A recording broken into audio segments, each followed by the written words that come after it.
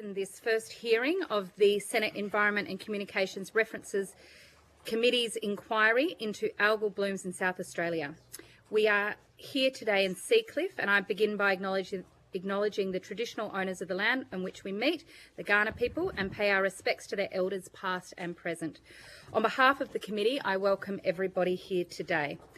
I'm the Chair, Senator Sarah Hanson-Young, and I'm joined today by Deputy Chair Senator Grogan, Senators Gosh, Senators Cadell, Walker, Blythe, Barbara Pocock, McLaughlin, Marielle Smith, and I think we're going to be joined by Senator Ruston, but it's going to be squishy down this end of the table. We'll fit her in if she gets here. This is a public hearing and a Hansard transcript of the proceedings is being made. The hearing is also being broadcast via the Australian Parliament House website.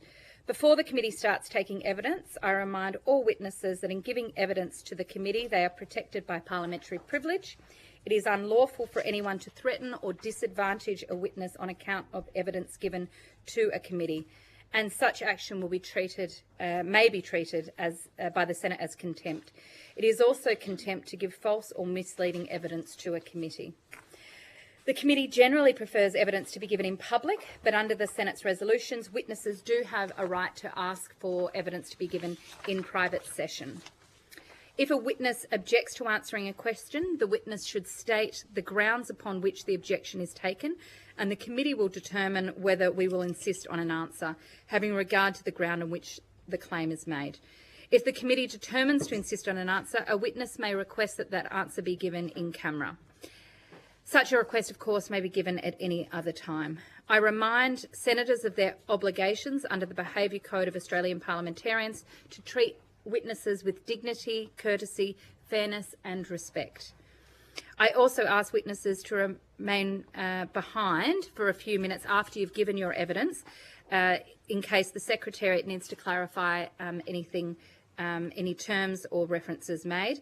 And I remind the people in the public gallery back there to ensure that your mobile phones are switched to silent or off.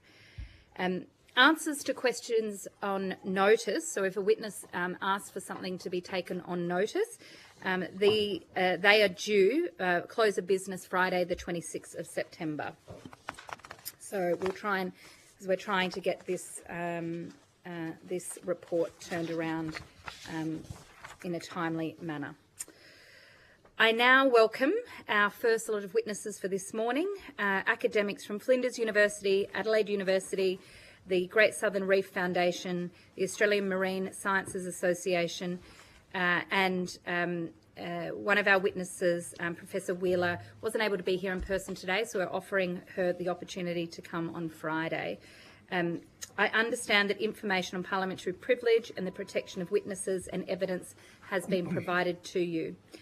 For the Hansard record, could I please get you all to state your full names and the capacity in which you appear? And I'll start at this end with Dr. Stryan. Thanks, Senator.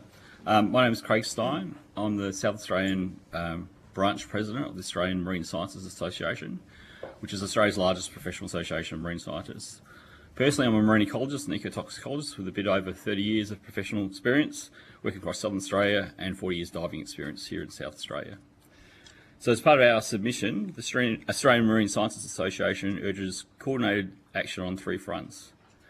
Right now, we need to gather critical information about the current South Australian bloom while the bloom persists. Next, we also need to establish a national research program to address harmful algal bloom knowledge gaps and to prepare for future events like this one and other events which might be similar or different. And then longer term and more generally, we need to strengthen Australia's capacity to forecast, prevent and respond to future marine mortality events generally, and to be able to provide robust scientific advice to all stakeholder groups. Thank you. Dr. Wood.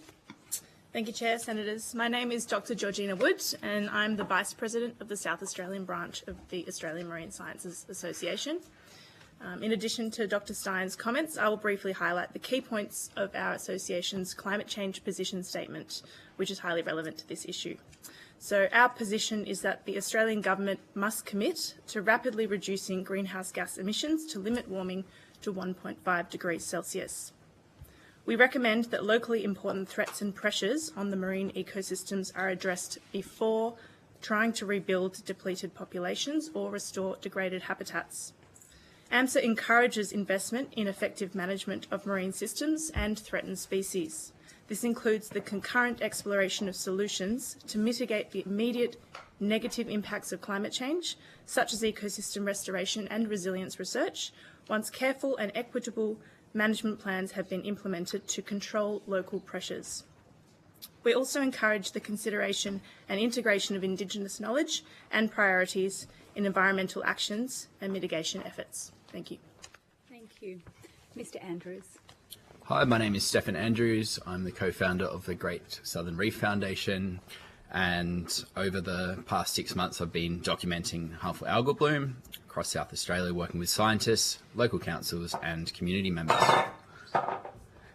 The Great Southern Reef is a national asset contributing over 11.5 billion annually to the economy. It's also a global biodiversity and endemism hotspot with around 70% of the species found nowhere else on Earth. This is the most extensive marine mortality recorded in South Australia, at least 500 species recorded from tens of thousands of citizen scientists' shoreline observations. Yet we still don't know the true underwater impacts because biodiversity monitoring is underfunded and fragmented. Australia has been a leader in developing biodiversity monitoring methods, but chronic underfunding means programs like Reef Life Survey and long-term reef surveys cannot deliver the data needed to measure impacts, prioritise at-risk species or guide recovery. Our submission recommends two-stage federal investment. First, $6 million over 2 years to kickstart a coordinated framework to deliver the Great Southern Reef's first cross-state biodiversity health check. Second, a $40 million 10-year Great Southern Reef integrated monitoring program co-designed with governments, First Nations, science and community partners. The bloom is a warning of what climate-driven change means for our temperate reefs. With robust monitoring, we can track impacts, guide recovery and safeguard biodiversity, fisheries, tourism and communities. Without it, we're flying blind. Thank you. Professor Havens. Yeah, thank you, Chair and members of the committee for the opportunity to speak today. I'm Charlie Huveniers from Flinders University, and I've been here for now 15 years with experience in this marine ecosystem. South Australia was unprepared for this event, and Australia is unprepared for extreme marine events. At present, we cannot even assess the true impact of these kind of events on our marine ecosystems because we lack the necessary baseline data and consistent monitoring programs. How can we tell you what has changed if we do not even know what was there to begin with? Australia must invest more in marine biodiversity monitoring, especially in temperate regions. Currently, there is a disproportionate focus on tropical system, with substantial amount having already been invested in the Great Barrier Reef, for example. Yet, monitoring in our southern waters is largely ad hoc and fragmented. Moving towards, response to extreme events should draw on the collective knowledge and expertise that exist across the state, and this collective can play a crucial role in delivering the science and research needed during extreme events such as this bloom. What South Australia needs is a joint consortium or marine institute, like the WA Ocean Institute or WAMSI, New South Wales Sydney Institute of Marine Science, Tasmania Institute for Marine and Antarctic Studies. This would facilitate a more coordinated approach. Such a framework would ensure that when extreme events occur, we have the capability, expertise, and data to respond effectively. Without stronger monitoring, planning, and collaboration, South Australia and Australia will remain unprepared for the impact of climate change on our marine environments. Thank you. Dr. McAfee.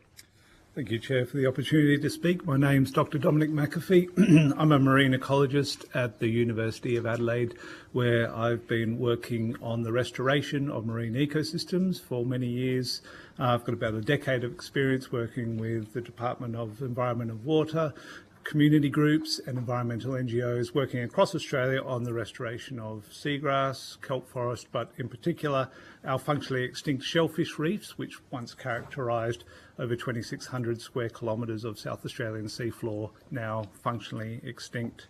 Echoing the sentiments of the panel, I today I'm representing the University of Adelaide, and we need to focus on more long-term monitoring of marine ecosystems and research to support an understanding improve our understanding on how the HAB is impacting benthic marine ecosystems that are extremely vulnerable. And we need to work to understand where there might be resilience and priority areas to focus on restoration, evidence-based restoration, so we can scale up to support marine ecosystems so they can naturally increase the resilience of coastal habitats to future algal blooms. Thank you. I'm first going to go to questions from Labor, and I'll kick off with Deputy Chair. Thank you. There's been much commentary about the contributing causes to this algal bloom, and we know that the rising sea temperatures has been predicted by scientists for some considerable time, and now we're seeing this impact that we are. But one of the other contributing factors that has been raised consistently, but we've also seen some evidence come in that this is not the case. So I'd be keen on your view on whether the nutrient runoff from the Murray-Darling Basin floods has had a contributing factor to the algal bloom. And I'm happy to take anyone who's up for the conversation. I'm happy to comment on Great, that, Senator. thank you, Mr. Stone. So there's some very good submissions that have come in from people with expertise in particularly the marine harmful algal species. And I think the short answer is we don't know enough to know what's the cause. There are a bunch of things that are correlated, for example, the temperatures and the Murray River runoff a few years ago now, and potentially upwellings. But we really don't have the baseline information in a lot of cases. And also, we just don't know enough about the species that are involved in this particular bloom, in fact, most blooms, to really know what drives them ecologically. So, yeah, the evidence base just really isn't there, I'm afraid. Any other perspectives? Can I add something? I would just add that, and this was in our submission, that in order to imply causation of any algal bloom, we really need to be monitoring the system. And that is a huge omission that we need to implement going forward. So we need to be monitoring things from, dinoflagellate species and zooplankton down to bacteria, viruses, all the microscopic organisms, in addition to things like water quality and the temperature of the ocean. I can also add something quickly. From my understanding, there has been some reviews looking at what can cause this kind of bloom, and in some situations, just a simple increase in water temperature is sufficient to create these blooms. In other situations, influx of nutrient contributes towards it as well. So I think that the challenges here is that it doesn't necessarily need an increase of nutrients for this bloom to occur, even when nutrients do occur. So do all algae respond the same way? No. I wonder if you could just step us through that a little bit. So my understanding is that some algae respond to nutrients, some algae respond to various things. Maybe you could just give us a little bit of a picture of what that looks like. We'll start with you, Professor Huveniers. Oh, that'd probably be outside my expertise. Sorry. Anybody else? Again, there are people with greater expertise in these particular algae than represented on this panel here. But as Charlie mentioned, there are just different species will respond differently. The other aspect is that blooms change through time as well, right? So you can start off with one particular species or a set of species, and then essentially succession. A bit like at a forest, you sort of go through different stages. You can have different species then come through, and because one species has been there beforehand and cleared out or provided nutrients or whatever it is, that can then lead to a different set of species occurring. So blooms can change as well. That's an important thing to be aware of. So it's very complicated, I think is what I'm saying. Yes, extremely complicated, and there was several nutrient input events which it's tempting to correlate, but without the evidence base we can't categorically say. But what we have seen across the past several months is a marine heat wave that impacted the entire South Australian coastline, and there were increases in chlorophyll A concentrations in many parts across the coastline, not just associated with this particular bloom. So algal species will respond differently to nutrient inputs, but the common denominator across South Australia seems to be the marine heat wave, not just the algal, not just nutrient inputs. So the health of all of the various rivers and stuff that flow into the ocean, and the health of the ocean, would that be a complete antidote to any further blooms? Like how do we minimise the impact into the future? What would be the overarching high level piece? I could start. So I'm a marine ecologist, not a terrestrial ecologist, but certainly globally there's a lot of nutrients that are used to feed society, and catchment management is not capable of managing and sequestering all those nutrients. So a land to sea continuum of restoration and nutrient management would be required to stop it at the source, but also manage it as it moves down through the system. Great. Any other comments on that? Because I'm going to have to share the call. No. Okay. Thank you. Senator Smith. Thank you. One of the things I'm interested in is how we communicate appropriately the public health messaging around the bloom. And I know from my own personal experience, in the morning wanting to go down to the beach and understand what's happening at my local beach, what it looks like, is there bloom likely to be present. I found it quite tricky to find that information.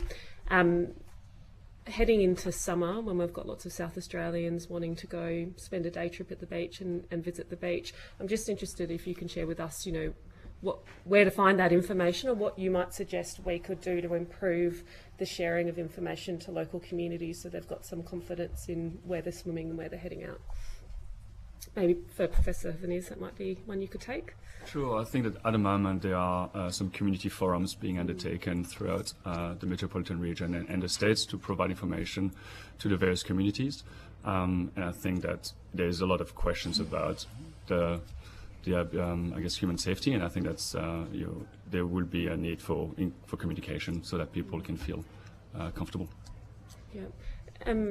Could you share perhaps how that might look? Because I mean, obviously there are multiple Facebook forums and that sort of thing operating, but in terms of what kind of best practice looks like in terms of sharing that information with people, and not just the public health messaging, but just so South Australians understand what's happening on their beach at any given time, where the algal bloom is moving and where it's currently sitting, because I know there's quite good information online, but actually trying to piece it together, I just wonder if you've got a perspective on how that could be done differently. It's probably more a question for a social scientist or maybe an expert in communication. Is there a question around the data we are collecting, though, in terms of how that could contribute to those processes and what sort of data you may like to see? Again, I think from our perspective, this would be a question for human health. Dr. Wood's smiling at me. I don't know if you've got a perspective on this. All I would say is that in addition to, there's been a lot of movement towards toxin and brevetoxin testing, for example, and enabling information to be freely available in a centralised hub online, as well as, via signs along the coastline.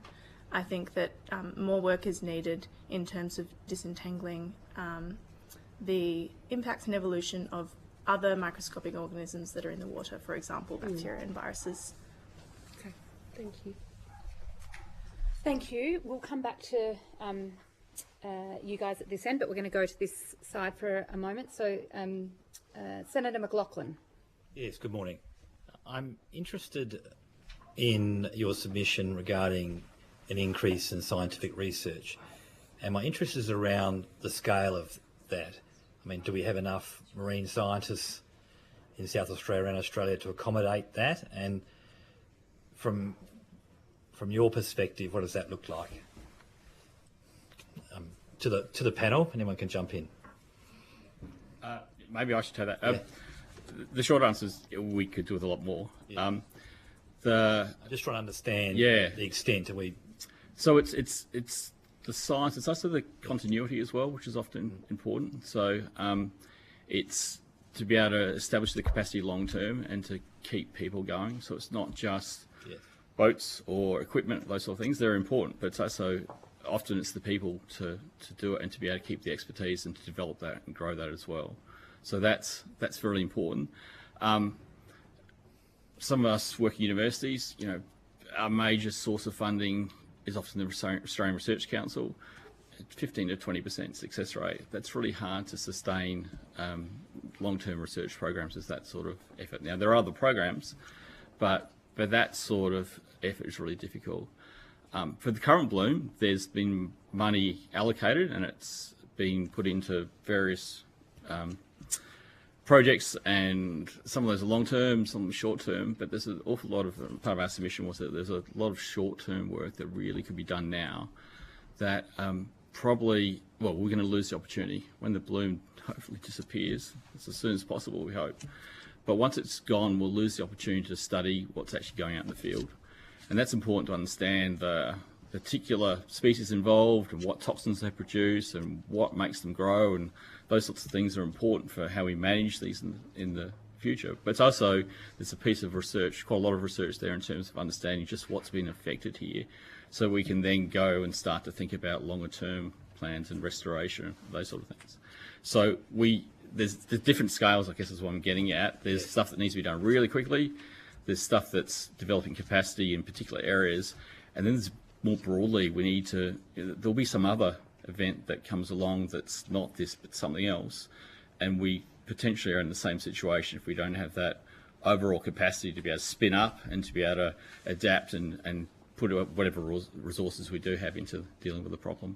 I'll recast the question slightly. I appreciate the submission in relation to financial resources. Are there any other roadblocks? For example, do we have enough young courses, graduates? Do we have enough courses? I'm just picking that one, but are there any other roadblocks the committee should be aware of when it's reflecting on its report? I'm happy to add to that, and the short answer, I guess, is in terms of capacity in people, we're going to need more people, and it's not just because of what is currently happening here in South Australia, but if you look at, broadly speaking, across Australia, we are having these extreme events throughout. We've seen it in the Great Barrier Reef. We're currently seeing it in Ningaloo Reef as well. We've seen it with seagrass in Shark Bay too. So just from this extreme event perspective, there's a need for people to be able to study those. Excuse me. And we are already seeing somewhat a shortage of people in capacity. I am aware of several organizations struggling to recruit because there isn't enough people. There used to be a time when people were saying that there was no job in marine science. Currently, I feel like it is the other way around, and it's getting increasingly difficult to find enough people to undertake all the work being done. So I think that there is a need for bigger capacity in terms of succession planning for marine scientists, and this is something that's been discussed through the National Marine Science Plan, which is recently being released and drafted, and there's a white paper specifically on this. So it'd probably be worthwhile for the committee to go back to that white paper and having a look at what's being said, because that's just been done over the last few months. Thank you. I've got one more question, and it's probably directed to Dr. Wood. I appreciate your statement on climate change, and can you sort of unpack a little bit outside of that broad statement of reducing emissions, how we should see as non-scientists, as lay people, the interplay with this unprecedented algal bloom and climate change? Thank you for the question. As has been mentioned this morning, we cannot definitively attribute the cause of this particular algal bloom, but there is a large body of evidence from algal blooms overseas evidencing the association between warming waters, marine heat waves, and harmful algal blooms. So regardless of the cause of this particular algal bloom, which was likely associated with marine heat wave, we are going to see more frequent and intense marine heat waves. We already are, and they will continue into the future, and thus the conditions for further harmful algal blooms is going to continue. So it's extremely important that we take that broader context in terms of predicting future events that we must not only respond to but adapt to and preemptively mitigate as well. Does anyone else want to come in on that? I'd just say that the climate crisis, climate change is related to the biodiversity challenge we're facing as well. Biodiversity plays an important role in regulating climate and mitigating the impacts of extreme events. And the lands and the sea in which we work and live have changed dramatically over the last 200 years. And it's important to keep that context in mind, that these aren't just contemporary events that are creating these environmental disasters. There's a historic legacy of the change that's occurred over the last 200 years to the land and sea and the ecosystems that can buffer the impacts of climate change. So if I understand your response, can I put it in my words and you can correct me? Sure. Biodiversity is already under stress, and so when you have a bloom of this nature, it's even more unprecedented on an already stressed system. Is that a fair statement? Yes, I think that's a fair statement. Can I just finish with one last question? I noticed when some of you came to Canberra, the word unprecedented was used, and I was just, for the benefit of the committee, can we just give us some evidence on why we say it's unprecedented? Is it the scale? What are we comparing that to be able to use that word? I'm not asking from a difficult perspective, but it is for the South Australian public and for the committee. It is of great social significance, but it is also from an environmental perspective, I understand, of an incredible scale. To my knowledge, and Yeah. what's documented in the scientific literature, is that this is the largest harmful algal bloom that's occurred in the state of South Australia. It's not the largest harmful algal bloom that has occurred in Australia, and by far not the largest in the world. There have been much larger ones. But the socio-economic impact of this one looks to be significantly different to past events. Thank you. If I can quickly add to that as well, it's also how pervasive the impact has been. There has been mass mortality events in South Australia before, but what we're seeing here is that with this algal bloom is that it's impacting the entire marine ecosystem from seagrass, algae, all the way to larger predators as well. Thank you. And I just have a couple of questions. I guess you've sort of alluded to that this is unprecedented for South Australia, but not globally. What research is available that we could tap into that's available globally in how we deal with this? And had we have intervened sooner, could we have mitigated some of the impacts that we're seeing now? I'll take that, if that's okay. So there's a large body of evidence, people working on harmful algal blooms. There's not a lot of people in Australia that have the expertise in those areas. There are some, and they're world experts. They are seriously respected people. But so, for example, some of the submissions from the Harmful Algal Bloom Network and some of the people involved in that are the best science that's available. In terms of mitigation or preventing this, it's unlikely that there's anything we could have done to stop it, and that's not to stop it, but when we knew what was happening, had we intervened sooner, could we have mitigated some of the impacts that we're seeing now? Because it's got bigger. Yeah, unlikely. Okay. Yeah, it's there's really almost nothing you can do on something, even on a moderate scale. It's really difficult. So there are potentially mitigation techniques that might work on very small scales. Yep. But in terms of preventing something of this scale or similar blooms overseas, no.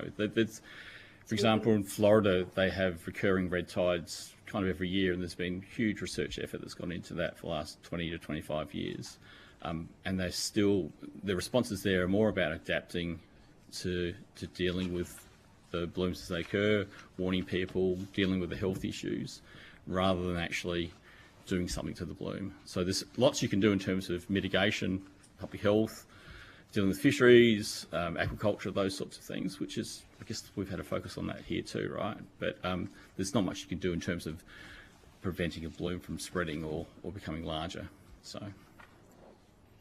Okay, thank you for that. And I guess in terms of the impact that this has had, and noting that, I guess, and you've said this in your submission, that it's very hard to know what's happened when you don't have a baseline to compare it to.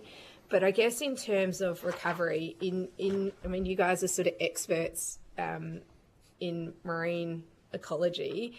What do you think in terms of I guess, regenerating and recuperating our marine environment? What are your, and I'm not saying this to say be exact, but how long do you think that could potentially take? I think the short answer is it's going to depend, which is a terrible answer. There will be some things that recover more quickly than others. Yep. And there'll be some things that may take a very long time, may not come back at all. Not within our lifetime, for example. So it will depend on the scale of how much of a population of particular things have been affected. It will also depend on whether there are places for those species to recruit back in, for the young to drift and come back into areas. And for some things, that connection is very large. So, for example, some of the ripid fish, they spawn in Western Australia, and so they may be affected here, and possibly aren't being that affected, but they'll be able to recruit back in from populations elsewhere. For other things, the populations are very closed, and so the larvae, so the young from the adults, literally move sometimes tens of centimetres. So those sort of very, very small closed populations will take a long time to recruit back. But we also don't know that there might not be small fragments and parts of the populations that we haven't seen yet. We've got only some really good footage and some dramatic footage, but we don't really have a good idea of how uniform the losses are and how patchy it is. And the more patchy it is, the more chances are that there'll be sources for recruits and things to come back, and the more it's a bit like a bushfire, right? So in terms of whether it's everything's losses on a large scale or whether it's a bit more patchy. And then it will depend on. So that was, again, an awful answer about it's all variable and difficult. It's good but for us, I think, to have an understanding first. I think the short answer is we're not sure, and it will take some time, but the thing hasn't finished yet.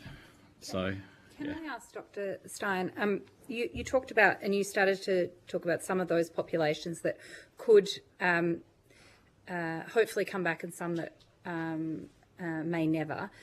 Can we dig into that a little bit more? What are we talking about? We've had the various different types of rays wash up, and they've stopped washing up because assumably they're not there. We haven't seen any down here on the beach, talking to locals. We haven't seen any of those big rays for weeks now, but there's lots of other types of fish species. And we were talking to the fellows who do the cleanup every day, and they've been watching the cycles of different species coming through. Could you unpack for us which types of species do you think are really going to struggle, and which ones have a glimmer of hope? So I'm not sure that we know yet, but some of the data of washing up the beach is useful for that particular reason. There's limitations to that data because it's just what washes up on the beach. It's not telling us about what's left in the Gulf. And there are certainly some things that will be more resilient. Dominic has been keeping a very close eye on native oysters and is pretty convinced that they seem to be doing pretty well. Other bivalves, some other mussels and hammer oysters, things like that seem to be, and razorfish, the big bivalves that form important habitat in large parts of the upper part of the Gulf. I don't think any of us have seen any of those alive for weeks now. So some things are clearly affected very strongly. Other things seem to be holding on. But then it's also about life history, and Charlie could talk a bit more about the rays and sharks, but things with long-lived, slowly reproducing sort of life histories are likely to be ones that take a long time to recover. But Charlie's the sort of expert in those. Do you want to jump in on that? Yeah, I can. And I think just to complement Craig's earlier answer in terms of impacts, the other aspect is, as you mentioned, life histories. Some habitats and species that have very short life history can recover very quickly, maybe a couple of years. Others that have very long life history, slow growing, can take decades to recover if impacted. Now, with regards to your question and the rays in the different phases, it has been very interesting that some of these benthic sharks and rays were impacted very quickly and very earlier on. And we did see a very large amount of these individuals washing on the shores. Interestingly, not all species seem to have been impacted in the same way. Just around this beach, for example, there is a big population of southern eagle rays that people can see most mornings just walking down the beach. We did not get that many southern eagle rays washing up on the beaches.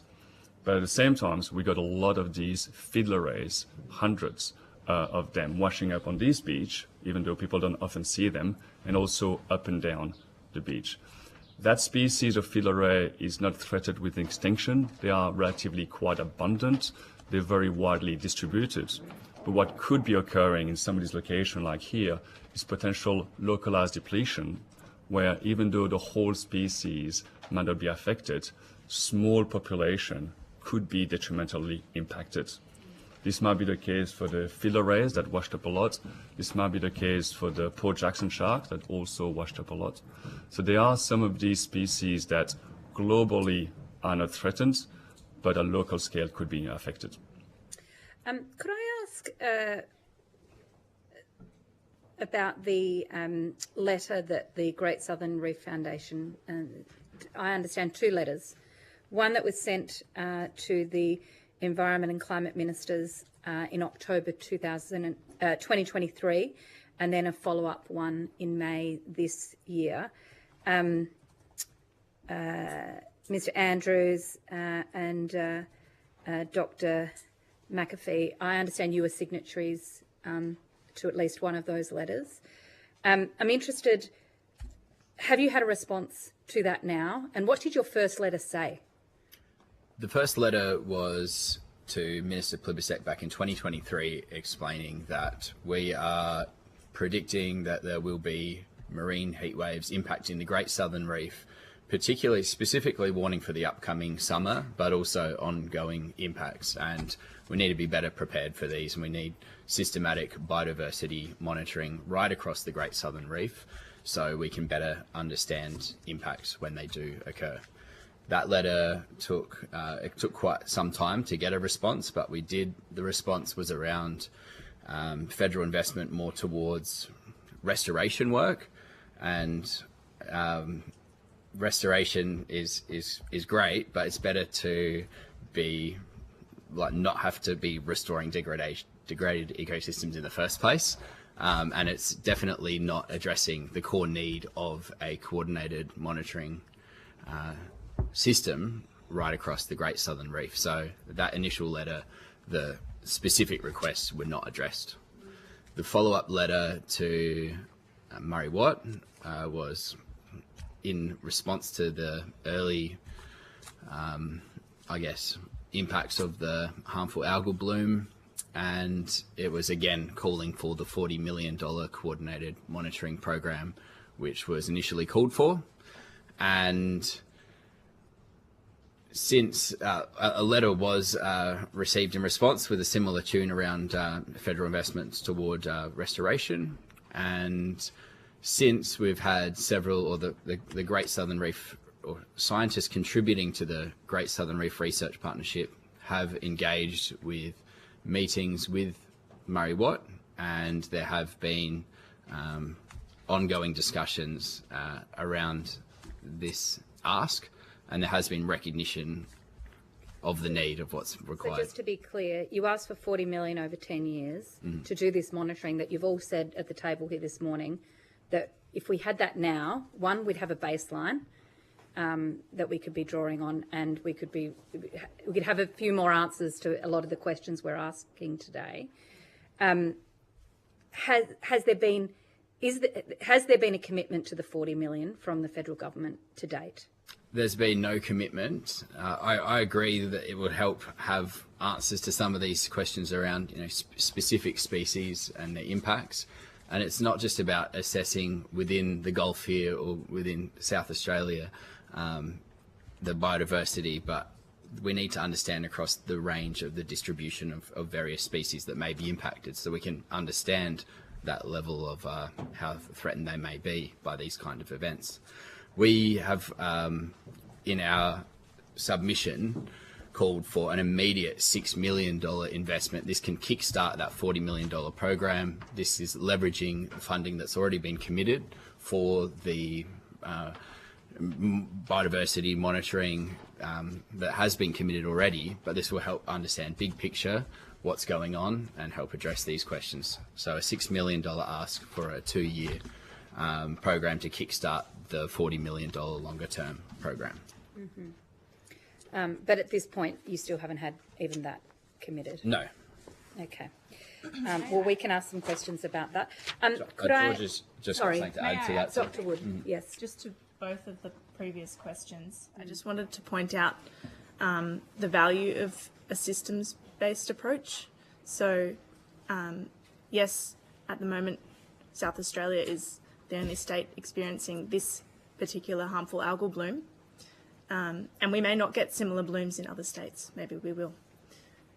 However, many of the organisms that are found here, they may be found elsewhere in southern Australia. We have predicted that there will be huge range declines over the next century for many of them. And South Australia has been long considered a refuge. And so if we're losing species here, we're losing them for the future as well. When we consider the impact of the algal bloom on particular species, I think it's really important to consider their place in the ecosystem, and we may not have particular impacts on everything right now, but that will continue to evolve over time. So a good example is currently we did some surveys underwater back in June, and we noticed that a lot of the seaweeds, which are the dominant habitat on the rocky reef along this coastline, were doing okay. But the coralline algae, which is it covers the rocky reef and the habitat below, looked relatively stressed and bleached. This is really important for the recruitment of the seaweeds. And seaweeds do have a really short life history, so if you go off just life history, you would predict that even if they disappeared now, they might come back relatively quickly. But if the coralline algae disappears, it will likely get taken over by weedy turf species, and we may see a shift or a hysteresis in the whole system.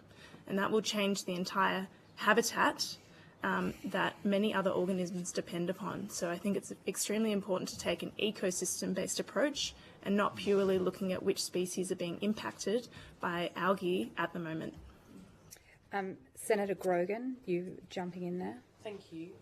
Just as a follow-up, I note your request for $40 million for your foundation to do that monitoring.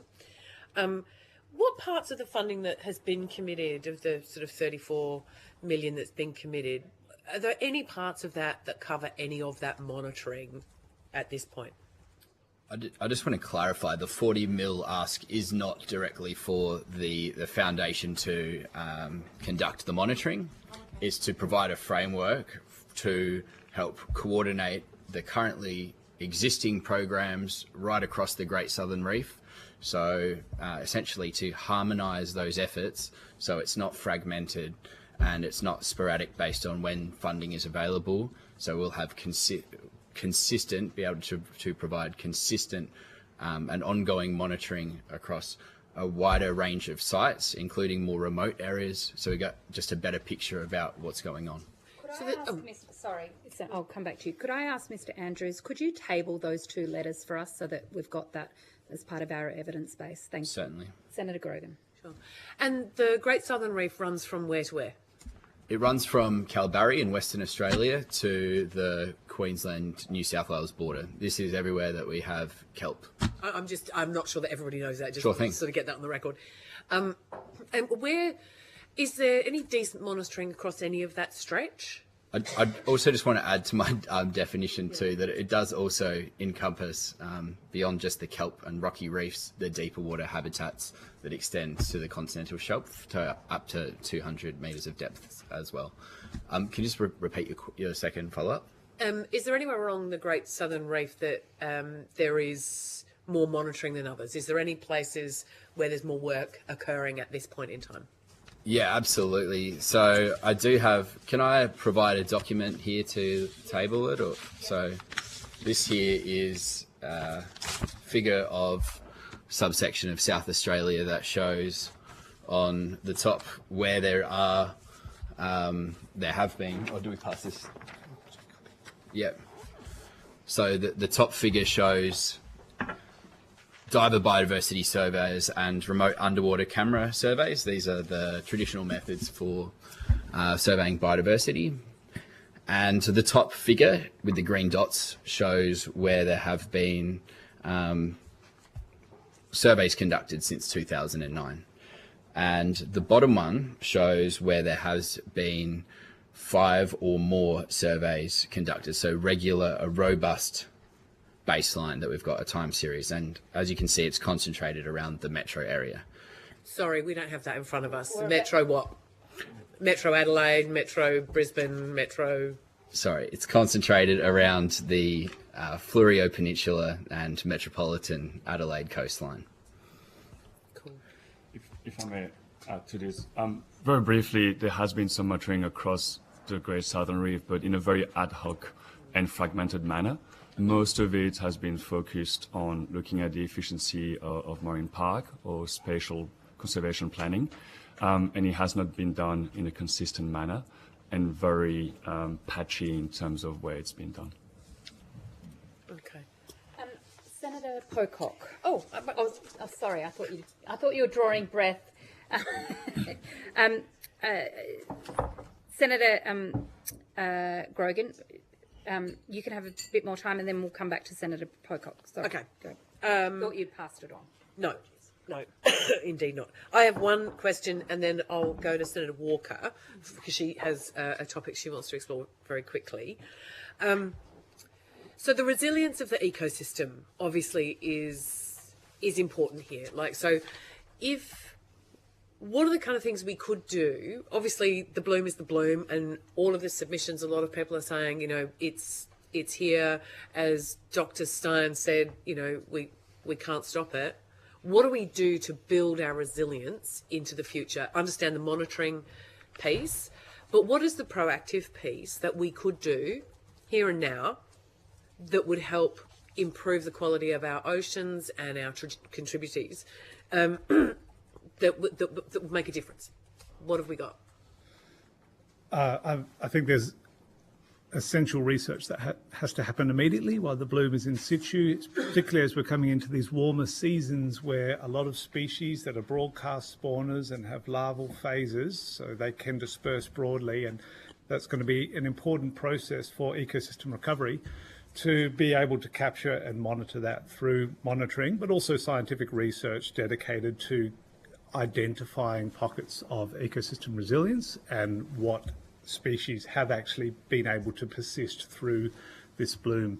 So understanding where there are pockets of resilience, so we can start to tailor an evidence-based response to support habitat recovery. Can I add as well? Yes. The other thing we can do is look at other processes that we might be, or effects we might be having on the marine environment. So things like fisheries management, those sort of things. And I know SARDI have a very, putting a lot of effort into trying to understand fisheries assessments to work out how much pressure can stay on or needs to be taken off different fisheries. And we can think about other processes that where we might be affecting the marine environment. So whether that would be dredging or maybe some trawl fisheries or those sorts of things, in terms of just anything that potentially affects habitats, that is other ways of affecting the resilience of the system. We need to look at those in terms of adding to the overall resilience in the face of the bloom. So it's about the other things we do, other pressures we put in the system, and looking at those and whether we can change those or not. Okay. Senator Walker. Thank you. My question mainly goes to AMSA. I know in your submission you use the word eco-anxiety, which is a word we're seeing used more relating to sort of the mental health implications around some of these climate events. Interested to know a little bit about what you've seen on the ground, particularly among your members, and if any support is being offered to them, and what you think maybe support should look like for those that are affected. Sure. So personally, I didn't have much truck for the term previously, but I suspect that I'm suffering from eco-anxiety, and I suspect most people in this panel that know and love and work in the marine environment are feeling kind of devastated by what we've seen, and maybe what we're imagining too. So we need to remember that we haven't really measured what's happening yet.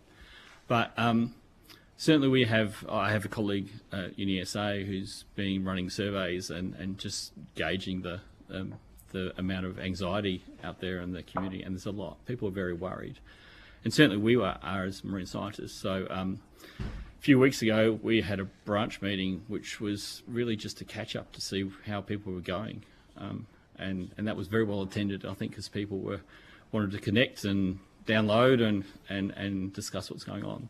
So a lot of us are very worried. And I think, certainly personally, I'm getting frustrated that I want to do more research and get out there and get some funding and find out stuff, because it feels like that's the only way I can really make a difference here.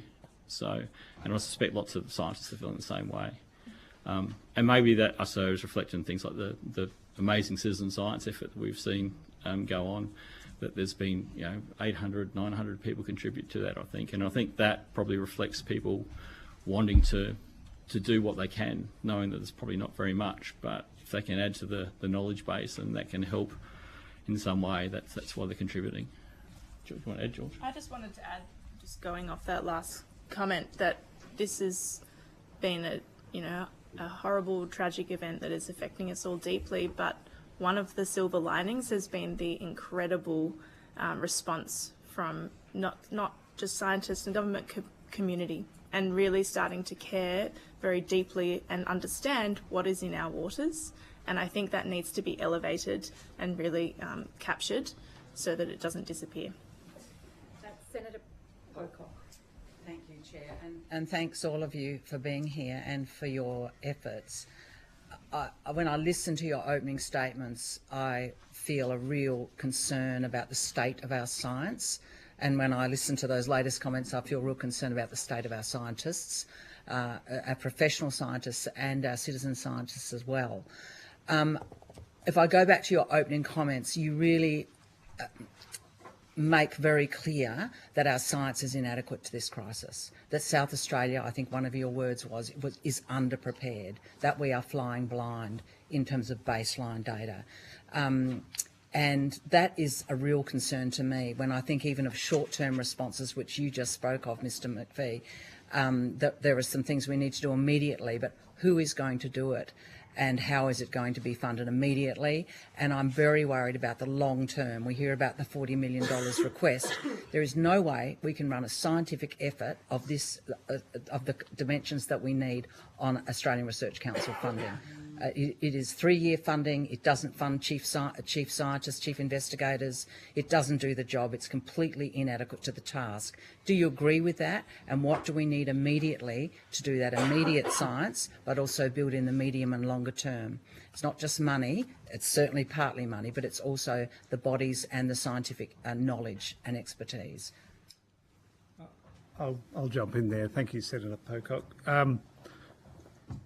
To respond to the biodiversity crisis, it's recognised that we need a whole of society approach from all levels of government, local, state, federal, and all actors of society, so industry and the public. And I think the public have a really important role to play in responding to this.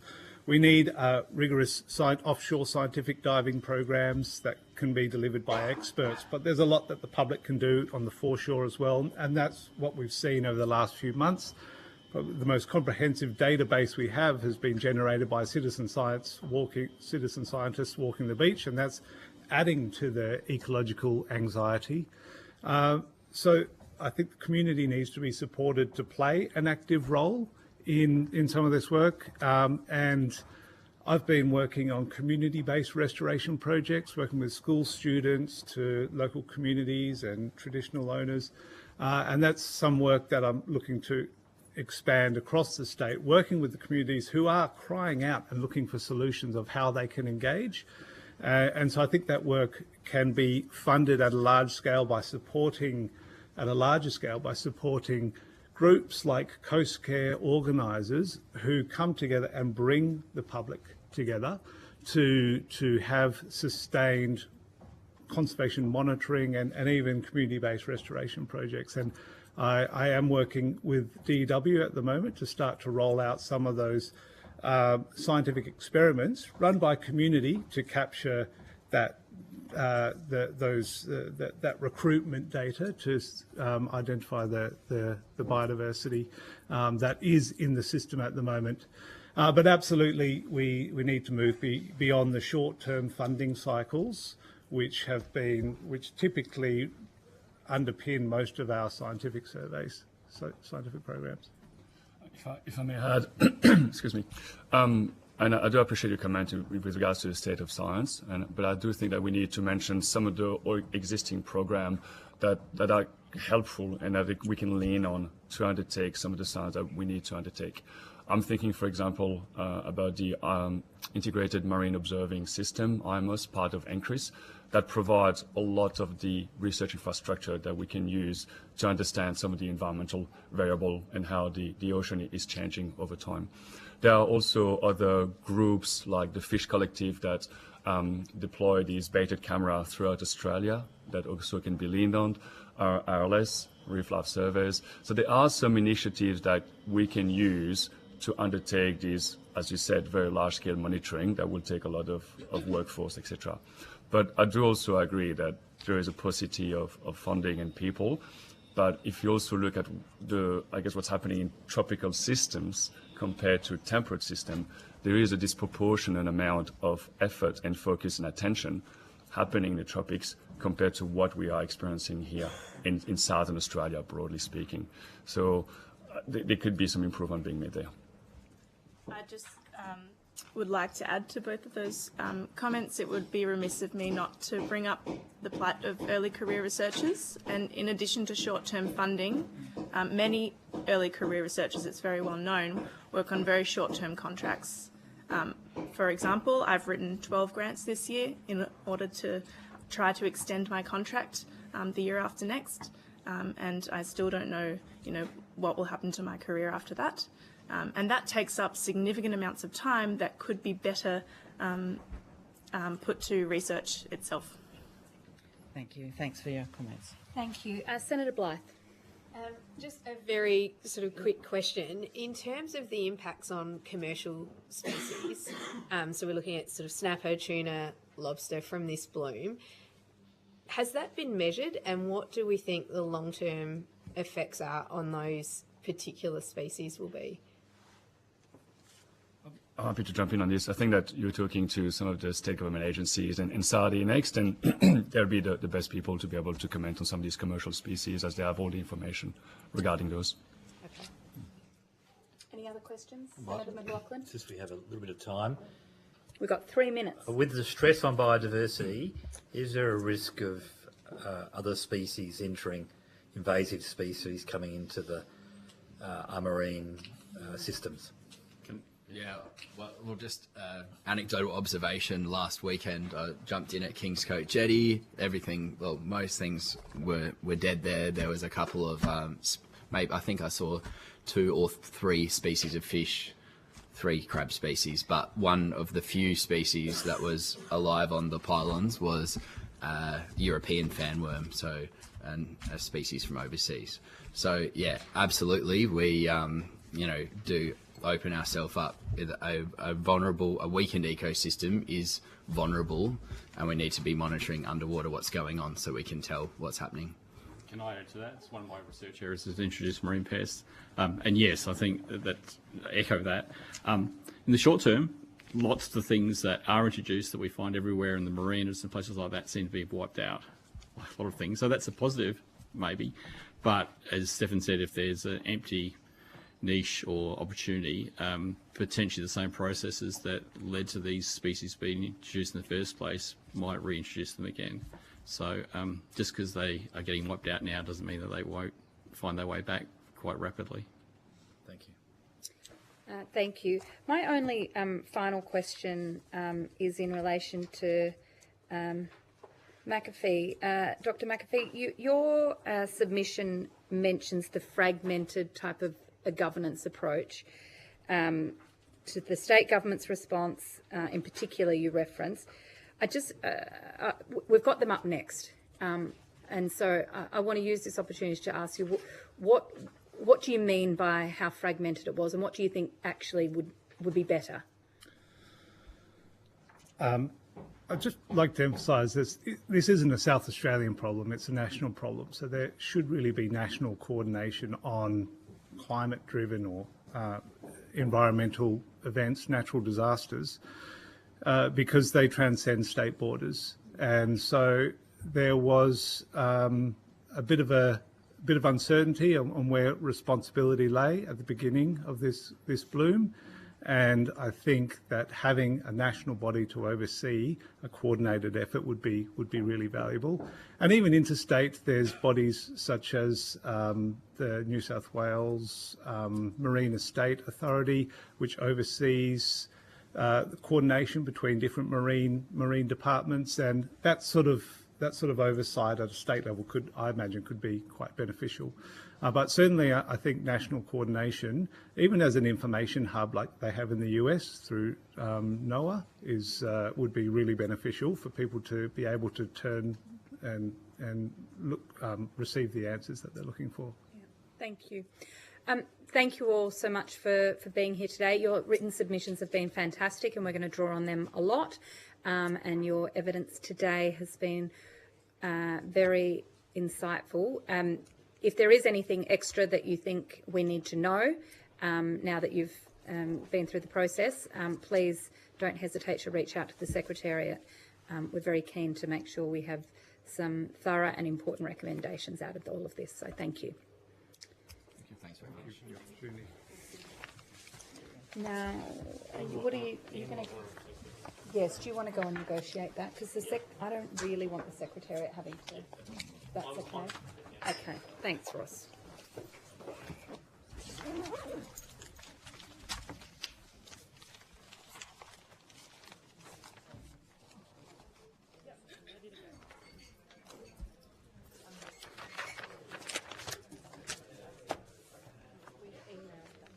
Okay. And Dr. McAfee has sent through some other additional information to that as well.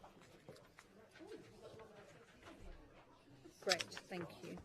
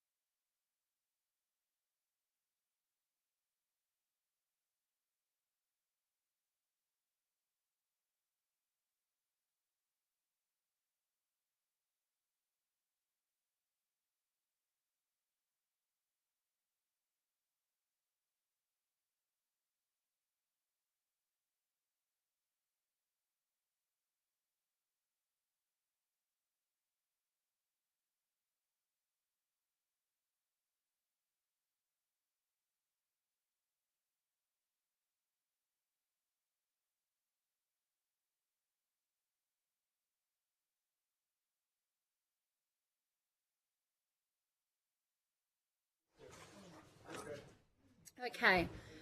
I will now welcome representatives of the South Australian Government from the Algae Bloom Response Coordination Unit, Department of Premier and Cabinet, the Department of Environment, Water and National Parks and Wildlife Services, Primary Industries and Regions SA, and the South Australian Research and Development Institute. I understand that information on parliamentary privilege and the protection of witnesses has been provided to you.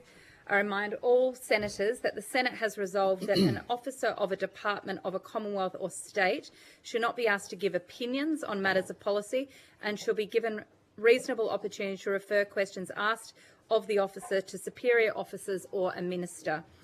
This resolution prohibits only questions asking for opinions on policy matters, does not preclude asking questions for explanations of policies or factual questions about when and how policies were adopted. Officers of the department are also reminded that any claim that it would be contrary to the public interest to answer a question may be made by a minister and should be accompanied by a statement setting out the basis for the claim.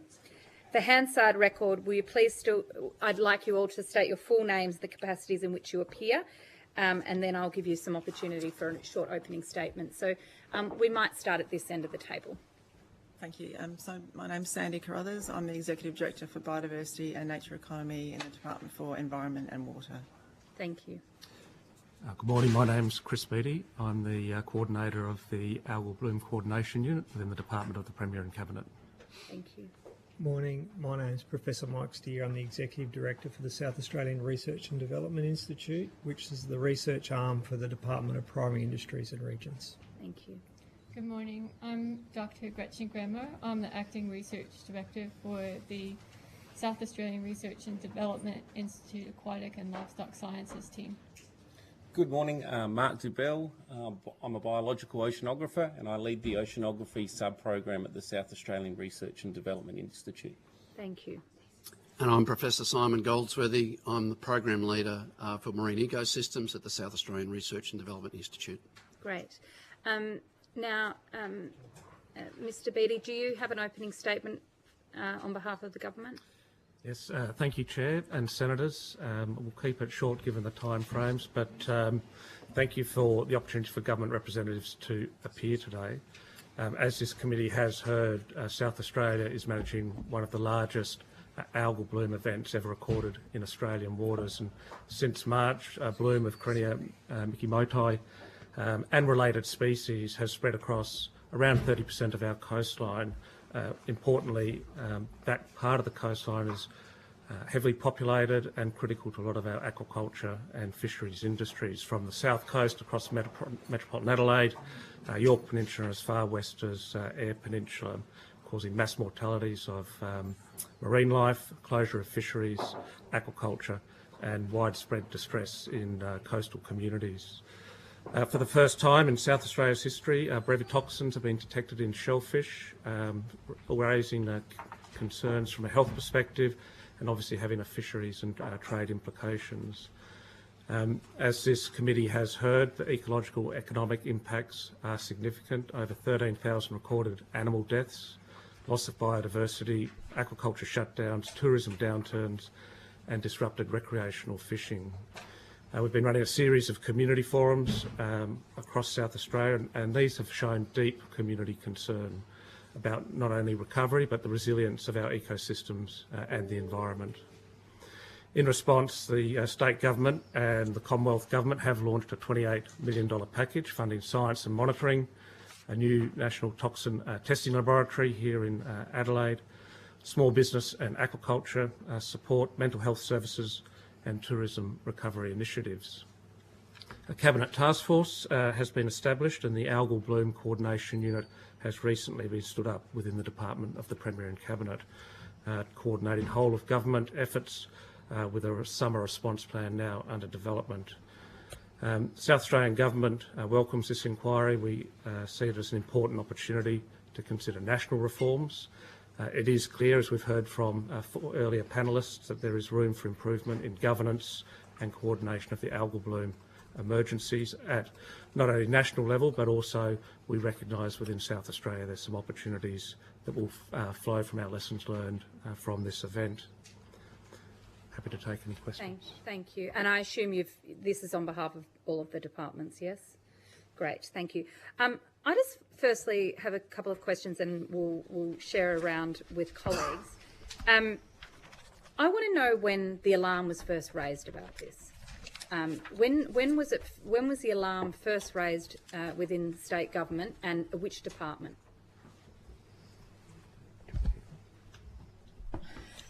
So, do you want to start? Yeah, so through our oceanography, we were able to determine that the algal bloom ignited in March around the southern Fleurieu Peninsula.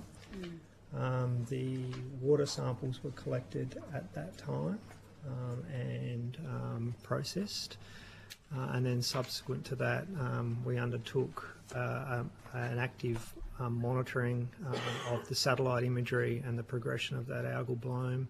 So a situation update was provided on a weekly basis since the 11th of April. And was that, where was that being led in initially? Was that through SARDI or? So the oceanographic team at the South Australian Research and Development Institute undertook that situational update and provided that to industry on a weekly basis. Mr. Beattie, when did the alarm first be raised by the South Australian Government with the federal government? In terms of engagement with the federal government, our departments have very cooperative and close working relationships with the relevant portfolios, be that DAF, DQ, our science divisions working with the Bureau of Meteorology, CSIRO and the like. And so from the very outset, our agencies would have been engaging with their federal counterparts in relation to this event. So back in March or in April? I'd have to take that on notice because it would be individual portfolios with respect to that specific engagement. I am very interested to know when the first communication between South Australian government was made to the federal government. So if that could be taken on notice. And I'd also like on notice to provide all formal correspondence between the state and federal governments in relation to this algal bloom as well. 2 weeks ago, the management of the bloom has been transferred to Premier and Cabinet. Is that correct? That's right. Throughout the course of the event, there have been evolving governance structures that have progressively stepped up the level of coordination across the portfolios and line agencies that have been working hard on this event. And 2 weeks ago, the subcommittee, a committee of cabinet, task force was established, and the Department of the Premier and Cabinet established the algal bloom coordination unit, which commenced on the 25th of August. And the reasoning behind that is for overarching coordination to try and patch any gaps, or what's the reason that it's gone from, department to department to now Premier and Cabinet? I think it's fair to say all the line departments and portfolios have been working hard, and we've had a range of coordination mechanisms at senior official levels and at the operational levels, and of course with our Commonwealth counterparts. As the scale and complexity of this event has grown, and as we've seen a lack of dissipation that may have been anticipated with the colder, stormier season, the government's seen fit to provide enhanced coordination and support to the Cabinet's task force for this event. You mentioned that we've seen for the first time brevetoxins detected in shellfish. When was that first detected? Take the absolute dates on notice there, but just to give you a bit of history, the Department of Primary Industries and Regions works in partnership with industry to undertake a sampling program to monitor oyster mussel producers around the state. That's been in operation for over 2 decades. It's called the South Australian Seafood Quality Assurance Program. And as a consequence of this bloom, they screen for a variety of routinely, and it came up through their screening, which then obviously activates a management response. So in terms of providing the key dates, we'll have to take that one on notice. And that detection of brevetoxins, state government believes is directly linked to this algae bloom. That's right. So our level of understanding with the algae is that it's a complex composition of species within the Corenia family. We've heard about Corenia mikimotoi I mentioned early on, but there's likely a number of other species, and they have various means of producing brevetoxin-like substances. So there's clearly a relationship between the algal bloom and the production of brevetoxins.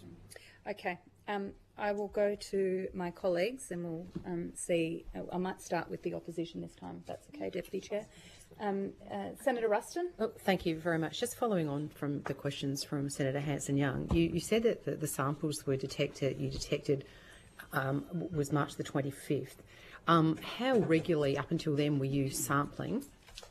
I mean, when was the last time you'd seen a sample prior to the 25th of March? Once again, we can provide those details on notice, but routinely sampling. So since that initial collection that was on the 18th of March. 18th of March, yeah. We've been routinely sampling. In fact, we've now got up to at least 81 regional sites across southern Australia that are routinely sampled, some of them on a weekly basis. So prior to the 18th of March, how often were they sampled and how many sites were being sampled prior to the 18th of March? So prior to the 18th of March, there wasn't any dedicated sampling for a particular Corenia species other than our routine South Australian Seafood Quality Assurance Program that's been in operation for decades. Okay. So what made you be alert to the fact that this algal bloom was obviously of a size or a nature of concern? So the alarms were raised when the surfers were complaining around their itchy eyes and skin irritation, and during that time in March around 2 surfing beaches, Parsons and Waipinga. We had satellite imagery that was able to detect levels of chlorophyll through our oceanography unit. And then as soon as that level of information was raised, we had teams down there sampling the water to determine what was the composition of that algae. Okay, so we actually waited until we actually were seeing a physical impact on humans before we actually were aware that we had a problem. So we don't have routine surveillance of microalgae species outside of our SASQAP, our South Australian Seafood Quality Assurance Program sites that are linked with our industry. So that is of a concern, I gather, in terms of, I think somebody made the comment about there was room for improvement in our response. I think you said, Mr. Beattie, would that be part of that room for improvement? That we actually need to be, I can't believe that we actually didn't know that there was a problem until we had people physically being impacted by. So what I can say is that we do have technology, and I will defer to the oceanographers here in a minute.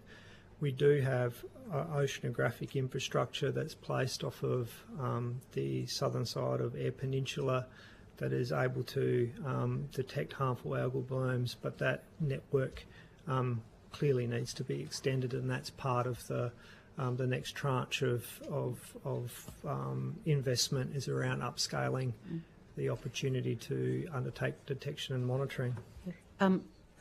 Clearly algal blooms of this nature are not uncommon around the world, and do we sort of recognise that it was a failure of our systems, that this bloom was able to get to the state that it was in before we noticed it? So algal blooms are a part of nature and occur worldwide with various levels of intensity. We have experienced an algal bloom in South Australia in the past. The last one was in about 2014 in Coffin Bay that only lasted a few months. Typically, an algal bloom dissipates quickly through natural oceanographic and environmental processes. So in this case, as the algae made its way into the Gulf, it became, I guess, more persistent. How big was the bloom when it was first detected? I'll defer to... Yes, Senator, it was localised. The first detection was really localised along the Fleurieu Peninsula around those two surfing beaches that Mike mentioned, Waipinga and Parsons. It spread from there. Do you know the size of those blooms at that time? Look, I could take it on notice and crunch the numbers, but they're on the order of those beaches are about a kilometre or so long. Yeah. The reason I ask is that obviously we've had international evidence that's been put on the record of recent times that suggested that algal blooms of a reasonably small size, there is remedial action. It may not be perfect, but there are remedies to be able to be undertaken. And I'm just keen to understand if, first of all, where the failures has occurred, and it clearly, you know, the fact that we haven't had any monitoring is something that we should look to in the future. But if we knew that these algal blooms were potentially threatening to the Gulf and the circumstances in the Gulf, you know, were any attempts made to try and understand if there was any remedy that could have been applied at the time, whether it, you know, be ultrasound or clays or whatever it might be? I'm no scientist. That was there any suggestion at the time that we should have acted more quickly to try and see if we could have mitigated the increase in the size of this bloom, or do we just say, oh, the weather's going to change and she'll be right? I can't comment on the active measures to mitigate it, but as an oceanographer and where the bloom take place in the open coastal ocean, I'm not aware of any effective mitigation measures that would work at that scale and in those environments. Well, that was my question about scale. If you don't know the scale, I mean, like, was the bloom of such incredible scale that it was unable to be... I think by that time, yes. So it's back in March. Yes. So my question then, how on earth do we get a bloom of the size that meant that there was mitigation was out of the question by the time we actually noticed it? I mean, I'm just keen to understand how, with a seafood industry that is the pride of the world in this state, that we should be so flat-footed that we have got a bloom exploding and we don't find out about it until it's too big to do anything about. And so I'm just keen to understand. I think there's a couple of reasons for that, Senator. As Mike mentioned, there's active monitoring around our aquaculture shellfish growing regions. Where the bloom started off is, in terms of monitoring efforts, is remote, and we don't have real-time monitoring around harmful algae outside of those aquaculture where there's more frequent areas where there's more frequent monitoring. So by the time that this bloom was detected and responded to, it was already getting at a scale that it was then, you know, set to proliferate with the prevailing conditions at the time. Do we know what caused it? So we've still got no idea what's caused it? No. There's hypotheses, but there's no data to understand what the contributing factor was. Okay, and just finally, what is your advice at the moment in relation to where we are sitting here today? The weather's about to warm up.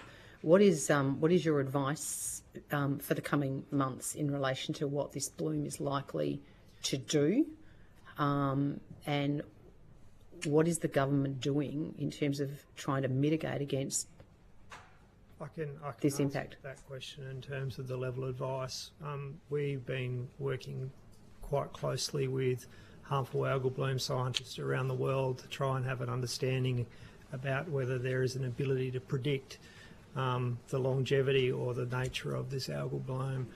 We had a research scientist with over 40 years of experience in harmful algal blooms, and he cannot offer a level of prediction.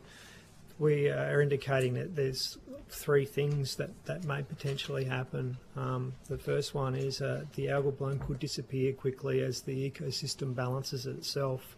That's something that we have seen in the past. There was an example in Russia where there was a large harmful algal bloom that penetrated the area for a while, had similar sort of impacts on marine biodiversity, and then disappeared. We call that the, wing and a prayer.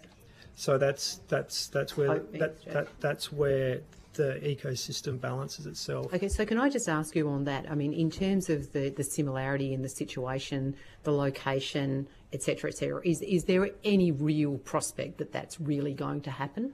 Well, it'll depend on the environmental dynamics of our Gulf systems. But surely you know what the environmental dynamics of our Gulf system are. The Russian example, is it comparable? Well, the difference with the Russian example, it was not in semi-enclosed Gulf systems that we have here. Yeah. Okay. The issue that we have here is that we've got an algae species that's now in our what is considered to be a semi-enclosed Gulf system that will obviously get promulgated by local nutrient dynamics and environmental conditions.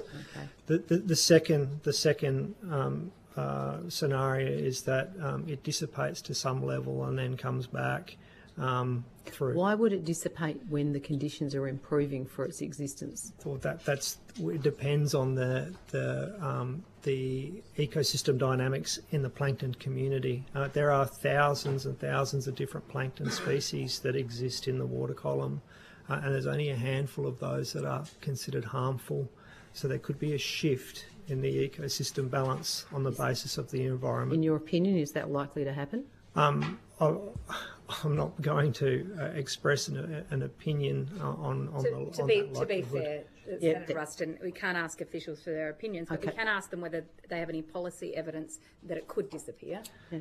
Well, we also have the researchers, the experts from the research organisations. I mean, one would suggest that their experience might deliver a certain qualification to answer that. But anyway, so the second scenario is that it pulsates and comes back in a period that aligns with the environment. And the third one is that it could persist through summer and spring as the temperatures warm up and the conditions may become more favourable for its growth. So they're the scenarios that we are trying to understand in this evolving situation, and also drawing on the expertise that we have not only nationally but internationally. I would then, in terms of there was a second part of that question. Can you please reiterate that second part of that question? It was mainly about understanding what you're actually doing about it, because it strikes me as that the first two options we all hope and pray do come about were certainly the first one, but what is the government, and maybe this is one for you, Mr. Beattie, from your coordination perspective, what is the South Australian government's intention in relation to dealing with, worst case scenario, which is Professor Steer's number 3? It's a pretty catastrophic situation. Interested in what your response is.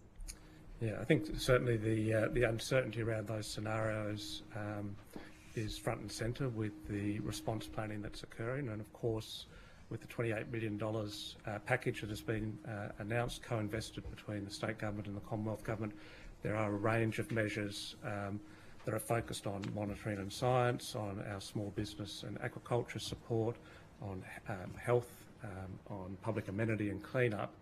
Of course, focusing on that more likely scenario of the pulsating algal bloom, as Professor Steer outlined, or indeed worse. Clarify that. So you think that the most likely scenario is the pulsating, not that it's just going to continue to get worse or stay as it is? Is that what you've just said, Mr. Beattie? That is what I just said. Okay. Please go on. Is that government position, or is that? I mean, we've got three options. Sorry, Senator Ruston, but 3 options outlined here, and you're saying option 2, the pulsating, isn't the most likely. Is that what government policy is being and modelling, and your responses, your summer plan is being based on?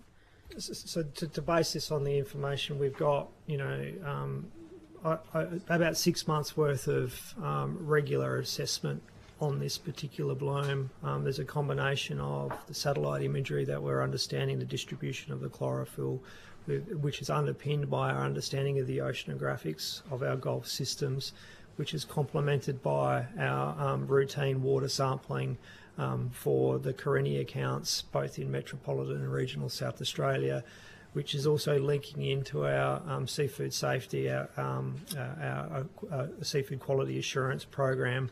So there is quite a lot of information that we have to characterise what the algal bloom is doing, and we are seeing it pulsate in terms of its size and the local conditions in line with the environmental conditions as well. So for example, we'll see a storm surge come through, we might see a reduction in chlorophyll, and it gives the apparent view that the bloom has retracted somewhat. There's various dynamics that are happening in the water column there, and then when the sun comes out again and the conditions improve, we see it grow again. So in terms of the term pulsating is one that we use because it characterises what we've noticed is the behaviour of this algal bloom over time. So thank you. So back to Senator Ruston's questions, though, Mr. Beattie, was that what's the government's plan for this, and if this pulsating bloom never seems to go away, is what that sounds like to me. On and off, on and off, on and off, or smaller, bigger, smaller, bigger. What is the government's summer plan to deal with that? So, Chair, the government's summer plan is yet to be announced, but it's fair to say that we're working hard with the agencies across a number of lines of effort, protecting our coastal way of life in terms of public amenity and our beach access, public health and safety awareness, promotion of the beach as a good place to visit when conditions are fine, looking at summer recreational opportunities where coastal environments may be such that it's not suitable for aquatic recreational activities.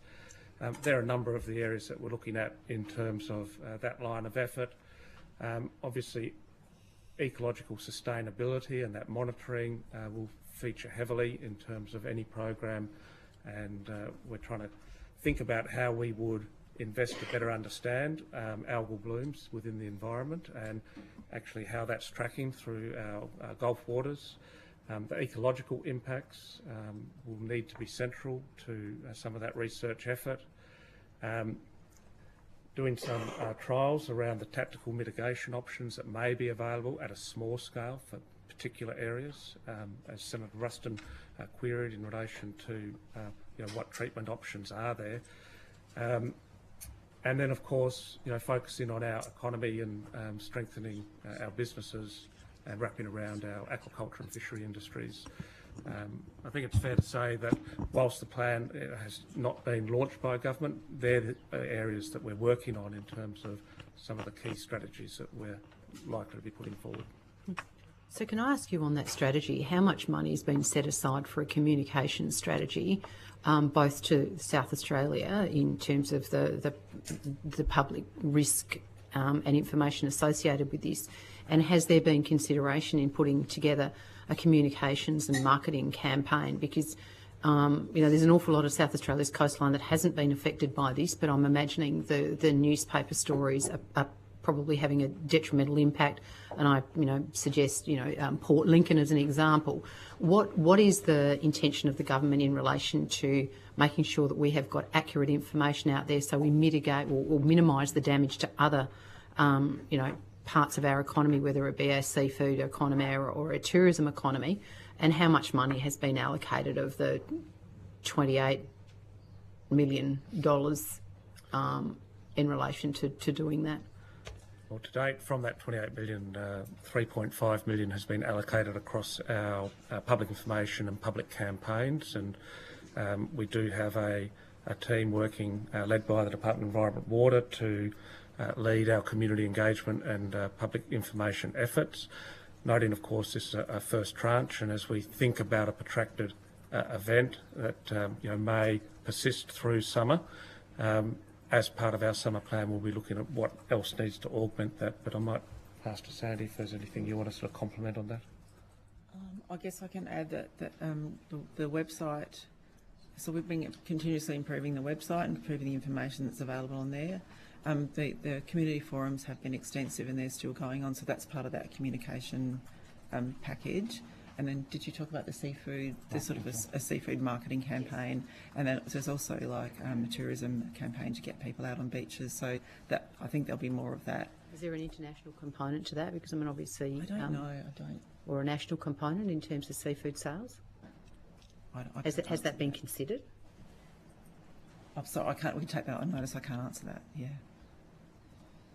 Okay. Has concern been raised with the government from other parts of the South Australian coastal communities that they need some sort of protection against the potential impact of the negativity around what is areas that have been impacted as opposed to those that aren't impacted? I mean, when you consider the economy of Port Lincoln and the seafood industry out of Port Lincoln, have you had any representation from the Port Lincoln community about doing something about making sure that they don't get caught up in something that potentially may impact them unfairly? So, you might give that for us. You would know. So there has been a dedication towards promoting the community's confidence in consuming South Australian seafood, and there is a campaign that was just launched last week. The details of that campaign I'll need to take on notice, but there was a very close liaison and connection with industry. Key industry representatives were part of that campaign that is rolling out now. So there has been a concerted effort around particularly dealing with the misinformation around the extent of the algal bloom and really highlighting areas of South Australia that are unimpacted directly by the algal bloom, but are I guess impacted through the misinformation around seafood consumption. Senator Ruston, sorry, we'll pass the call, and if there's time to come back, we'll come back. Senator Grogan. Thank you. I'm particularly interested in where the scientific advisory panel is up to in terms of developing their understanding of the bloom and what is how their thinking may have shifted in the last couple of months. And I'll start there, but I do want to ask the question about the impact of the Murray-Darling Basin floods as well. So I'll start there. Yeah. So the scientific advisory panel consists of about 30, is it? It's maybe 15, I think. Now. Is it 15 now? And they meet on a fortnightly basis, and they're a really essential pool of capability that is serving the direction or helping to shape the direction of the research. What our understanding is about harmful algal blooms is that when you look around the world, there are factors that have helped promote the bloom. They might be nutrient enrichment, and that could be something around flooding or input of water. The nutrient enrichment can also be due to upwelling events. Upwelling events are a seasonal or natural part of our South Australian coastline, southern coastline, and the other one is heat waves, so and elevated temperature. So each one of those could have a potential influence on igniting a bloom. When we saw this bloom and understanding the magnitude and its persistence, I guess we look back and say, oh, out of those particular factors, which ones have we experienced? And if we go back in our short time series, we see that we have had 3 extraordinary events that line up with the potential factors that could promote an algal bloom, and that was the the significant Murray River flood, the likes we hadn't seen since 1956. It injected a whole lot of organic material into the system. We still don't understand what that dynamics is and how it links, but nevertheless, that was an extraordinary event. We had an extraordinary upwelling event that persisted a lot longer than we've seen in the past. For about 25 years, it was the longest that we had seen. Once again, it injects quite a lot of nutrients and even algal species within that. And then thirdly, the marine heat wave that we experienced, 2.5 degrees higher, something that we haven't seen for 40 years. So these three exceptional events have happened recently. We don't understand the causative factors, and there needs to be a body of work to understand what those key drivers have been, so we can then, I guess, learn from them in our preparedness going forward. So there has been some references to we should have known that this unprecedented event was going to happen. Obviously, there's many an event that could potentially happen. The monitoring that we have going at this current point in time, compared to the monitoring that we potentially had 12 months ago, what is it that sort of that is the catalyst for changing those things to preempt stuff? I would imagine you couldn't preempt everything that might happen in the ocean, but what's the theory? So there's an important part of research that's happening at the moment, and there has been a level of investment in understanding our monitoring, surveillance and real-time alerts for harmful algal blooms in South Australia. And I can defer to my oceanographer in a minute, but at a higher level, it's about setting up real-time monitoring buoys that are able to detect changes in the microalgae, or particularly detect Karenia species and another species, and transfer that information through a satellite imagery and give us through satellites and give us an alert, a real quick alert. We're working in close collaboration with CSIRO and others to develop that capability. That investment is happening. We're procuring those monitoring systems at the moment. There's also a greater emphasis on the predictive capability of oceanography. We're using that at the moment to at least forecast with a 5-day lead-in time, but however there'll be greater investment in that. And then, of course, our routine water sampling, that's necessary. Not only can we detect the chlorophyll from satellite imagery, but it's really important that we sample the water because there's good algae out there as well. So we need to be able to identify what the composition is, that work's happening, and of course standing up a national capability here around brevitoxin testing rather than sending everything off to New Zealand. That's in train as well. So a very key piece of work that's invested as part of this $28 million package to help with our preparedness in the event that this happens again. Is it enough? Is it enough? It's what we're working with at the moment. Yep. But as you get a picture of that, there may be further requests for additional funding, would you imagine? Well, if the situation it requires it, then that will be a conversation that will need to be had. Great, thank you. Senator Smith. Thank you. I just want to say thank you to all the work you are doing. I know you're all working around the clock, and the fast-moving nature of this event is very distressing for all of us. So I just want to acknowledge your work and the work of your teams as well.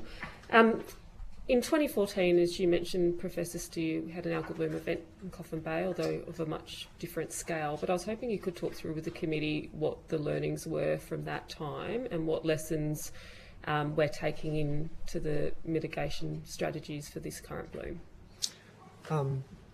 Did you want to ask that one, Mark, or did you? Not really. I guess the major learning from me as an oceanographer relative to the current bloom is that bloom was relatively short-lived and constrained to an area that wasn't have as much connectivity as the origin point of the current bloom. So we've definitely seen a range of our circulation and where the bloom originated, actually giving it a little bit of a good footstep to be able to enter the Gulfs and have a broader impact compared to the location and the smaller residence time of the previous bloom. So from a particular learning from me, that on that continued monitoring, because where blooms initiate can have a big be a big determinant on where they might eventually get transported to have larger impacts. And similarly, I mean, we know there's been other algal bloom events internationally, and Professor Steer mentioned that in his comments as well in terms of bringing in international expertise. But can you talk through what the key learnings are from some of those events, not just in terms of what we might see going forward, but in what we've seen so far? Where are the similarities and patterns? I can have a quick go. Look, taking on notice that I'm not going to provide a comprehensive literature review at the moment, I think for me some of the key learnings that we've seen from the international experiences, and we've spoken with colleagues around the world, particularly over the last month or so, is that these events, no one predicts them coming, no one predicts the end of them, and sometimes they can be one and done and have a huge impact, and they can be one and done. And then there's other areas of the world like Florida, for example, where they've been a recurrent feature nearly on an annual basis for longer than 20 years now. Yeah. So I think similar to some of the science and research being invested in now, the ability to have greater near real-time monitoring of these sustained over the long term. Now, obviously, if the bloom's one and done and it never comes back, that sustained monitoring and the costs associated with that will be questioned. But if we do really want to have a handle on it, that's sustained monitoring, research and development piece, which is a continual piece overseas in countries that have been influenced by blooms like this on a recurrent basis, is just part of something that we need to build state and national capability around. Professor Steer, did you have anything you wanted to add to that? No, Mark's covered it succinctly, thank you. Okay. And just my final question, I mean, Professor Steer, again, you mentioned, or perhaps it was Mr. Beattie, mentioned the development of the summer plan underway at the moment and the various sort of things and components you're looking at in terms of that. Appreciate that's still a work in progress, but one of the things I'm interested in is just that public access to information. If this does hang around through the summer, obviously we hope it does not, but if it does, where our citizens can go to for quick information and advice. You know, if you live in the city and you want to head down to the beach one day in January, how are you going to find the information you need about, you know, relevant public health warnings, you know, relevant updates and data points? I get there's heaps of information online, but just are you thinking or looking at a more streamlined way of people accessing that so they're not heading to Facebook groups or community forums for it? No, thanks, Senator. Certainly an integrated approach to public information and community engagement is currently our strategy and will persist through any summer plan. We need to be multimodal so that people aren't consuming it simply from websites or from social media or from mainstream media, but rather we take an approach that enables people to access information in a variety of channels. We currently have a number of hotlines that people can report, for example, large mammals or just dead sharks too. So we're looking at how we might streamline some of those processes. But certainly a focus on ensuring that the right information is available to the community, not only about public health or beach amenity, but also for our businesses that are accessing government grants and services. We need to make that as seamless as possible. There is a website now, algalbloom.sa.gov.au, that's frequently updated and has all that information, as well as the data streams that are coming in on a weekly basis. And I've had a good look at that website, and there's a lot of really good information on it. I guess it's that quick thought you have in the morning: I want to head down to the beach, I want to support a local business in South Australia. How do I know what my local beach looks like this morning? And is, you know, and what kind of measures should I take, or where should I go? That's the kind of information I think is helpful. And also, I'm just interested, in these sorts of events, we can see a lot of misinformation and disinformation spread about the impacts of such environmental events, and having quality information in a really accessible way is very important. I'm sure you've given some consideration to that, but even just, I was on Google before typing in a few example questions for it, some of the advice coming back was less helpful than other pieces of advice. So I'm sure you're thinking about that, but as part of that summer plan, perhaps you could just give us some assurance that you are. I could just add that you're talking to SA Health, I think, next, but they're working with Surf Lifesavers to come up with an app that Surf Lifesavers are working on to help people exactly that. So what are the conditions like this morning and what's happening? So that's in progress at the moment. We'll dive in a bit more on that with SA Health then. Thank you very much. Thank you. Just quick question from Senator Ghosh. Yep. Thank you. Ms Carruthers, can I ask about progress on existing or pilot reef restoration projects, what's working in that space, and then what the government is planning to do to strengthen long-term marine ecosystem health and sustainability? Yeah, thanks, I can do that. So we've been working in South Australia on shellfish reef restoration at scale, so we've been doing that for the last 10 years. We've got 4 at-scale reefs, so there's a 20-hectare one just off the coast of Ardrossan, there's one off the coast of Glenelg, and there's one down at O'Sullivan's Beach in Kangaroo Island. And they're effectively, so we used to have shellfish reef across 1,500 kilometres of our coastline, and they're oysters, so oysters are water filterers. They were all removed by about 1910, so that entire ecosystem's been lost. So we've been trialling these at-scale reefs to try and bring back habitat, and all of them have been incredibly successful. So we've now got the government's fund a 15 1-hectare community reef. So Don McAfee, who you spoke to earlier, he'll be working with the community to build some very small reefs with shells at all of the affected areas where the bloom's been, so the 3 Gulfs and Kangaroo Island.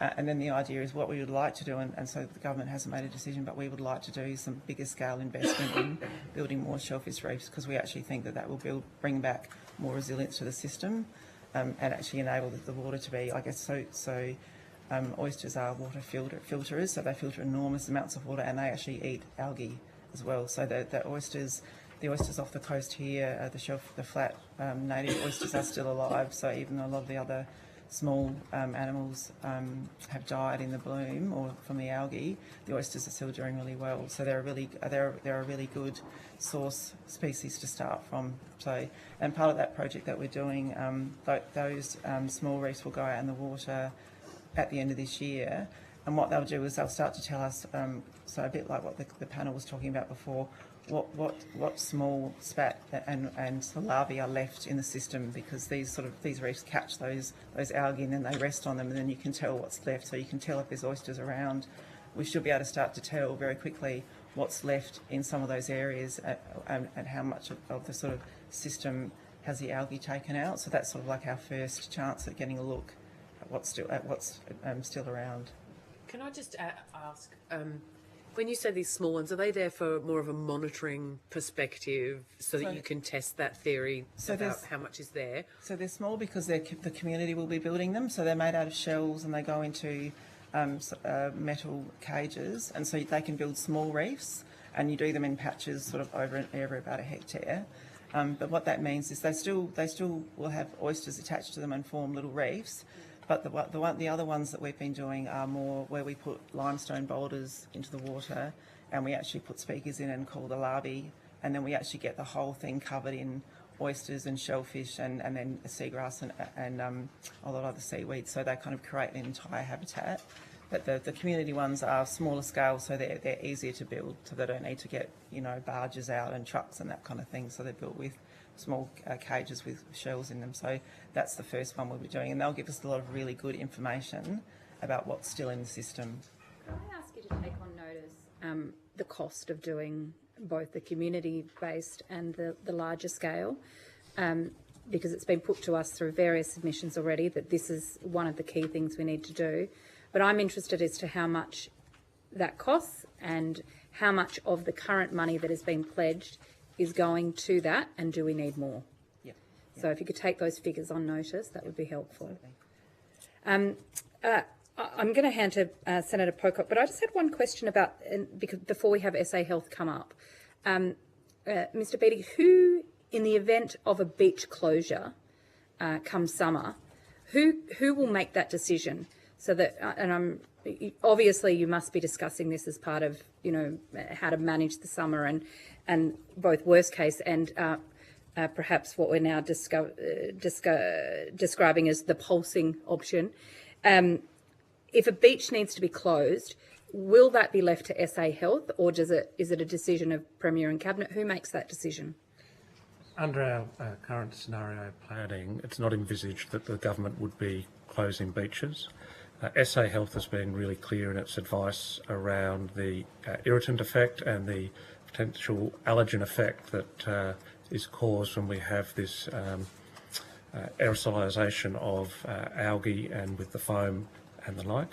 The message to the community is around checking the conditions of the beach, that if there is a strong onshore breeze and there's plenty of foam and it's turbid water, you need to monitor any symptoms, and if you are getting respiratory symptoms or itchy eyes, the SA Health advice is to move away from the beach and wash off, and generally these are not persistent symptoms. So the intent is not to close beaches, but rather to inform the community about the conditions at the beaches so that they can make risk-based judgments about their attendance and involvement in those environments. There must be some type of mitigation strategies, though. Surely it's not just left up to individual members of the community to try and determine the risk profile of that irritant and what that means for them. And we don't have many people down the beach today. It's only the beginning of spring. But if it's 34, 35 degree day, this beach would normally be packed, particularly on a weekend. So at what point do we actually make sure that people do know whether going into the water or not, based on the conditions, is safe? Well, again, we would look to SA Health, and as we've heard from Sandy, that SA Health is looking at options to better promote the conditions at an individual beach level in partnership with Surf Lifesaving. Again, like many hazards, we don't shut down public places. Rather, we provide advice and guidance as to the risk. Pollen count's a good example of that. People who are asthmatic receive advice about air quality and make judgments about... To be fair, though, Mr. Beattie, it was the Deputy Premier who first mentioned possible beach closures some months ago. So that's it was mentioned at the highest levels of the state government to the media, and therefore the public. So is it that the state government's now walking that back? Currently, as I said, the scenarios that we're looking at, we don't anticipate the requirement to close beaches to the public. But we do take advice from SA Health in relation to any measures that may need to be implemented. I guess my question is, I understand you can't predict whether that's going to happen. I want to know who makes that call. Is that a call of SA Health, or is that a call of the Premier's office? Or at what point, at the heat of summer, on a 40-degree day, if the bloom's out here, at full rage, who makes a call whether a beach is to be closed or not? As I said, Chair, currently we don't anticipate that we would be making a call to close beaches on the basis of the whose call would it be? I'll take that on notice. Okay, in terms that's of... fine. You can take that on notice. Senator Pocock. Just related questions, really, Mr. Beattie. You're here representing the overview department for the state government, and I just wanted to, I know we're going to go to health, but what's your level of confidence in our knowledge about the health impact of the crisis that we're looking at? Are you confident that we have adequate scientific health advice and knowledge about the short and long-term impacts of what we're experiencing? Well, I think I'll defer to my colleagues from SA Health as to the adequacy of the advice, but it's fair to say they've been engaging strongly with their colleagues. They have put out consistent advice to the community around public health. And I think that in terms of the adequacy of that, the state government is satisfied that we're being well served by that department. And in similar vein, in relation to the capacity of the state government, we're seeing something completely which is unexpected in some ways, but it was predicted, a marine heat wave. We've heard evidence this morning of, in late 2023, an in writing notice given to a federal minister that marine heat waves were expected. So not completely out of the blue, but I'm just wondering, we've got 4 people from SARDI, as I understand it, who are our main response to, from the scientific community, and clearly very busy and doing great work. But how confident are we that our scientific capability through SARDI is up to the challenge? We're in an ecological crisis, which none of us expected to be of this scale. And when I look at SARDI's website, the major research priorities are building a better merino, improving snapper, greater kelp forest, all things which I support, daughter of a merino sheep breeder, but I think they're not the kind of thing we need right now. We are at a pivot point for our state. We're experiencing a very serious crisis. Is our scientific capability up to the task, Mr Beattie?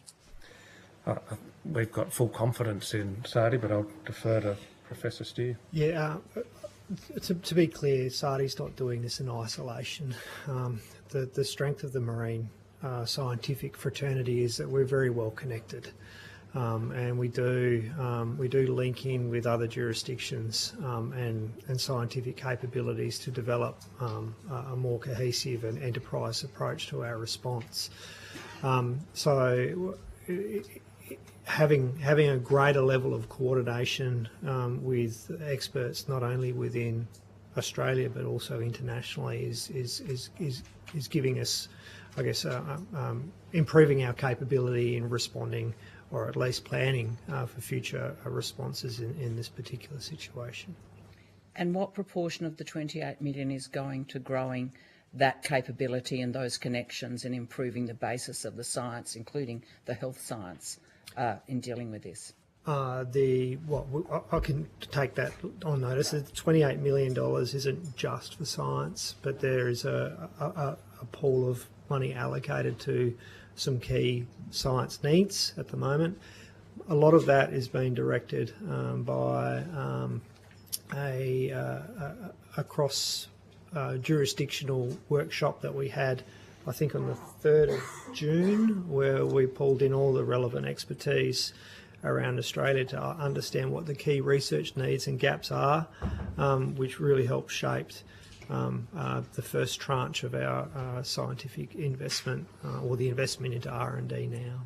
Well, I'll notice if we could get the details of that, that would be appreciated. Thanks, Chair. Thank you. Thank you. Can I just ask, sorry, and just to follow up on the Chair's questions initially, and this might be something you will need to take on notice as well. So started weekly testing back in March. When was the Minister first advised that there were abnormal testing results? We'll most definitely take that on notice to ensure that we're giving you the correct timeline. Sure, that would be, and I guess in terms of going back to not, I guess, if you didn't know what the size of the bloom was, how did that impact what the response has been? So I guess if the bloom was already very large and we didn't know, and I've spoken to some fishers who were saying they were noticing really abnormal things back in January. And certainly, I guess for locals, there were, sharks behaving differently to what they'd normally seen. Is it possible that this has existed for longer than, I guess, prior to March when we first detected it? I can defer to the oceanographer. Yeah, sure. That's an ongoing piece of research. From our limited understanding from water samples, we're really relying on satellite based detection of the bloom. Unfortunately, with the predominant Corenia species, they can have an impact before the concentration's large enough to be clearly visible by satellite. Okay. So that's an ongoing piece of work to really trace back origins and to look at those initial bits, but it may be constrained by just a lack of data, that piece of work. Sure. And I guess in terms of the response initially from March, and I had a briefing, I think it was in June or July, and I guess at that stage it was largely expected that this would go away over winter. And so it was sort of, we won't see this worst case scenario. This ends up on our metro beaches for summer. Is it fair to say that we reached the worst case scenario much earlier than was predicted back then? So our understanding of how algal blooms have occurred worldwide was, I guess, shaping our level of understanding of what we thought was going to happen. And there was a degree of expectation that as soon as the weather system changed into a winter pattern, then it would have contributed to dispersing or diminishing the algal bloom, and that wasn't the case. We have identified that this particular species is resilient, and we're learning more and more as we're tracking this bloom. So as it continued to bloom post storm events, was something that was obviously challenging us, but also recognising that the Gulf systems here are relatively shallow and isolated, which means it provides an environment that is somewhat conducive to this algal species. Just going back to beach closures, I guess, growing up along Adelaide beaches, we've got shark detection that happens. There are decisions that are made to shut beaches when sharks are detected. Is that a similar approach that the state government will look at taking? Because I think, there is certainly precedent where beaches have been shut for safety. If we see predators like sharks wanting to come in looking for food, are there two aspects to this, that we might actually have a change in marine life behaviour as well as having the algal bloom present? So it's both public health and safety.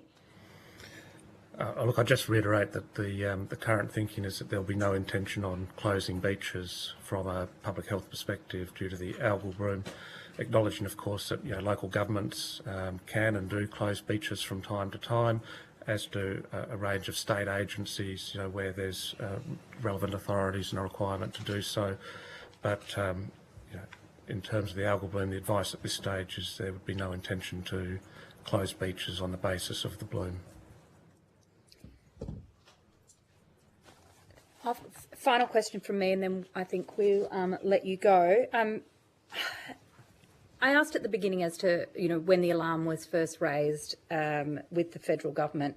Just wondering why it took until the 20th of July for a formal request for money and support.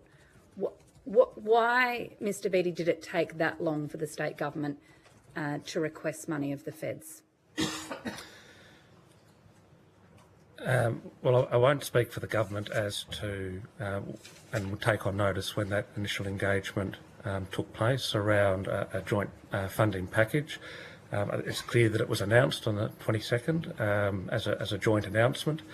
But as I indicated, our line agencies and portfolios have been engaging with their federal counterparts from the outset, across a range of those areas. Could you take on notice? I'm just wondering what the policy rationale for waiting until the 20th of July was. We know there was a formal request for funding and support from the federal government at that point, but we've heard that this was first detected in March. It was bigger than anyone had realised it had been. We were told it was going to go away. It didn't. Things were changing rapidly, but you don't ask for money until 3 or 4 months down the track, or support from the federal government.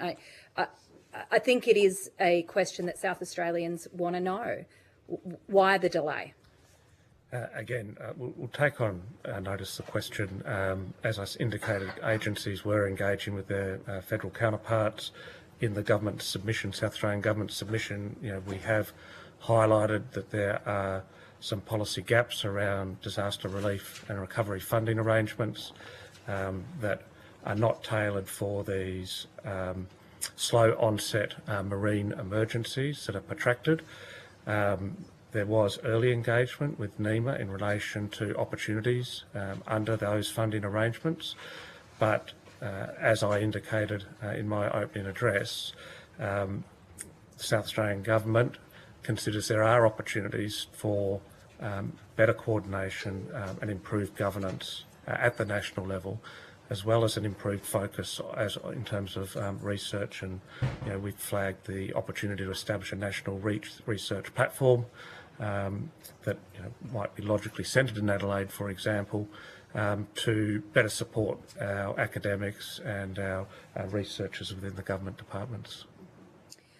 Thank you. Thank you. Is that no burning questions from that end of the table? Thank you so much. You've taken lots of things on notice, so we'll just remind you that the date for that is the 26th of September.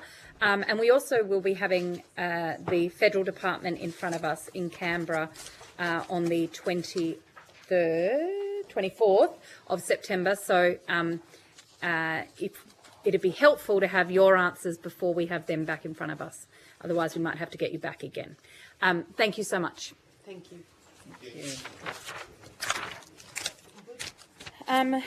The committee will now suspend for 15 minutes.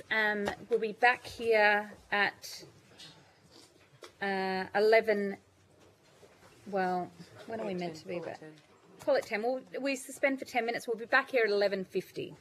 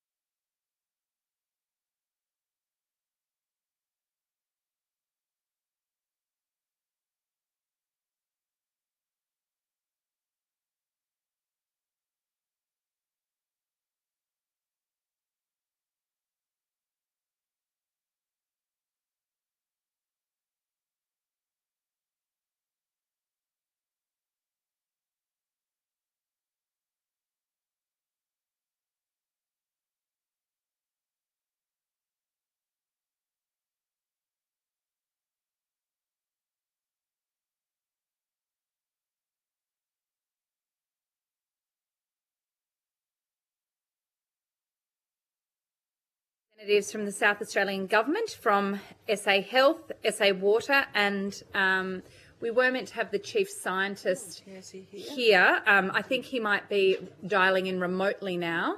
I just want to make sure Professor Simmons is on the line. Yes, Senator. I am on the line. Good to hear you. Great. And you sound lovely and clear to us, so that's wonderful. We were discussing perhaps, Professor Simmons, that if we need you back in person, we might get you for one of the Canberra hearings. So stay posted on that. Think of this as your rehearsal. Thank you, Senator. I understand that information on parliamentary privilege and the protection of witnesses and evidence has been provided to you all. I remind senators that the Senate has resolved that an officer of the Department of the Commonwealth or State should not be asked to give opinions on matters of policy and shall be given the reasonable opportunity to refer questions to more superior officers or to a minister. This resolution prohibits only questions asking for opinions on policy matters, not on questions for explanations of policies or factual questions about how and when policies were adopted. Officers of the department are also reminded that any claim that it would be contrary to answer in the form of the public interest may be made by a minister and should be accompanied by a statement setting out the basis of the claim. We haven't had any of them as yet today, so I'm hoping that we don't have any today for the remainder, but we'll see where we go. For the Hansard record, will you please state your full names, and we might just start at this end of the table, and the capacity in which you appear. And I just want to check, do each of you have opening statements? No. Do you have an opening statement, Professor? No, I don't, Senator. Okay, all right. So we'll just do introduce yourself, your full name, the capacity in which you appear, and then we'll go to questions. And we'll start at this end. Good morning. I'm Peter Seltzkis. I'm the General Manager of Sustainable Infrastructure at SA Water. Thank you. I'm James Crocker. I'm the Senior Manager for Environment and Energy at SA Water. I'm David Ryan. I'm the Chief Executive of SA Water, which is, as many of you will be aware, a state-owned water utility. I'm David Cunliffe, Principal Water Quality Advisor with SA Health. Thank you. Professor Simmons? Yes, Craig Simmons, Chief Scientist for South Australia. Great, thank you. Now I'll go to Senator Grogan, and then I'm going to go to Senator Ruston, and then we'll just try and make sure people get enough time because this is a 45-minute session rather than an hour. Okay, we'll go first to Senator Smith. Hello, Dr. Thomas. I think you might have been here when I was asking questions in the previous session around communicating really good quality advice to people about the bloom and also counteracting disingenuous public health messages which might be circulating online or in social media platforms. If you did hear that, I was hoping you might be kind of pre-ready to respond. We have been keen right from the start to try and be responsible with our messaging and cover issues that were raised. So, for example, very early in the piece, we were asked about seafood safety. Mm-hmm. And made it clear that we considered that live fish, providing they were caught and then properly cleaned, were safe to eat. We've expanded that advice as the bloom has developed, so our current advice deals with lobster, prawns, squid, and all the commercially available seafood. To again indicate that providing it's properly cleaned, you eat the flesh, that's safe. The same with the metropolitan coast, well, in fact, all the beaches. That we have given advice about parts of the beaches that you should avoid, that is where there's discoloured water or foams, but that you shouldn't avoid beaches in total. I mean, beaches are great for exercise, they're good for your mental health. And so we're trying to be responsible with our messaging. And we've had that advice on our website, and I remember you mentioning that you'd looked at the South Australian Government website. That also contains that same advice. One thing I can't find though, so say I wake up in the east of Adelaide where I live and I want to take my kids to the beach and I want to know which beaches might have the bloom present on it, or you know, where's a great place to go to support a local fish and chip shop because it's a great place to go that day and a great place to swim and all that sort of thing. Where do I find that information, or is that something in development or being given consideration to? Because there's a lot of data, really good quality information on the various websites about what's happening, and I think that's really reassuring. I also note that the public messages you're referring to about our beautiful seafood and local industry, I think, have been cutting through. You know, we know our fish is safe and maintains that wonderful high quality, and we need to be supporting those businesses. But it's just that kind of basic information for a family wanting to head out to the beach that day. Where are they going to get that information? Yeah, and the short answer is it's complicated. So a range of factors come into what might give rise to issues in terms of going to the beach, and that's been experienced in Florida as well. There's an inconsistency between the concentrations of algae and the respiratory irritation index, which is the most significant health outcome. Factors, I mean, we're going to have currents going to play a role into it. You heard in the previous session, onshore winds are going to play a role in the impact of the bloom on public who attend a beach. Wave action. So it's notable that probably the two areas where we had the most common reports of impacts on people in terms of eye irritation, coughs and respiratory irritation were initially Waipinga and Parsons. And if you've seen images from that beach, a heavy foam, it was from about 100 surfers because the surf was up. And then the next incident of reporting was at Port Elliot Goolwa, again when we had good surfing conditions. And the symptoms that arise from the algae actually occur when the algae is broken up. It's actually the Karenia species are quite fragile. So they're broken up by the surf. Then you have particles, and the particles are disseminated by sea spray and aerosols. And you get the respiratory irritation when you breathe in those particles. I think it was also mentioned in the previous session that one of the initiatives that we're participating in is to have discussions with Surf Lifesaving to try and engage their Beach Safe app system. And we're looking to get some information on discoloration, presence of foams.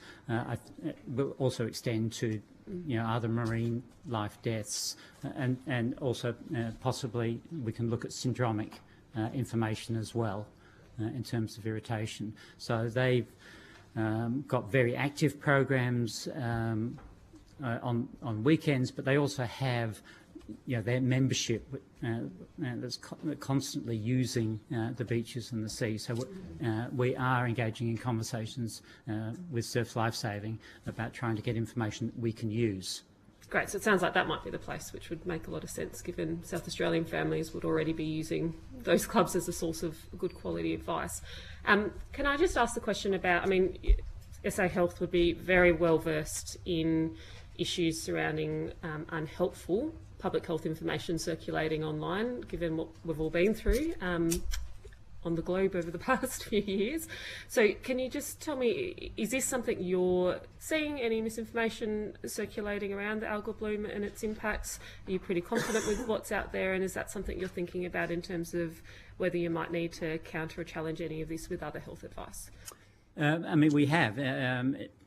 So certainly in terms of the seafood, the early information that was coming out was that no one's going to go out and catch fish.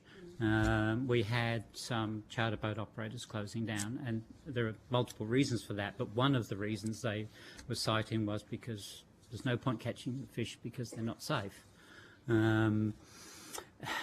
For those who followed the bloom early, we had, I think, 3 or 4 possible causes. I think the Chinese warship, desal plant, I think cloud seeding got mentioned, so a range of issues. So yes, we are aware of that. Just to be really clear, do any of those 3 you've just cited hold any water in terms of? No. None. No, So but I'm sure you can. items that you've just mentioned, just to be clear. Yeah, I'm sure you can talk to my colleagues on my right about one of them. So yeah, yes, we are aware of that. There have been, look, people are anxious, so we get reports of symptoms that aren't linked to the bloom. So we've been quite clear on the symptoms that we're aware of. That has adapted as the bloom has evolved. So you heard in the earlier session that the dominant species early wasn't associated with detection of toxin, but that has changed. So we've had brevetoxin detected in some of the shellfish harvesting areas, and last week it was reported that we had brevetoxin in the foams off Adelaide Beach. So we have expanded our advice to include potential impacts of brevetoxin, which does increase potential risk to asthmatics. Well, again, I just want to thank you and the team at SA Health and across government for all the work you're doing. I know there's a lot of effort and a lot of concern being displayed from our wonderful public servants at the moment. So I just want to acknowledge that work and thank you as well. But that's it from me. Thank you. Thank you. We'll come back. Yes, thank you. Senator Ruston. Thank you very much, and Dr. Cunliffe. Just interested in your level of confidence in the information that the department has in making these decisions, given that there seems to be quite a lack of information. So what level of confidence does the Department of Health have in terms of making your decisions around the advice that you're giving? We have quite a good level of confidence. As you heard earlier, Florida has experienced, I think, 24 blooms in the last 25 years of Karenia brevis, which is the known brevetoxin producer. And a lot of reports, a lot of information, a lot of studies out of Florida on the potential public health impacts arising from a Karenia bloom.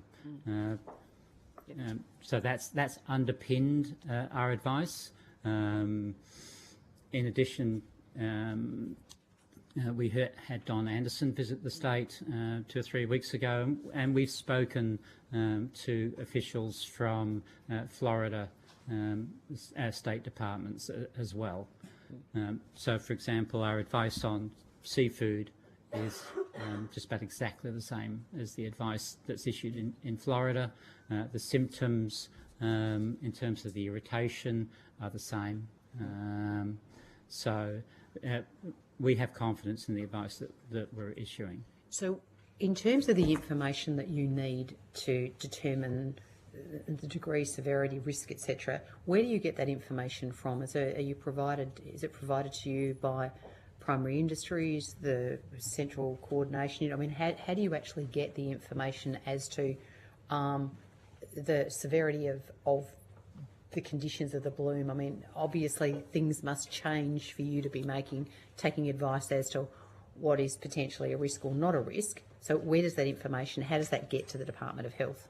Well, so there's a whole of government response to the bloom, which includes the provision of the water quality monitoring results. So, but it's not just water quality that must impact on it. I'm assuming there's weather conditions and the like. So that's all being fed into some sort of monitoring system within the Department of Health to enable you to make the best possible health advice? So there are reports produced. So Mark from SARDI has his oceanographic reports. We have the water quality data, the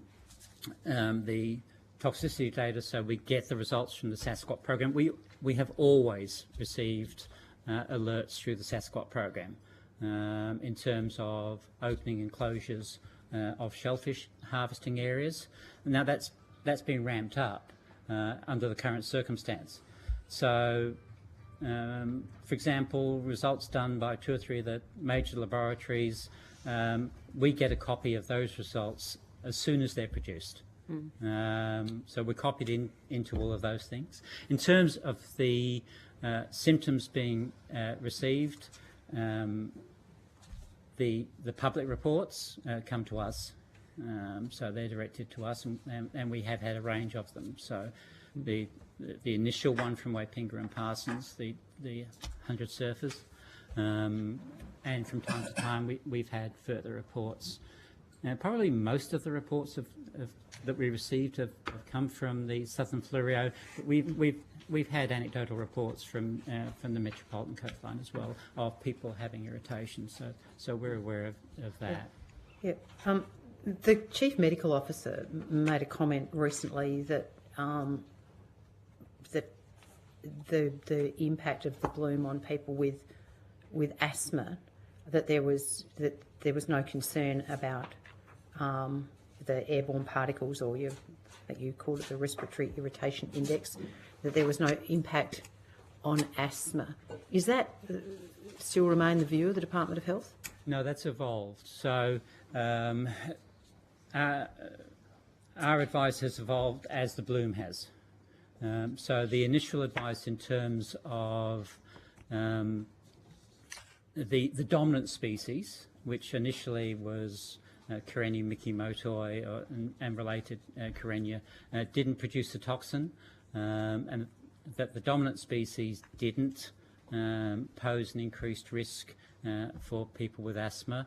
The detection of brevetoxin in water, which has been quite recent,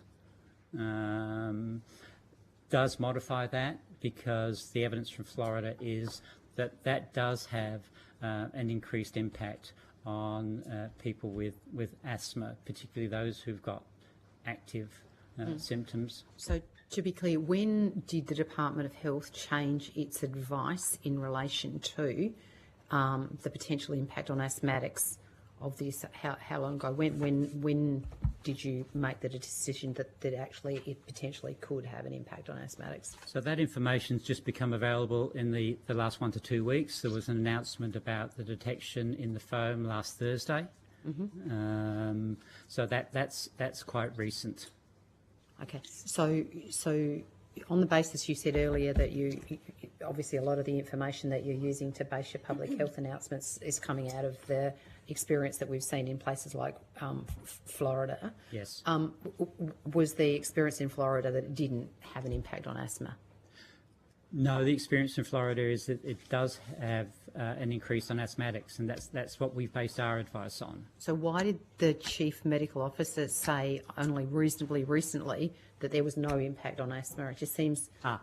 So the Florida bloom has always produced brevetoxins. So we've only just become aware of the fact that the brevetoxins are being produced. Is that what you're saying? The brevetoxins are present in the water and foams. Has only just come to light. We've only just got results. So when? I'm just interested, when did you become aware that brevetoxins were present in the South Australian algal bloom situation? So last Thursday it was announced. No. I didn't ask you when it was announced. I asked you when you became aware of it. So we were aware of an unvalidated report. And so this was an unconfirmed report the weekend before. Could I ask where that, sorry, Senator Ruston, but I think this is important. Where did that unconfirmed report come from? From government. It was from, it was testing done at our new laboratory, which isn't accredited yet. It was in early stages, and then it's been confirmed by sending it to the New Zealand laboratory, which is accredited. And the results from that didn't come back until Thursday? No, we only had the unvalidated reports Okay. on Thursday. It was later that. Okay. been Okay. confirmed. Senator Ruston? Yeah. So my understanding was that we had some closures of oyster farms quite some time back. Yes. On the back of these toxins being present. Yes. So you're saying the toxins so the toxins, on my understanding, were the reason for closing the oyster farms. Yes. And you're saying that you only made the decision last Thursday, or announced the decision last Thursday, that these toxins actually were present, which clearly is where they had an impact on asthmatics. I'm just trying to understand the time frame of how this all occurred. So the issue with shellfish is that they're bioconcentrators. So they're filter feeding shellfish. So they magnify the toxin present in the water, and you may or may not detect toxin in the water even though you have it in the shellfish, because they filter very large volumes of water, they retain toxin. But I'm just keen to understand. I mean, we closed oyster farms in May because of brevetoxins in the shellfish. For the first time? Yeah. So I'm just keen to understand how we could have got ourselves all the way to August when, and this came to light because of a mother who was concerned about her daughter having asthma attacks in the southern part of the state. I just find it, I'm not quite making the connection between we knew the brevetoxins were present because of, and that was the reason that we closed the oyster farms in May, and yet you're saying that we weren't doing anything about the public health impact of the presence of brevetoxins until August. So this is quite a common occurrence of algal blooms and concentrating in shellfish. There are a range of toxins that the shellfish do bioaccumulate, and we do not see impacts through exposure through water. So, could I ask? We understand that it is more concentrated in shellfish, so therefore, far more, yeah. So therefore, comes up in testing. Yes. Are you suggesting that it's only been recently that it's at a level, the brevetoxins are at a level which were able to be detected along the metro beaches here? So the testing results, the testing started about 2 weeks ago. Okay, so we weren't... Sorry, just to be clear, the testing of the sea foam? Yes. Or the testing of... Testing of sea foam, the first sample. So what made you decide, or what was the reason for starting the testing 2 weeks ago? You'd have to ask Sadi about the basis for the collection of the sample. I shouldn't speculate. Okay. Sadi collected the sample. So Sadi started collecting samples. They weren't testing for brevetoxin along the metro beaches until 2 weeks ago. They start testing. Yeah. And what do you know? We've got brevetoxins in our foam and in the water here. Yes. And that is what has changed the health advice. Yes. Forgive me, and I understand, Doctor, you're just the messenger here, but this gives me very little confidence in the information and the evidence we just had from the head of the overall program from Premier and Cabinet, I must say, because if we are we've only known this because we only started testing this 2 weeks ago, and it's the health advice has evolved, as you have said. What is to say that people, that the impacts on people's health is not going to be worse? And what is the health advice then from Health SA now? If the foam is there was foam out here yesterday. I was down here. This place was full of foam yesterday.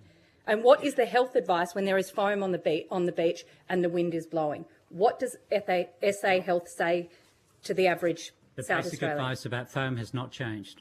Avoid it. irrespective, because the foam means high concentrations of the algae, which could lead to respiratory irritation, shortness of breath, soreness of eyes. So the modification we've now added is that asthmatics should have their medication available. It is not going to have long-term impacts on anybody. Mm-hmm. Unless you have an asthma attack and you die from it. Based on what evidence? So again, that's been studied in Florida, where they have seen impacts on respiratory impacts. They haven't seen any reports as extreme as Senator Rushton. What has SA Health done to inform the public since last Thursday that the health advice has changed? That advice is has been put onto the government website, and it's on our website as well. And has the Chief Medical Officer issued a press release or stood up and given a press conference? Is there any advice that has been actively given out to South Australians, particularly those who suffer from asthma? Not that I'm aware of. Okay. Has there been any comments made by members of the state government, ministers, the health minister, the acting premier, in relation to the fact that SA Health's advice has changed? Not that I'm aware of. Although, as I said, this was announced just last Thursday, and we didn't have confirmation of I understand. Results. I understand. So the confirmation has only just been received. This is new. Yeah, this is new. Boy. I do want to hand back to other senators, but have you got another just short question, Senator Ruston, because we're going to have to rotate the call. I'm just interested in your advice here, and yet only last week Minister Picton wrote and said, and I'll quote from this type of algal bloom is not known to pose an additional risk to asthmatics. He also said the algal does not produce a toxin that is harmful to humans or could cause long-term effects. And so this seems to be completely in contradiction to the fact that, first of all, we knew that brevetoxins were present back in May. We have advice and evidence that from Florida or from the US that these brevetoxins are likely to have a harmful impact, particularly those people with respiratory conditions. And yet you still maintain that it was a responsible course of action that the Department of Health took, and subsequently I'm assuming that was the advice that you gave to the Minister. He wouldn't have signed it, I'm assuming, without advice from the Department of Health. Well, we'd hope he didn't. You still hold firm that it was a responsible course of action until last Thursday, and I might say last Thursday was some time after you became aware of it. I mean, there were days between the two. That was a responsible course of action to actually continue to tell people with respiratory conditions that there was no danger to them. There's a difference between detecting toxins in shellfish and impacts on human health. So we have a... No, that wasn't my question. My question was, do you think it was responsible, even though evidence probably pointed to this? We've known for a period of time, up until last Thursday, was it a fair and a thing for the Department of Health? Was it responsible for them to be continuing to tell South Australians with respiratory conditions that this bloom did not pose any danger to them? Yeah, sorry, I was trying to explain the basis of why I think it was responsible. So yes, I do think it was responsible. Thank you. Senator Grogan. Thank you. Just on that, I know that there's a lot of concern around, health impacts, short-term, long-term, what we know, what we don't know. But in terms of the advice you give from the Health Department in terms of this issue, what is it that prompts you to adjust your advice, or what prompts you to look to test new things? I think there's a vibe at the other end of the table that may require you to have a crystal ball, which I'm pretty clear you don't have. So maybe talk us through the realities of how you make sure you're ahead of the game on what's happening and how you go about, and what is it that it impacts or triggers you to change advice? So in a lot of circumstances dealing with environmental contamination, we're not the monitoring agency. We rely, in the case of drinking water, SA Water does all the monitoring and they report the results to us. In this case, we have Prime Ministries and Department of Environment and Water monitoring and providing us with the results, and then we provide the interpretation. So as the results change, we can modify our advice. Now we have some background, we have knowledge of, for example, the SASCOT program and the fact that shellfish get contaminated with one of 4 different groups of toxins, and we don't issue human health advice associated with water exposure on the basis of shellfish results. The shellfish results are just that. So they lead to closures of the harvesting areas because there are food standards for those toxins, and we're aware of that and we support that because we're the food regulator. They do close harvesting areas on a regular basis for detection of a range of toxins, in some cases bacteria in the water.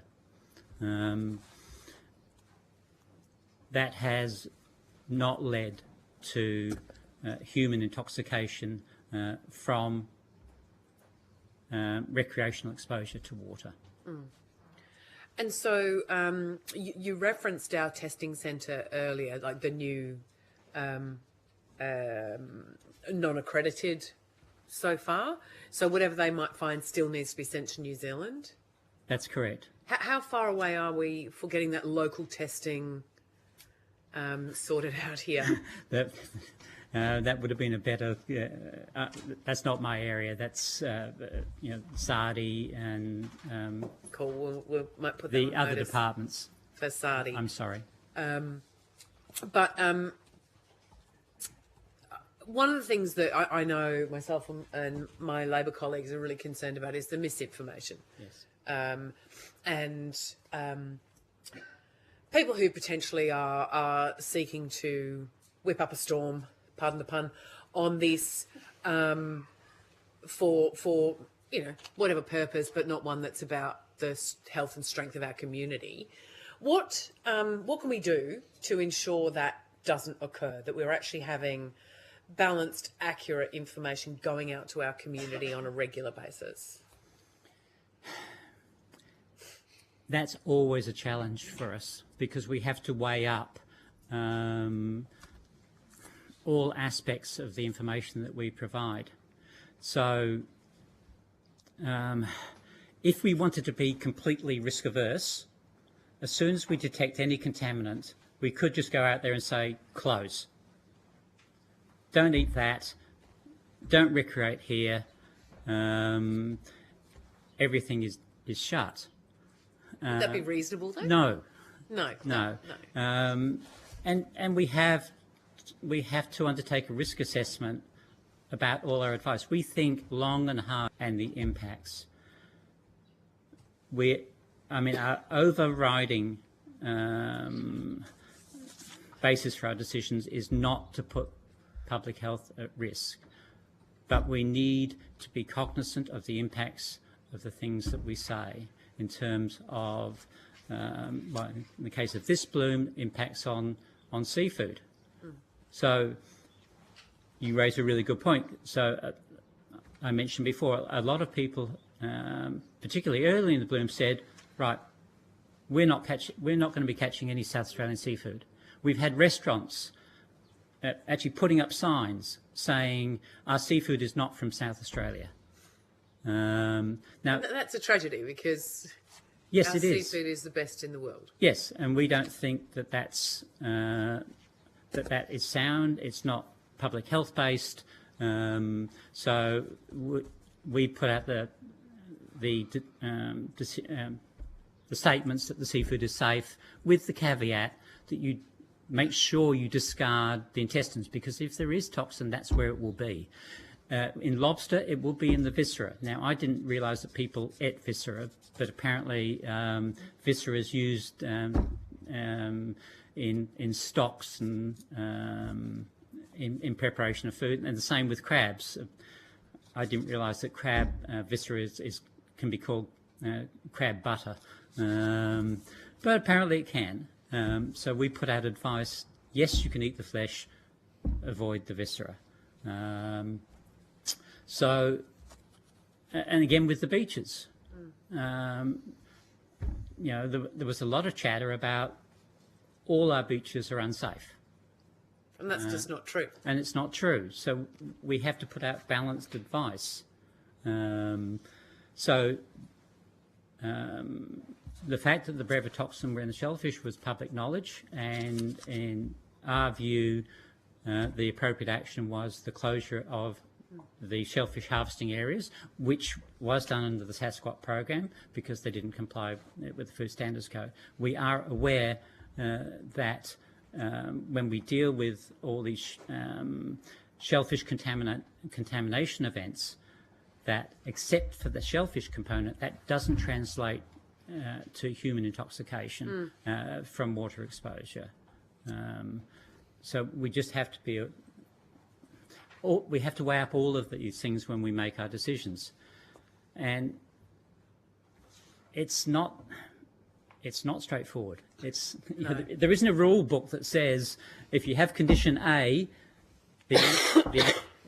apply answer B. We have to consider this. What about the precautionary principle, though, in all of this? And I think that's the question that a lot of people have. So putting the seafood aside, because I think we all understand that that's tested. Yes. But the questions that most people have is about the recreational use of the beaches, being in the water, their dogs, their pets, themselves. It's the precautionary principle that people have a question mark over. And I guess I'm finding it very difficult to understand why, if we know now that there is toxins in this algae that creates problems for people who have asthma, do we just wait for people to be impacted by that or to self-monitor? We don't do that in all other parts of health. So why is it being left to individuals to self-reference and monitor now? Sorry, Senator Grogan. I would like the answer to, you know, the precautionary principle, and where does that fit? Okay, so it depends on how far you want to go with the precautionary principle. If you detect a single contaminant, do you close down an entire industry? The ultimate precautionary principle says you would.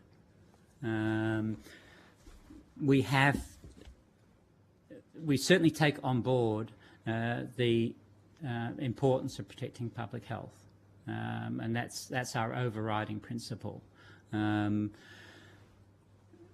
been told that there's no discussion about who even makes the decision about whether a beach is closed. So, you know, for example, if this beach was full of foam and we know that this is bad for people's health, do you just leave the beach open, or is it left to the single lifeguard to make that call? So that was the discussion that I had before with Senator Smith about the system that we're looking to develop, to talk to. But who makes the decision as to whether a beach is open or closed? As explained in the previous session, we actually don't close beaches. We issue advice on whether beaches... But you do if there's a shark. But maybe you could let him finish the answer. Sharks kill people. This bloom will, for most people, lead to sore eyes or shortness of breath, and with asthmatics, it does impact on airway flow. The evidence from Florida shows no long-lasting effects in those people, and the symptoms resolve in a 3 to 4 day period. We also did check, because this issue of asthmatics did get raised in relation to the Southern Fleurieu Peninsula. So we checked with the local health network to see if there'd been increased reporting of cases of any type associated with the bloom, and the response was no. Okay. Can I just ask a follow-up yes, question? Yes, Senator Gray. So, in trying to understand, because obviously one of the most dangerous things we can do is terrify our community in an unwarranted fashion. Yes. For asthmatics, often they will keep an eye to things like pollen levels. Yes. Or wind, depending on what's happening if they're in dusty places. And they'll know that that will have a significant impact on their asthma, and they manage that through. How do we do a similar thing for the beach? Because like we don't close the city because it's dusty and it triggers asthma. We don't close the fields because the pollen triggers asthma. Yeah. What would be a manner that we could go about having a similar sort of category warning system that we do in those other incidences, that we could actually manage people's utilisation of the beach or understanding of what would potentially trigger them? Yeah, so that's what we're thinking about with the surf life saving, with the discussions with surf life saving, is can we develop a system whereby we can issue more nuanced advice than our current advice, which is avoid discoloured water and foams. But we need to be confident about that, because do we want to ban vac swim for the whole of the South Australian coast this year? Do we want to say there'll be no surf life-saving carnivals? Do we want to say people just shouldn't use beaches at all? So we're trying to identify a responsible way forward in which we can give people information without closing the coastline down. Without closing, because if we do go too far with the precautionary principle, then we're already seeing that recreational businesses are experiencing substantial distress, and Senator Rushton raised the point about Port Lincoln, because we have detected brevetoxin in shellfish in Port Lincoln. How far do we go in giving advice that will lead to shutdowns of the charter business, the recreational business, all the businesses along the foreshore here? So we're cognizant of that when we develop our advice, and our aim is to give practical advice that that people can use in making decisions. I think in context, in terms of shellfish, I think worldwide there have been 300 reported cases from brevetoxin. 100 of those in Florida. That's ever. Reported cases of what? Brevetoxin poisoning. So it gives you symptoms of gastroenteritis, and you can also, because it's a neurotoxin, you can get tingling of the extremities, toes, fingers, lips, perhaps burning sensation on the skin. It always resolves. So resolves within between 2 and 4 days. The symptoms resolve without any medication. There have been some hospitalisations overseas, but it resolves. And the same with the symptoms, the respiratory symptoms, and the impacts on the asthmatics have been reported. In all cases, it has resolved. So there's been a longitudinal study in Florida of a group of asthmatics over a 7-year period where they were exposed basically most years to the brevetoxin causing bloom. No impact on respiratory performance over that time. Senator Pocock has... I wanted to pursue this. We seem to be very dependent on the experience in Florida in relation to brevetoxins. Yes. One place.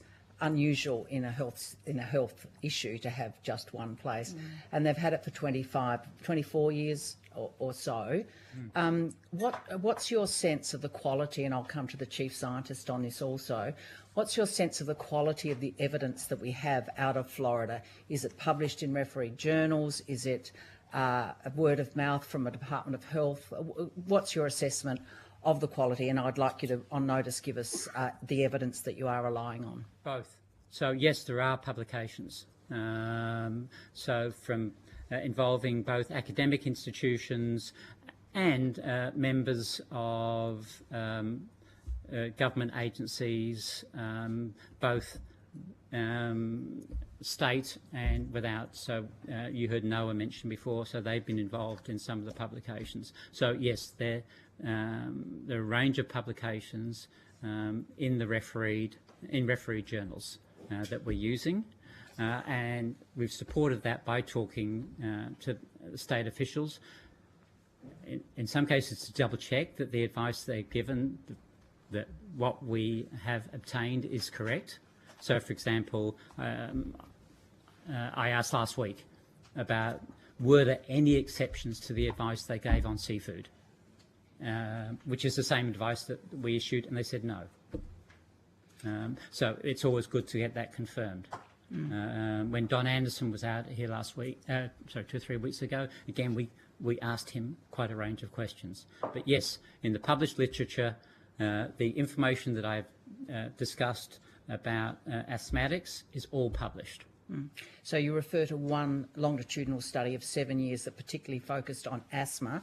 Are there other studies, for example, in relation to small babies or young people or other potentially vulnerable populations that may have other issues in relation to brevetoxin poisoning? There's been no evidence published on that. And I mean, some people then argue that the absence of evidence doesn't mean the evidence of absence, but I think in a situation where you would expect for outcomes to be noticed, for example, in Florida, where you've had a bloom for 24 out of the last 25 years, if there were impacts, you would expect that they would have been identified, and they haven't been. And are you confident that the characteristics of the bloom in Florida are similar in nature to the ones that we're seeing here in terms of the density of the poison, the nature of the bloom and so on? Are you confident those parallels are enough in the same vein to use this evidence for our situation? Yes, in fact, particularly in the early periods of our bloom, theirs is more toxic. So they have Carenia brevis, which does produce brevetoxin. It is the signature location in the world for this toxin. There have been other instances. So there was an instance in New Zealand where they had brevetoxin. I think they're still struggling to find out what the source was, the species, but Florida is the epicenter.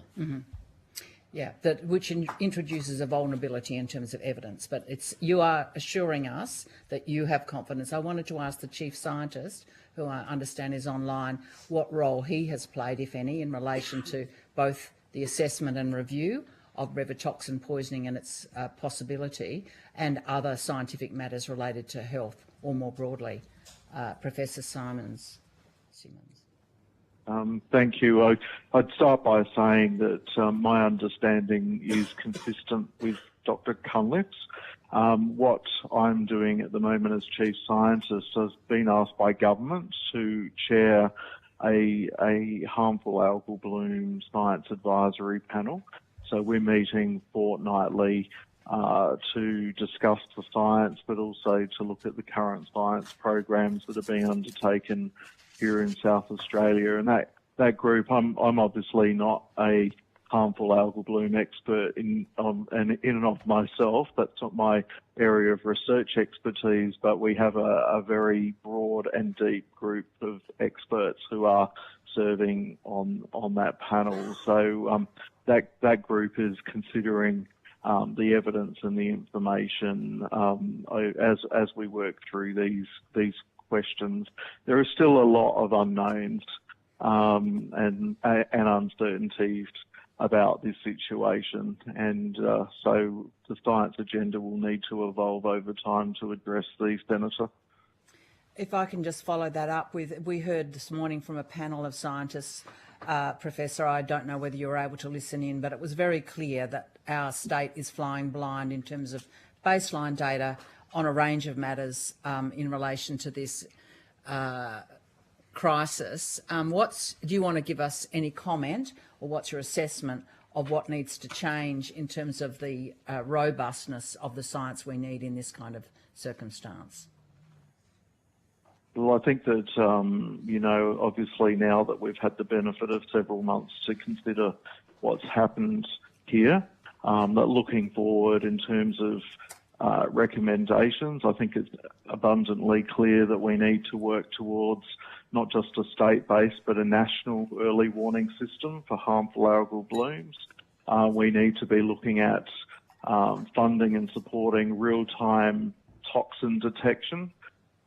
So again, the early warning and predictive capacity is key here, and that all needs to link with predictive modelling and ecological monitoring. And I do think as we move forward that we need a serious conversation about the national approach to harmful algal blooms. And one of the things that you've already heard, I'm sure, but that we've been discussing is the possibility of creating a national centre for harmful algal blooms. There's also excellent national resources available already that I think we can work more closely with. CSIRO's AquaWatch is one example, but so is the Bureau of Meteorology's long-term forecasting work there as well. So I think that the opportunities to connect into national programs and work on this at a national level are significant and ones that I'd be keen to see us harnessing in due course, Senator. Thanks, Professor. Thanks, Chair. Thank you. Yes, Senator Ruston. Then we're going to have to wind up because we've got other witnesses. I'm just keen to understand this timeline. So we made the decision to close oyster farms back in May because of the river toxins that were present. And yet the advice in relation to not eating shellfish like cockles and razor fish was not actually provided until, I understand, until sometime towards the end of July.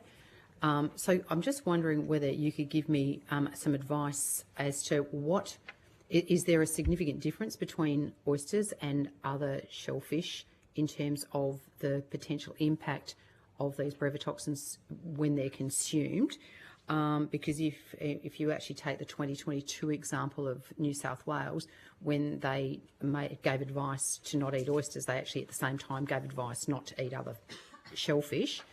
So if you could just, if I could understand why you differentiated between the two and yet New South Wales in 2022 didn't.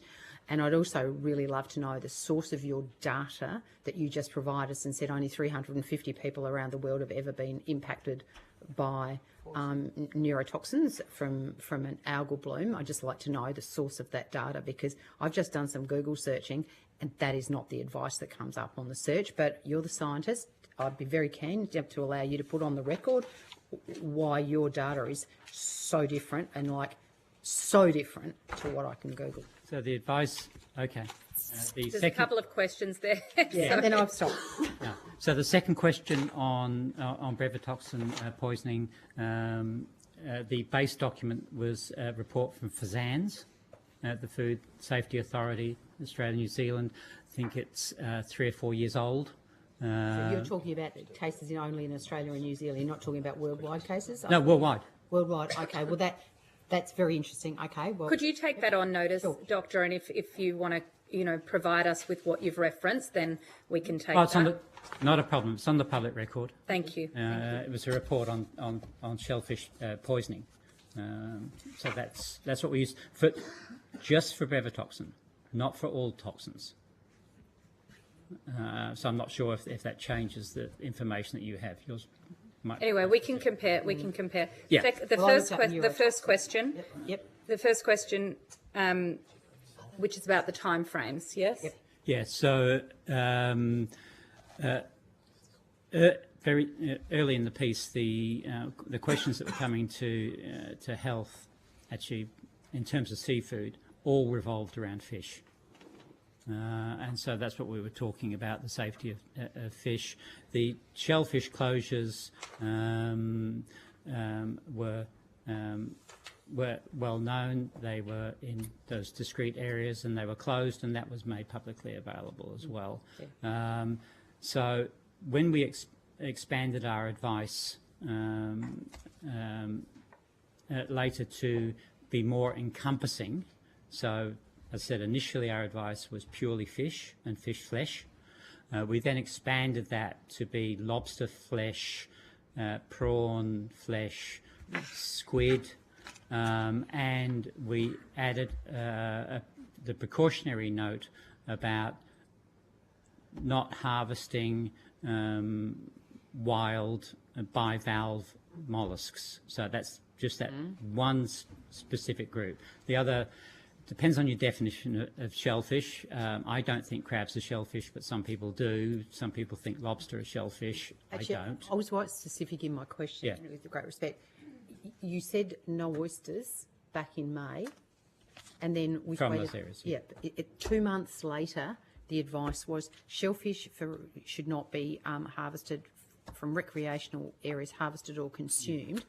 Why there was a separation between these two similar groups, and we're not talking about fish flesh, we're actually talking about molluscs, and yet the same advice was provided in New South Wales only 2.5 years ago to say, when they actually made the decision about telling people not to consume these particular shellfish, they actually made them as a group. You chose in South Australia only to do oysters. I'm just interested, what was the basis between why you only did oysters in May and 2 months later, after you were drawn to your attention about the situation in New South Wales, did we see a decision?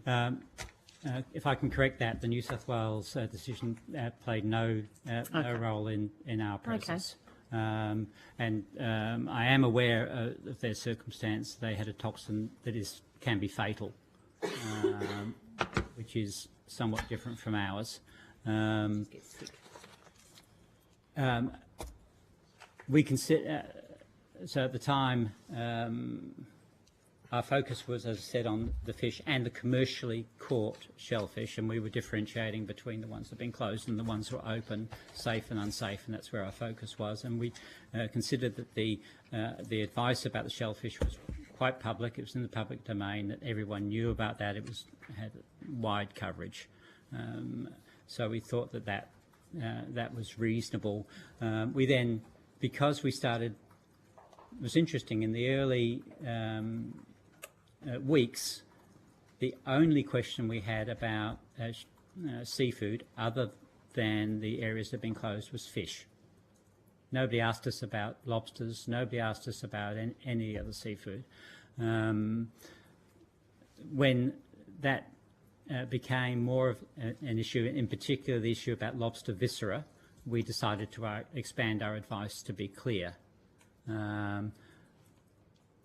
But my understanding is that the public were aware of the shellfish, the filter feeding shellfish issue associated with the SASCOT program, and they were aware that St Vincent's, Port Vincent, Stansbury, American River had been closed. Thank you, Doctor. I've just gone to the algalbloom.sa.gov.au website to try and find this announcement from Thursday. It's either not there on the front page, or it's I can't see where it says that if you've got asthma you should avoid going. It's in the public health advice. Okay. I can't see it on We've got Brevetoxin. Anyway, the SA Health website. Oh, so not on the site where we've just been told to go find. I guess it's not on the other one. I'm just saying I know it's on the SA. But I think this is part of my concern, is that I don't really believe that it's sufficient to change the health advice and then not have it readily available to people? I believe it. Look, I would need to double check. We certainly gave that information to be put into the SA government website. I must admit, I don't forensically. I'm happy for you to take that on, or somebody from your team to take that on notice. But it's clearly not. It's not very easy to find. And I've searched for a press release from the minister. Had someone look, and they've found it on the algae bloom site. Oh, so you got to click through. Okay. It's there. It's there. If you know to look for it, you can find it. Can I just ask, just in carrying on from that on health advice, is there any separate advice for those that are immunocompromised? That if it is causing asthma, and there's bronchitis and pneumonia and those sorts of things, is there any additional advice for those people who are immune compromised? No, it doesn't cause an infection. So, but if you have asthma already and you're immunocompromised, or you have pneumonia or bronchitis, there's no other health impacts that this would cause? No, not that's been reported. The only impact has been on the asthmatics and on airway flow measured by spirometers. And I know that bit, but in terms of if you want more clinical explanation, you would need to get a clinician. I guess my concern is that the health advice has changed, and it doesn't actually, it's not very easy for people to see, and it certainly doesn't say that this is now a problem for those on the metro beaches, and that is a concern. I think this is, bear in mind, this is evolving. Some of these results have just come in the last day or so. Yep.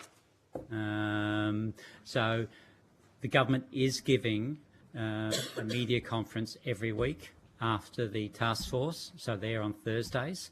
So the announcement that we had for the very first... I'd reckon after today's evidence that you'd want the Health Minister standing up today, I'd propose, and let South Australians know what's really going on. But that's not your call, Doctor. No. Okay. No, it's not. All right. We're going to have to thank you for joining us, because we are pushing up against our other witnesses. But thank you very much. And I know you've taken some evidence, some questions on notice. Thank you.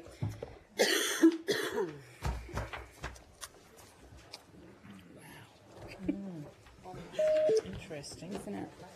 It's nice.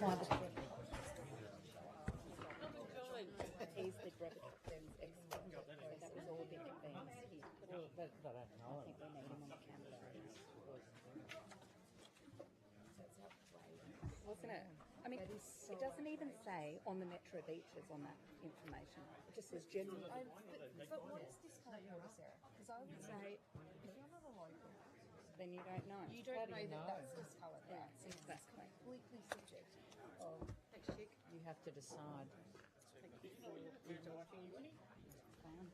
Well, question. Very good. Hang on, here we go. Sorry, Yes. Well, they sent one, and they sent three from SA Water. I know. That poor guy's just hung out to dry, isn't he? Poor old, I'm so sardy for before. I mean, really, it's amazing that we didn't have any testing facility here. Very flat-footed. Somebody just said to me, David, I think they need a new front man for retirement beckons. Yeah. So yeah, I'm a bit anti, I'll be honest. Thank you. Thanks, Anne. Now we are running out of time. But we needed to do that. No, but I'm going to let you guys handle it. We're running over time, but we... Yes. Okay, well, It will boil down. He might. I just want to get through it, so yeah. We can't. The problem is. I think that was more important to... Oh, yeah. That, Look, I think... we might need to get If not, I'll give it. I think it's totally do. I think we will. I think they have to. And I know that they see a lot of the on-the-ground stuff. They see some I'm in Stansbury in June, and they're telling me that Standard Health only gets something in July. Yeah. Did you hear it? Did you hear it when I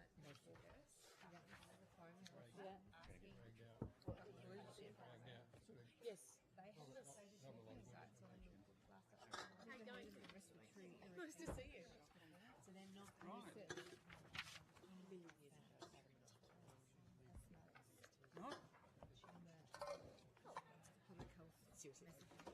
Okay.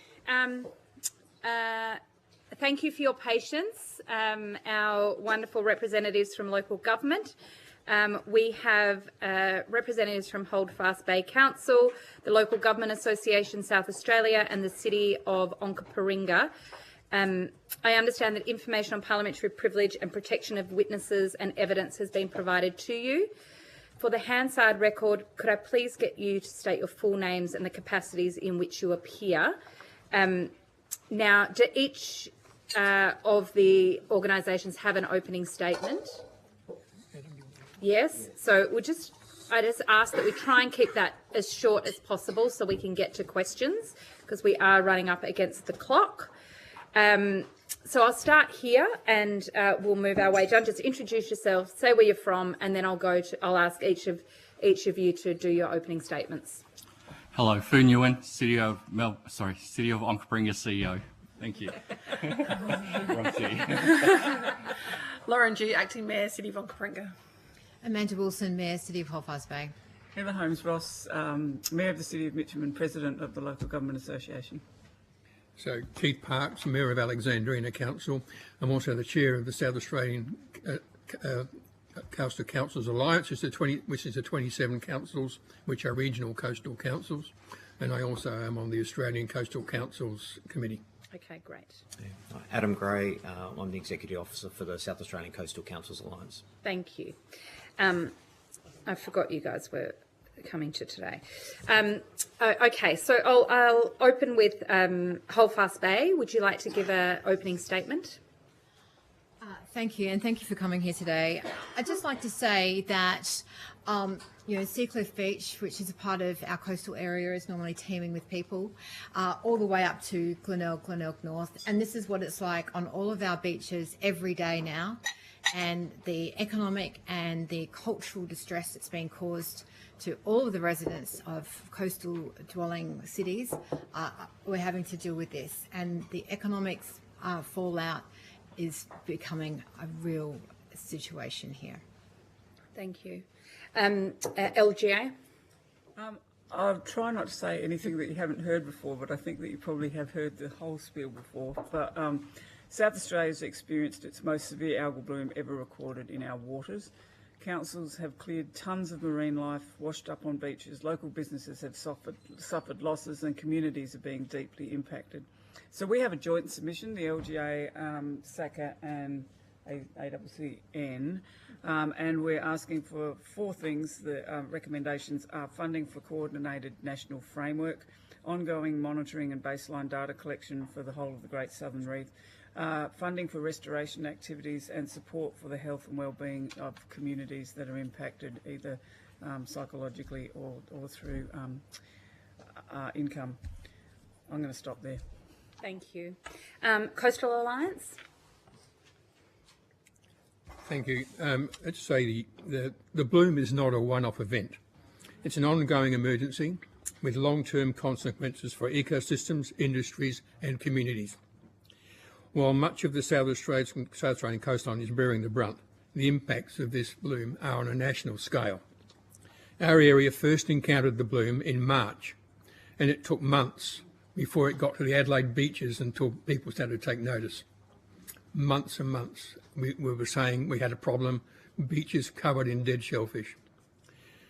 So we're calling on the state and federal governments to treat this bloom with the same urgency as other emergencies. We're looking for a coordinated, science-led, locally delivered response, backed by dedicated funding to ensure our communities, industries and ecosystems recover and are better placed in the future. Investments in monitoring early warning systems and mitigation measures are needed to safeguard the future of our coasts. Action to do all we can to prevent a reoccurrence needs to start now. It hasn't started yet. We need to make sure, because it will happen again. I can guarantee you. What we've got to make sure is it's minimised and that we know well and truly what we can do to try and prevent it and make it not so severe.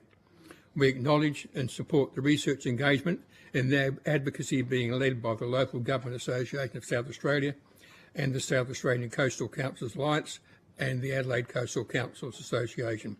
We provide a united voice for the local government sector involved in this emergency. Thank you. And Onkaparinga. Thank you. As you heard, I'm acting Mayor of the City of Onkaparinga, a mother and proudly living on Kaurna country. The one message I want the committee to hear from our council, as home to 31 kilometres of coastline and over 185,000 residents, is that this algal bloom is as much a disaster to us as the fires, floods and drought. And our state and our country have all experienced this, and our community keeps asking how they and us can take action now. The one recommendation I'd make is to give councils a real seat at the table. Local government is a willing and proven partner for investing in community and business resilience. We're here, we see what's happening, and we can make a difference. Right now, collaboration is key, as well as the much welcome funding announcements. We're counting on federal government's commitment to emissions reduction and state government's provision of clear, evidence-based information so councils like us can fulfil our role of supporting the livability of our places into the future. Thank you. Senator Grogan. Thank you. We'll go straight to Senator Walker. Thank you. It's great to have you all here today. I know we've caught up, quite a few of you have been in Canberra on a delegation recently, so it's great to have you here today. I think local government's really well positioned to talk about a few things. We know you're often on the forefront of service delivery, so I'd be interested to get a little bit of a breakdown of what that looks like for you, and also how that's, implicating things like resourcing, but also community sentiment. Often, your local elected officials are hearing directly from the community about what they're feeling about this algal bloom, and I think something we're definitely concerned about is the mental health impacts this is having on individuals. We know that South Australians love their beaches, and I think it'd be great to hear from you guys a little bit about what the community sentiment is around sort of anxiety. I'll start off then. So far, Holdfast Bay has removed 140 tonne of materials from our beaches. So that includes seaweed, dead marine animals, and a little bit of sand. From a health perspective, people are stopping me in the shops to say that they've got a cough. A lot of people are complaining of coughs. In fact, walking along the Esplanade on Sunday night, everybody was talking about how they all had a cough.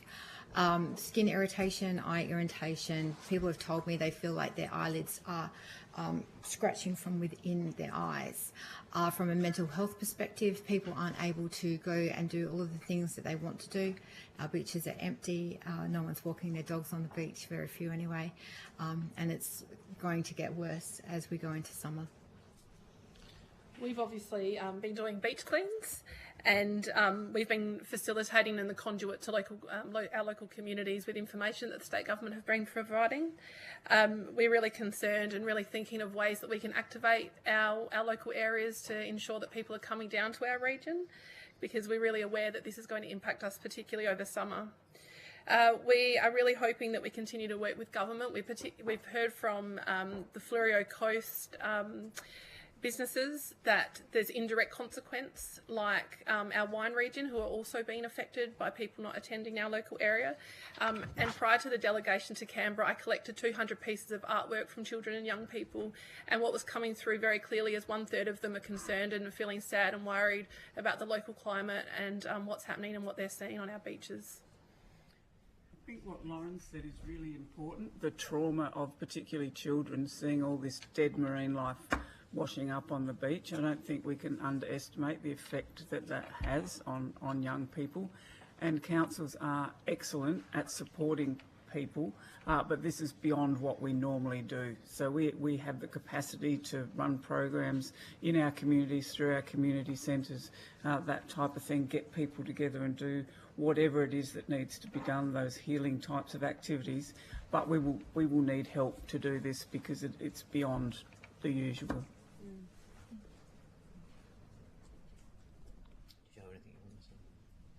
I just say the mental health, Charlotte, are absolutely on the ball about the effect of this on people's mental capacity.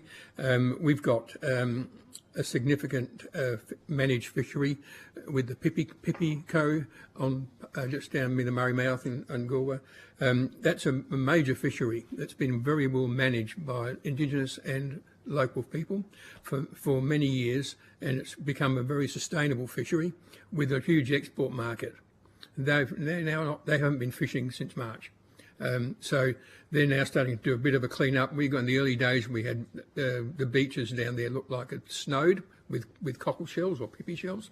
That's now seems to have stopped happening, but the effect also on tourism and what it's affecting local businesses. A lot of these businesses are still getting over the millennium drought back in 2008, 9, 10. They're still recovering. So we've got this on top of that. And we just don't know how long it's going to take. The fishermen, like not just down in our region, in the Coorong and near the Murray Mouth, the fisheries, the people are fishing, catching fish. Mulloway, no problem, plenty of mulloway and Coorong mullet. But people aren't buying it. People are frightened that the fish is dangerous to eat. The message is not that. The message is very, I know the government's been trying to get it out. The message is clear. If the fish is alive and swimming, it's healthy to eat. The fish are dying because they can't breathe. The algae clogs the gills. So they're not dying, they're not poisonous. So if you can get the message across that if a fish is caught, it's healthy. It's through a fishery, a proper sustained fishery, where they're going through the appropriate markets and being checked and doing all the quality assurance that good South Australian seafood gets, the best in the world. There's nothing wrong with eating it. So please, eat plenty of fish because the people need it. Just in relation to that, I just wanted to expand on Mayor Park's representation of the economic impact on regional communities. So it's being felt very differently right across the state. So we've got communities where the algal bloom has been present and there's dead fish on the beach, and it's really quite confronting. And tourists are not turning up. The winter tourism is well down. A lot of regional communities are expressing a lot of concern about local businesses and communities. The bakeries are feeling pressure, the local butchers are feeling pressure, the pubs feeling pressure. So there's a lot of concern about sustainability more broadly for the community, as well as the environmental impacts. And that's playing out in communities where the bloom hasn't even been present. So we're seeing communities on the far west coast of the Eyre Peninsula that are seeing a significant downturn in visitation because of either perception or just general confidence in visiting coastal communities. So it's playing out really, really differently in various communities right across the state, but it's certainly having a really significant impact on local businesses and tourism facilities, accommodation, tourism programs. Yeah. I also think importantly that local government and councils stand ready to do whatever we can. I don't want you to feel like we're here just saying we can't do anything, you have to fix it all. That's absolutely not how we feel. We really, really want to be part of the solution, and whatever you come up with, particularly with us involved, we're very, very happy to roll this out and help our communities along with you. Thank you. Back to you, Mr. Gray, and the community impacts. A lot of what we hear is that it's that the impacts are coastal. Yet I know, in my experience being up in the mid-north, a lot of people actually coming and saying, they're feeling the impacts of people making an assumption that because they're hearing in the media coverage that all the beaches are ruined and that, it's not safe to go, that people are cancelling their holidays. And that's not just impacting the coast, but that's impacting all the way up through the regional areas. Any great ideas or suggestions on how we balance out that message? Because of course we know that this is an awful situation we find ourselves in, and we have to take it very, very seriously. But we still have the situation where there's many, many beaches across South Australia that are perfectly safe and glorious to go to, and there's no sign of any impacts. So how do you have any ideas about how we get that message out in a more balanced way to, so people don't keep cancelling their holidays to South Australia? Yeah, so, you know, I was in Cleve last week and talking to, you know, all the mayors and the CEOs from the Eyre Peninsula, and talking about updates that I was providing to the coastal councils, and the inland councils were saying we would really like to be included on that now as well. So it's a conversation that's being reminded it's not just of interest to our coastal communities, but all the councils, local government and the communities that sit within land as well are very interested on how this is playing out. Community confidence is a fickle thing, right? So I'm not entirely sure, you know, I mean, it's... And like I said before, it's not just those communities that have the bloom present. It's more broadly, most communities are being tarnished, and the community confidence around visitation is, you know, it's not great at the moment. Hopefully to improve it. I've heard the vouchers have been really well welcomed, and there's tourism and accommodation facilities are seeing people take those up. So I can only encourage the state government to continue to promote, you know, South Australia is a great destination and provide incentives to visit the regions. But again, I'm no PR expert, but community confidence is certainly being impacted. Visitation is clearly down in this winter period. It's normally a lower period of visitation for our regional coastal communities, but it's well down. So it's in excess of 40% lower in some areas than what it would normally be. There's caravan parks that are expressing where they would normally have people there, be relatively full, that it's empty. We're seeing camping bookings well down. We're seeing boat ramp income well down as well. So we know that people are avoiding it. And there's some communities that the fishing, recreational activity is bringing in over a third of the visitation population. So if fishing is being impacted, then it's clearly over a third of the visitation is going to be impacted as well. So, but to go to your point, I think it's just a sustained effort. And fingers crossed we don't have this, you know, bloom, you know, continue through our summer, you know, high visitation periods, and it, you know, it wanes during that period. But yeah, it's a fingers crossed approach. Thank you. We would also suggest that investing in activations would really support our community and people across our state and even across the country to come to our local areas to be able to enjoy our produce, enjoy our vineyards, enjoy what our coast has to offer. So we think through events and good PR to ensure that people are coming and know what to expect in our local area positively would be really beneficial as well. Great, thank you. Thank you. We know the Prime Minister announced some money, $4 million for local government when he came. Is there any other money that's been earmarked specifically to help local councils? Not that I know of. There's the money for clean up, but that's, yes, yeah. But not in terms of kind of dealing with this community, the community impact that you've all outlined. There was money for community groups, but that doesn't seem to be for councils, and we're not sure how we fit into that at this point. You might need to take this on notice, but it'd be really interesting for us to understand what those extra financial impacts on a local council level are, and what you are predicting, given particularly, and I think in coastal areas and regional areas, you know, the community relies so much on the local council infrastructure and facilitation. I think it'd be good to understand if there's anything you're predicting in terms of budgets going forward that we can see, because it seems to me $4 million is not much specifically for local councils, given all of this. Something that we might see happening, and we're definitely seeing it in the drought regions, is people that aren't able to pay their council rates.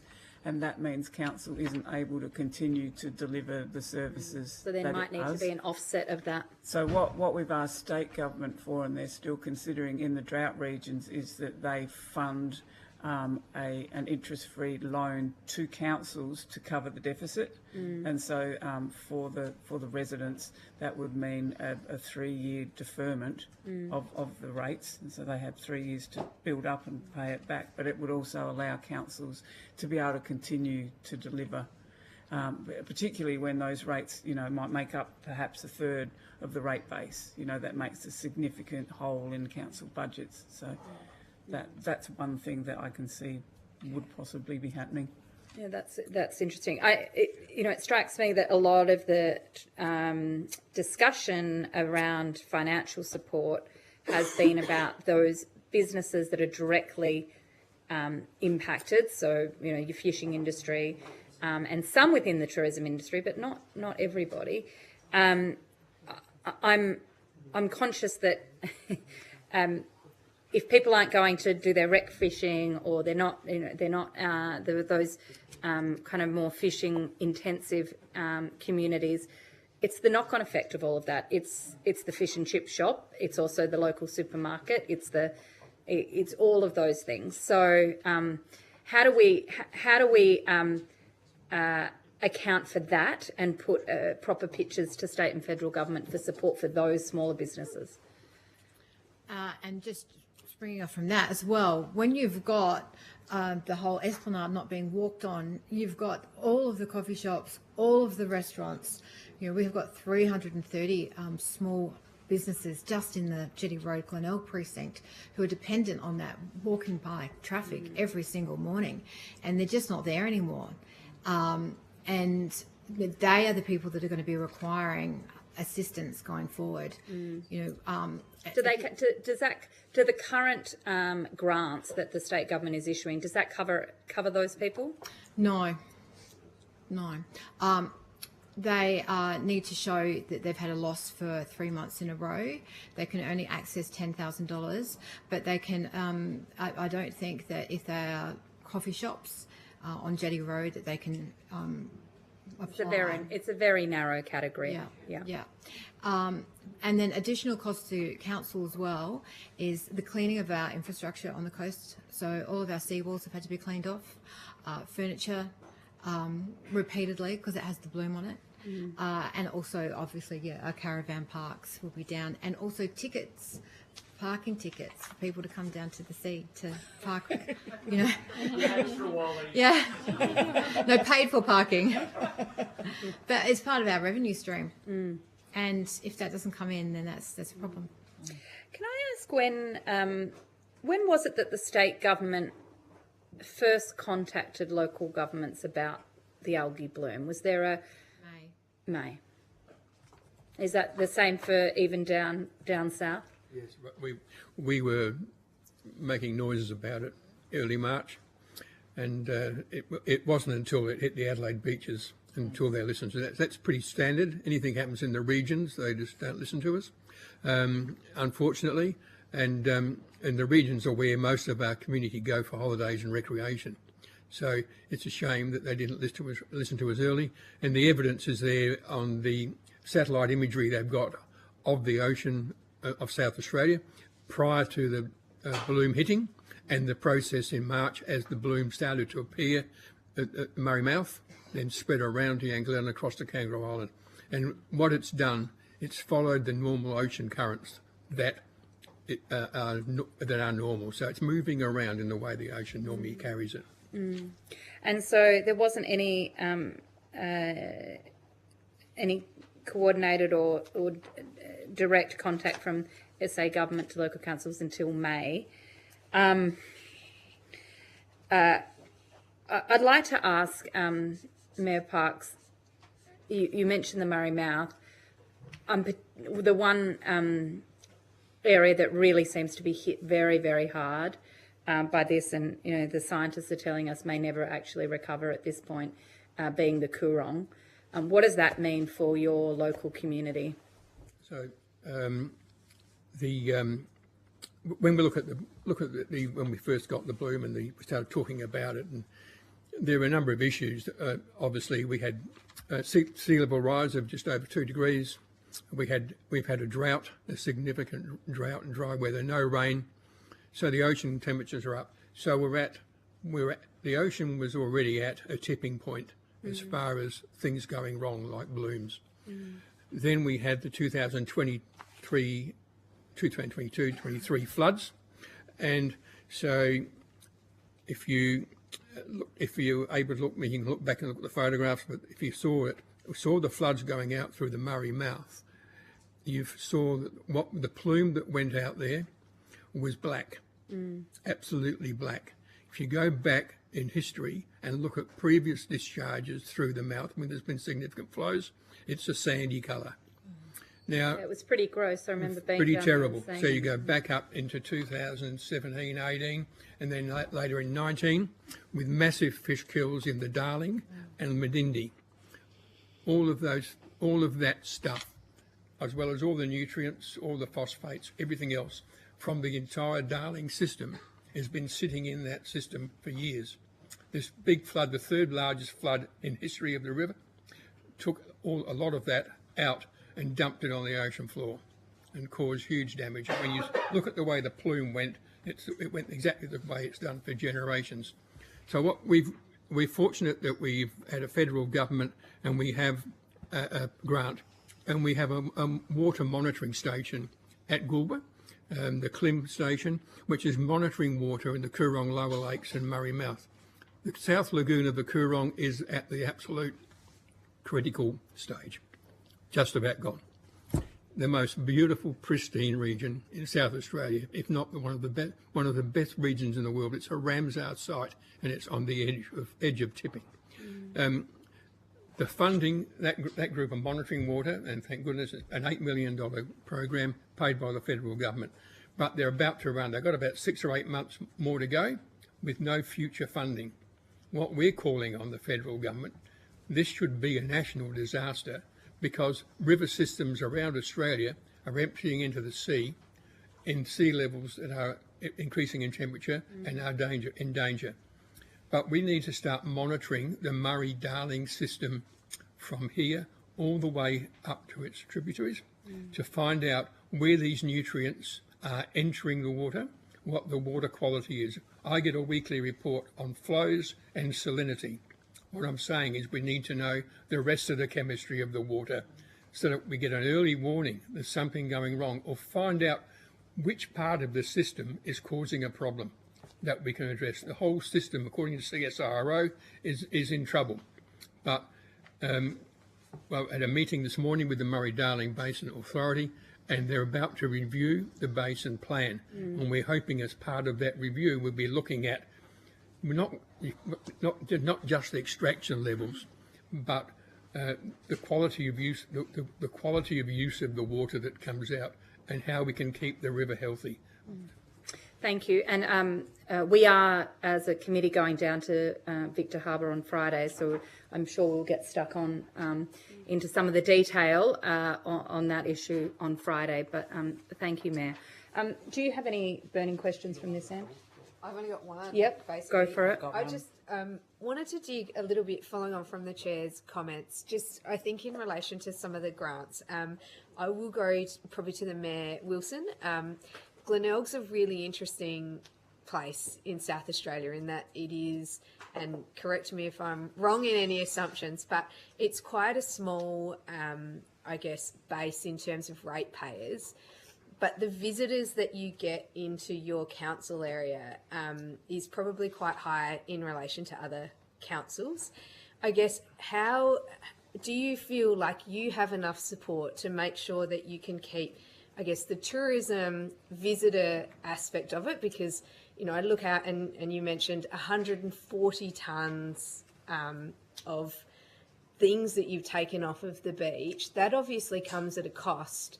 So what are the other services that are not getting the council's attention? And what can we do? I guess it's helpful for us to hear what we can do to maybe better support you. It's a unique council area. Yeah, so our ratepayer base is about 39,000, but we welcome at least 1.4 million tourists a year, easy. And New Year's Eve, we would get 100,000 people along this stretch of coast. So that's got a lot of a cost to keeping our beaches clean.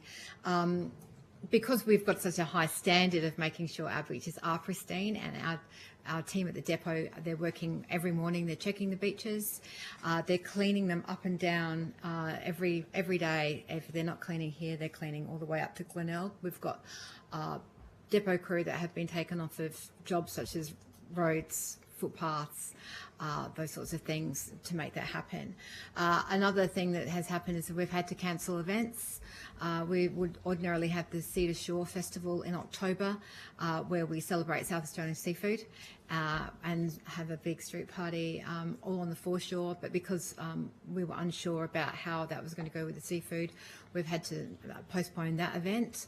And I think what Acting Mayor Dew was saying is that, you know, support for events would be great to help get people back into Glenelg particularly. You know, it is dependent on that crowd coming in, especially over school holidays, to generate the income. It can sustain itself over those quiet winter months because that's the low season. But if the high season doesn't kick in, that will be a massive problem. Thankfully, the Moseley Beach Club is coming back, even though it's, you know, so we would like to have more support for events, and I think that's the key area. Thank you. Ross? Yes. Specifically, I think at the moment to Mayor Parkes and Dr. Holmes-Ross, you mentioned that it had been going for months and months. My first interaction was I went down York Peninsula, I think in July, early July. They were talking about surfers getting sick, there people cancelling their holidays already. There's this talk, we're talking about who knew what when. Did anyone you know from the LGA, anyone from the coastal councils, raise this with state government prior to the times we're talking, back in May, back in June? When do you know of anyone formally raising it? So back in March, when we first started to get this issue, and it was evidenced by the number of cockles dying on the beach, we were starting to get people surfing at Middleton telling us that they were getting itchy eyes. And then we had people living in close proximity to the coast, so you get the sea mist coming in over the sand dunes, and they were experiencing respiratory irritations like getting bad hay fever, and they were starting to talk to us about that. So we spoke to the government, we spoke to SA Health. You spoke to these people back in Yes, March? we actually wrote. We prepared the cool flute signs to warn people of what was going on the beach, with consultation with SA Health, to make sure that they were happy with the wording we were putting up. And we were putting up signs telling people it wasn't going to kill them, explaining the irritation. If they see foam or the water's dirty, stay away from it, go for another part of the beach. When was this? Because we just got told that SA just updated their hearings on Thursday of last week. So when was this? No, this is in March. Was it early March? Oh, but that would be early March is when it first started, so it would be late March when we actually put the signs up on all the entrances to our beaches. Okay. Mayor Parkes, I wonder whether you've got any. You said you've written to them. I wonder if there's any official correspondence from you to them to you that you could take on notice and table, so we can understand that time. We would have the email chain Great. of us sending samples of the artwork of the signs we we're going to put up, and Perfect. getting their advice on the appropriateness of the wording. Thank you. Senator Pocock. Really important evidence, thank you, about the visitor economy, the 40% loss in visitors, the need for support for businesses and the community for events and so on. I think it was you, Dr. Holmes-Ross, who mentioned the restoration activities, the restorative work that lies ahead. Can you tell us a little about that? A scientist would be, that's right, a marine scientist would be better, but what we've heard, than me, but I'll give it a red hot go, what we've heard is that over the past 150 odd years, since colonisation, that we have done various things to stop the capacity of the ocean from recovering itself. Things like removal of the oyster beds, removal of seagrasses, kelp forests, those types of things which give resilience to the ocean. So from what I understand, it's about rebuilding those natural systems, but that's going to take a real lot of effort, because it's not just here. We know that other parts of the Great Southern Reef are affected as well. We know that there's a sea urchin desert slightly south, I believe. So just that it's a huge job, but without the monitoring, we're not even sure what's going on. And then, of course, on top of that is just general climate capacity, all the things that we have to put in place to mitigate climate change without the recovery bit. So that's just another fix that by Tuesday type thing. Thank you. We are going to have to draw a line under this, but if you've got a quick comment to make, Acting Mayor. Sure. Just we're also encouraging strong investment in ecosystem resilience as well. And what we've been talking a lot about was around community creek line cleans and installation of gross pollutant traps, and how the federal government could really be supporting us with our stormwater and grants like that for infrastructure to stop the runoff out into our Gulf. Great. Thank you. I've got a really quick one. I don't know if you know, but the federal government gives money to councils, and over the last 30 years, the way that's come to us has changed. It used to be untied funding, and it was about 1% of your spend. And slowly over the last 30 years, that's changed from being untied grants to tied grants. That makes it difficult for us to use money on whatever we need to. And I get that it's sexier because it means the cutting of ribbons, but it means that federal government set the agenda for how our money will be spent. We would be really appreciative if we could look at scaling back the number. It's not more money, it's just differently spent. Scaling back the number of grants that are tied, because that means applying for them, and if you're not good at applying for them, you don't get the money.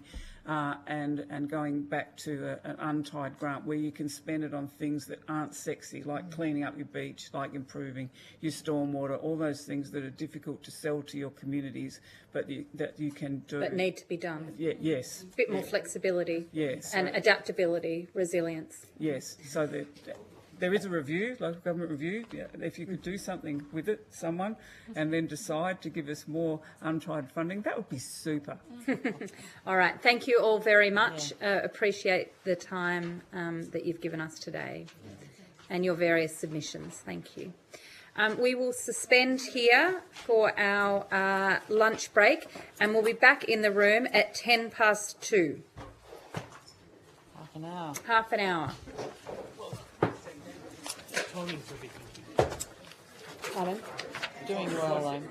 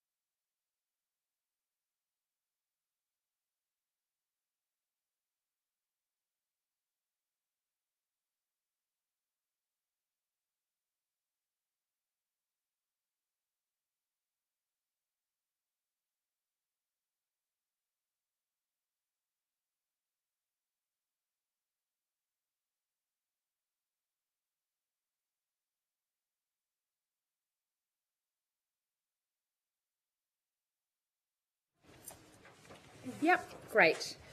Well, we will recommence our hearing, and we now welcome Ms. Kirsty Bevan from the Conservation Council of South Australia. I understand that information on parliamentary privilege and the protection of witnesses and evidence has been provided to you. For the Hansard record, could you please state your full name and the capacity in which you appear today? Yes, thank you, Sarah. My name is Kirsty Bevan and I'm representing the Conservation Council of South Australia and the 40+ members that we represent and the 90,000+ supporters of our organisation and the broader environment sector here in South Australia. Thank you. Now, Ms. Bevan, do you have an opening statement? I hadn't prepared anything specifically, but I do want to just stress that primarily our position is around the need for the nation to establish some kind of transition from fossil fuels, and I can talk more to that if the council or the committee would like to hear more. Essentially, we have looked at all of the 3 factors that the state government have put forward as causes of this particular algal bloom, and each and every one of those has been declared as an unprecedented event, which is above and beyond our normal events, driven primarily by climate drivers. And each of the independent reports, particularly around the floods in 2022-23 along the River Murray, it has shown that these are likely to occur more frequently and more intense. The same with the upwelling, which is a natural occurrence, but this was an unprecedented event recently. And that we are more likely to see a more frequent occurrence of these upwellings with higher levels of nutrients occurring. And of course, it speaks to itself that the higher temperatures of the marine surface temperature, 2.5 to 3 degrees, if that's not alarming, I don't know what is. So I do think that whilst we talk about restoration recovery, it's critically important. If we don't address those climate drivers, then we are really band-aiding something without dealing with the cause. Mm-hmm. Okay, thank you. I might go to Senator Grogan. Oh, sorry, or Senator Grogan's colleagues. Certainly. Thank you very much for being here today. Can you just outline for us what you see the main ecological challenges or problems that arise as a result of this algal bloom? Yes, the main problems are directly, obviously, the marine life, so the loss of fish species, which then has not only impacts on business, tourism, all of the livelihoods of the people that live in that area, but it also has flow-on effects through the food web. So we are seeing already impacts, we believe, on particularly migratory birds and also the local bird species that exist along our coastline, which is quite extensive. We also know that there are a lot of impacts on our marine life, and whilst the algal bloom doesn't affect, our belief is, mammals, we do know that mammals rely on a lot of the species. So there's things like the already heavily threatened Australian sea lion. We've got a recovery group that looks at that. There are a whole number of threats against that particular species. We now add in the fact that its food source is under threat. Then it puts a lot of those threatened species really, really at the brink of extinction. I also think that in terms of those bird species, we've also got some responsibilities. We've got some pretty significant wetlands in the Coorong, and we've got the International Bird Sanctuary. And if we're not building extensive refuges in order for those birds to seek support elsewhere when their normal areas are under threat, then we risk, again, possible extinction of some of those bird species. I also think there needs to be a lot of work done, and I believe our State Department is doing a bit of work around the impact on our particular marine parks, so the no-take zones or sanctuary zones, to look at how they've responded or how they do respond post the algal bloom, because I think there is scope here where we should be looking at broader marine protected areas. One of the pieces of evidence we heard earlier was it's not certain whether this is a one-off event or whether it's likely to recur in the way that it does, for instance, in Florida. Mm-hmm.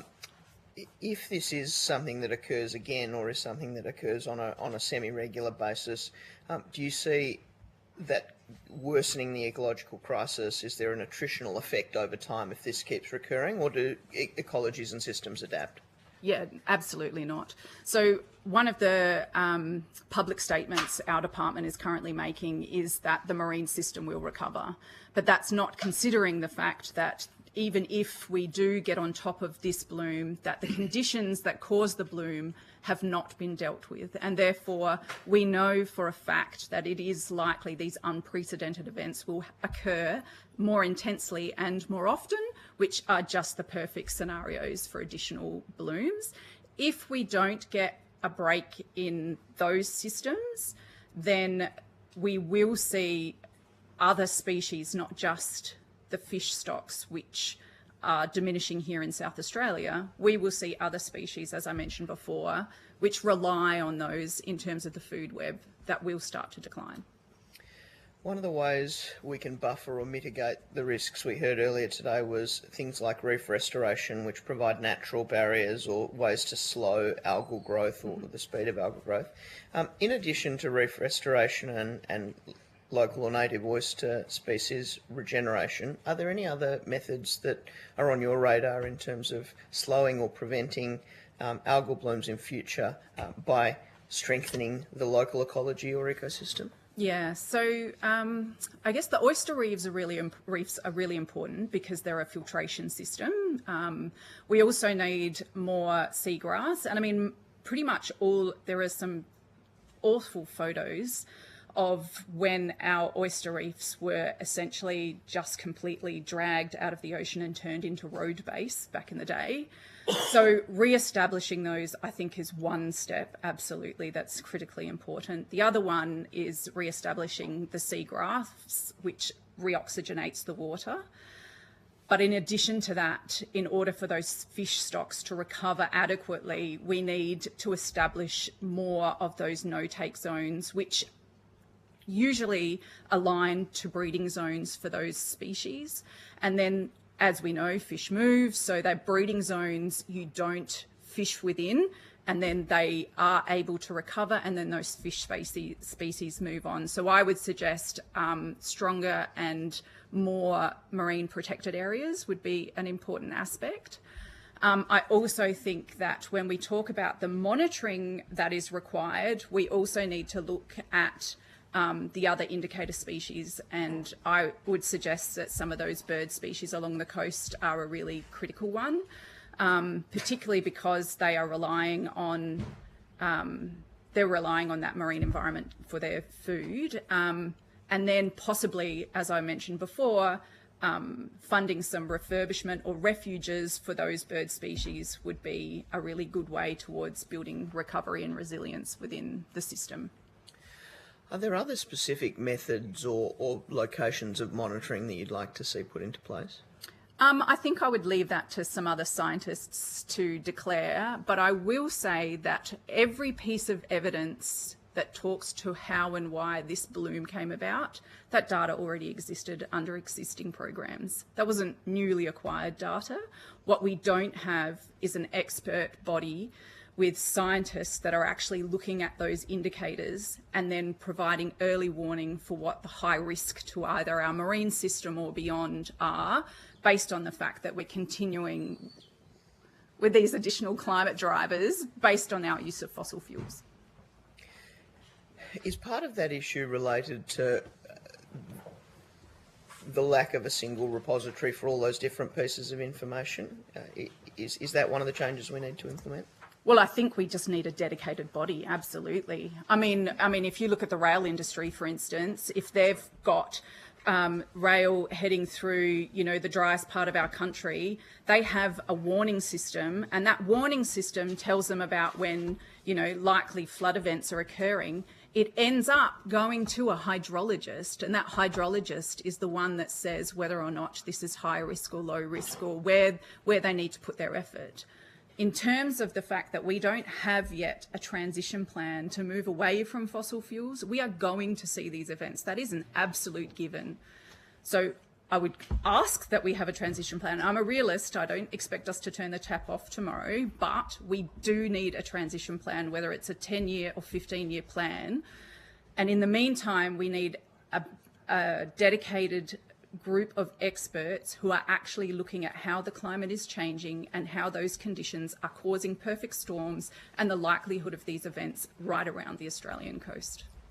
Are there particular catchments and catchment management practices that you think require examination or different policies essentially in relation to? Not to my knowledge. I mean, there's additional monitoring that can happen once the bloom takes place, and there's more we know now than we knew before in terms of how the water flows through those different catchments and then what the persistence of that bloom is likely to be. But again, I would leave that to those experts. I think that's my questions. Thank you. Thank you, Chair. Thank you. Senator McLaughlin. Hello, thank you for your evidence. I'd just like to take you to your submission and talk a little bit about nutrient runoff and whether you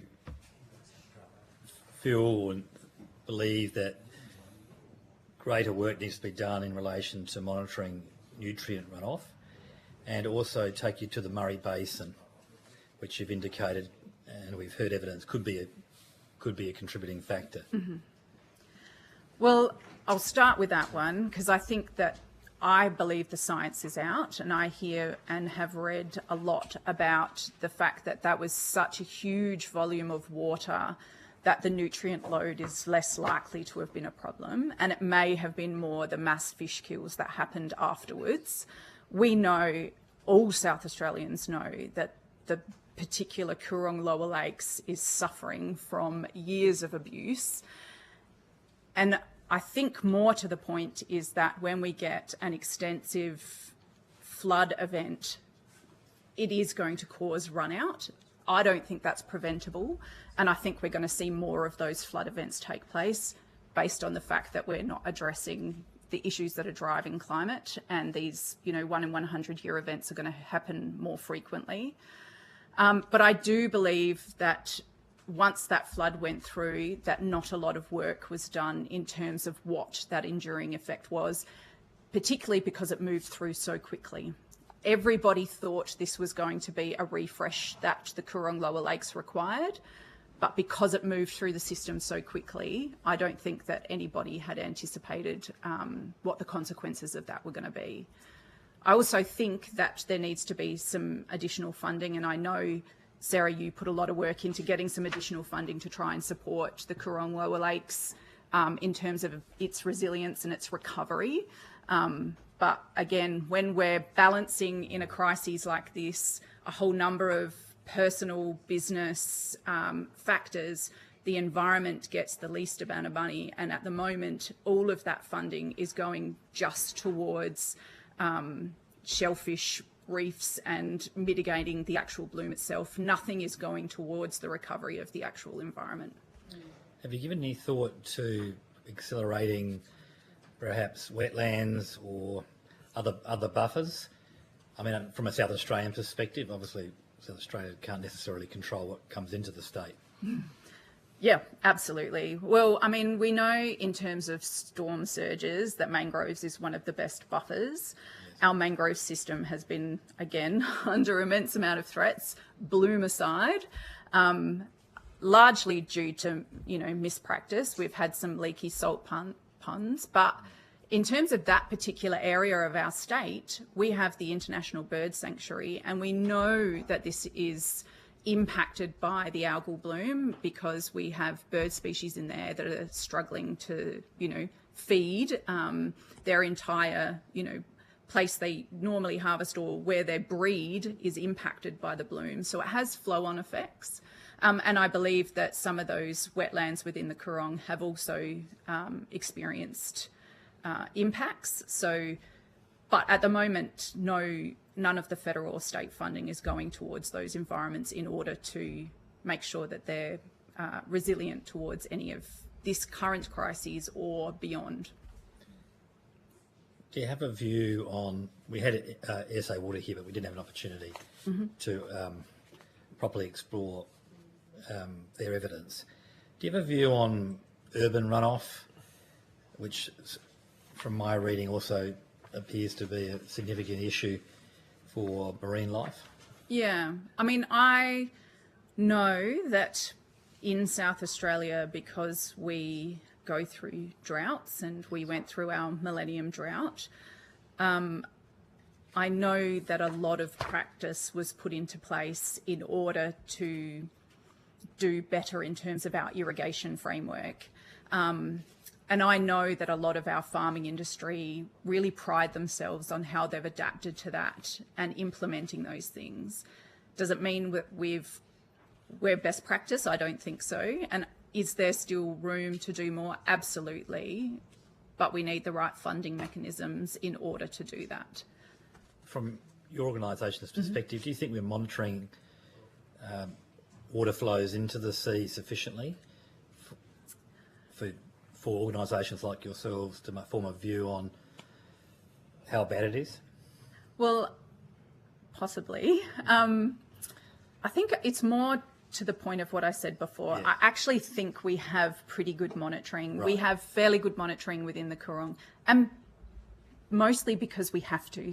We are also going through another 2 years worth of drought conditions here in South Australia. It is likely the next 5 years for us is going to be very challenging. The monitoring of the data in terms of data collection is not necessarily our problem. It's that we have no group with an assigned responsibility or an accountability for looking at and measuring those kinds of impacts. And I think that's where we fall down. So can I just clarify that, Senator McLaughlin? So you're saying the data of the water quality is being collected by the EPA. By the EPA, but the next step of, well, if it's good, bad, sus, there's no kind of a trigger point. Nothing happens. Yeah, no one's accountable for that. Correct. So the data's collected, but it doesn't mean anything. It's not used for anything. No. Sorry. Thank you. That's right, Chair. That's a very good question. If I sort of understand your evidence, there seems to be an artificial divide between land and sea, or waterways internally and the sea, and we're not matching both data suites to fully understand the impacts of one on the other. Is that fair? I mean, feel free to correct me. I'm grappling with. Yeah, well, I think we implement things to. I mean, it's all around productivity, right? So we're implementing things in order to use the least amount of water we can, because in drought conditions we have minimal, and if not through desalination, it just costs more. So from a productivity sense, we're doing all we can to make sure that on land we're using the least amount possible to get the greater gains. I do think that we are doing what we can to minimise how much is flowing into the ocean. But I think we're also not considering the other pressures the ocean is under, and therefore the system is changing. So what we have done for, the last 10 years that might not have been having an impact now may be one of those drivers. And again, it's because nobody is looking at the data in terms of what are those tipping points? What is the risk profile we should be looking at? Where are those alarm bells that tell us, actually, we're reaching a point, this is where we need to be concerned, or these are the actions we need to take in order to mitigate these kinds of outcomes? I don't have any. Can I just follow up? Yes, sure. That's in my point. That's where we're getting to. These alarm bells. Seems to me we're heading down this BA business as usual. Mm-hmm. We've got the EPA monitoring this. We've got temperatures going up in the river. We've got somewhere along the line that become an oh hell moment from BAU, and no one can point to when that was or is. Everything's normal until it's not normal. This woke up to be not normal sometime. When did you guys start making representations that this was not normal, this particular bloom? When did this become? Did you write to anyone or say, hey, we think we've got a problem here? Or Yeah, so I wrote to our State Environment Minister. That may be my alarm phone to pick up my child. Is it okay if I could? If you need to run, get children. No, somebody is. It's just my reminder ordinarily when I'm not talking at these. You know when that was? When was the oh hell moment for you? Yeah, I think probably Probably for me, the OHEL moment was later than it should have been. Right. Primarily because there was information that I wasn't aware of. So early on, we were told. Can you give sort of monthish early on? Yeah, so it would have been after the federal money was provided. Yeah, okay.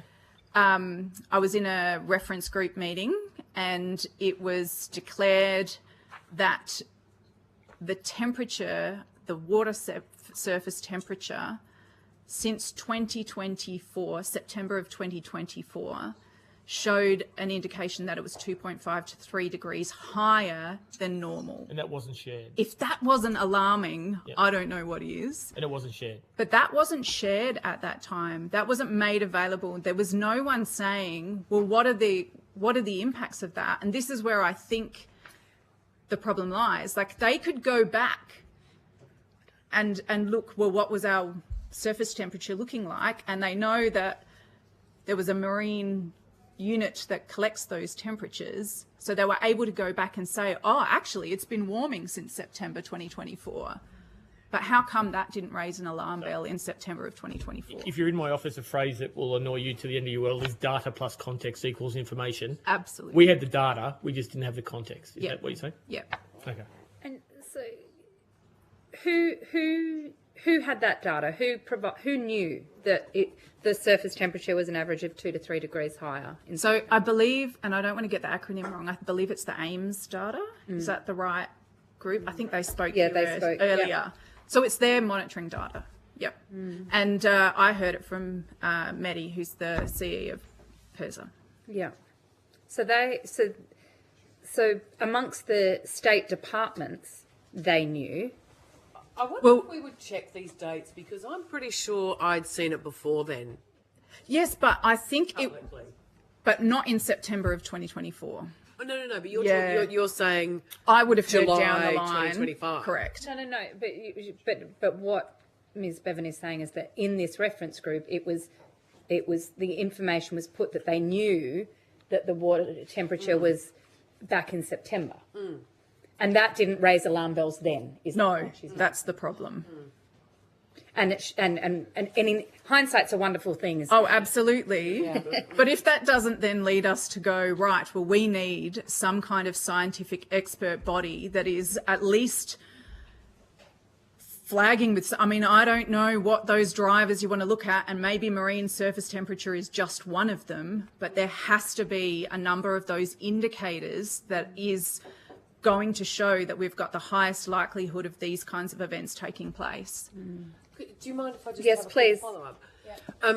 Because one of the things that I'm sort of grappling with is that the surface temperature isn't the surface temperature everywhere. Like, yes. So what I was hearing a couple of days ago was that there's still this bank of water that's 2.5 degrees higher that's actually impacting how the flushing sort of tides work and stopping some of that. And I just think we need to kind of understand how all that sort of integrates, because if we've still got bits that are 2.5 and other bits that are different temperatures, how do those temperatures interface? Because I think the one thing that seems to be consistent that everyone's agreeing on is, like, the ocean is warming. Scientists have been telling us this for a long time, and we're now starting to see what that actually means and what that impact is. But what's the interface? How do we...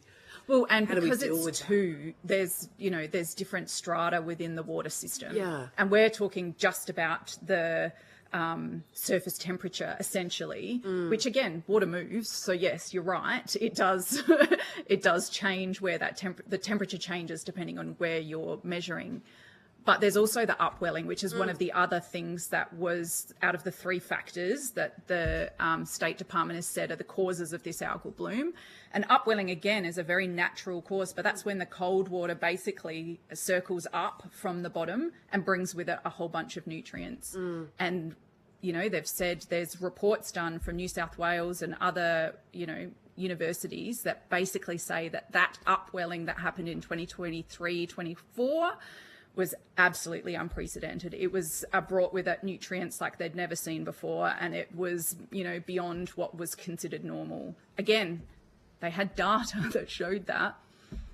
How was that not an alarm bell going off, that they know that last year there was also high water temperatures.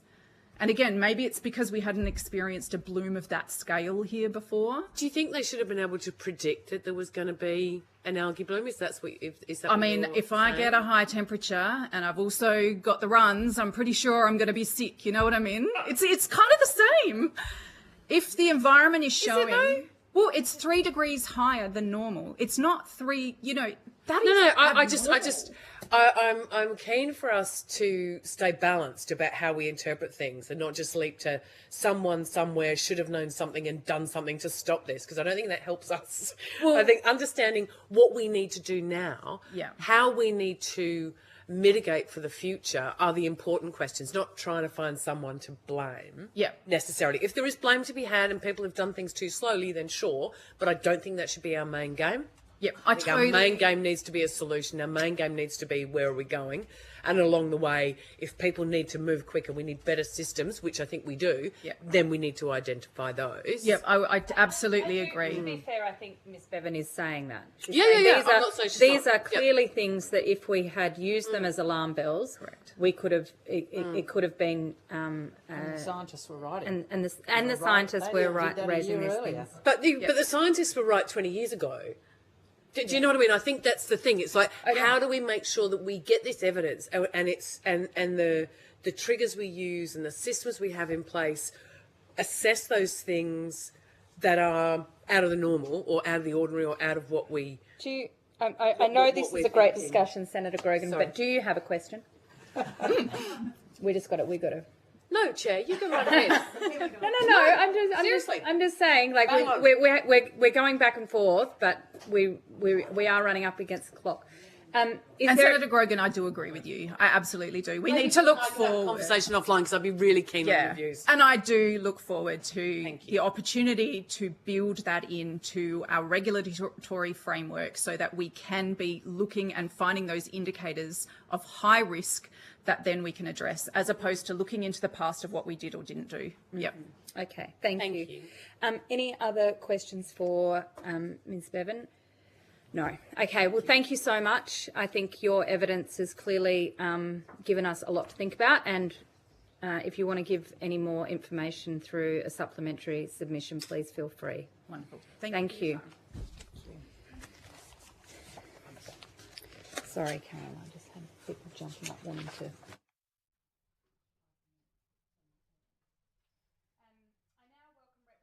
From the Tourism Industry Council South Australia and the South Australian Tourism Commission.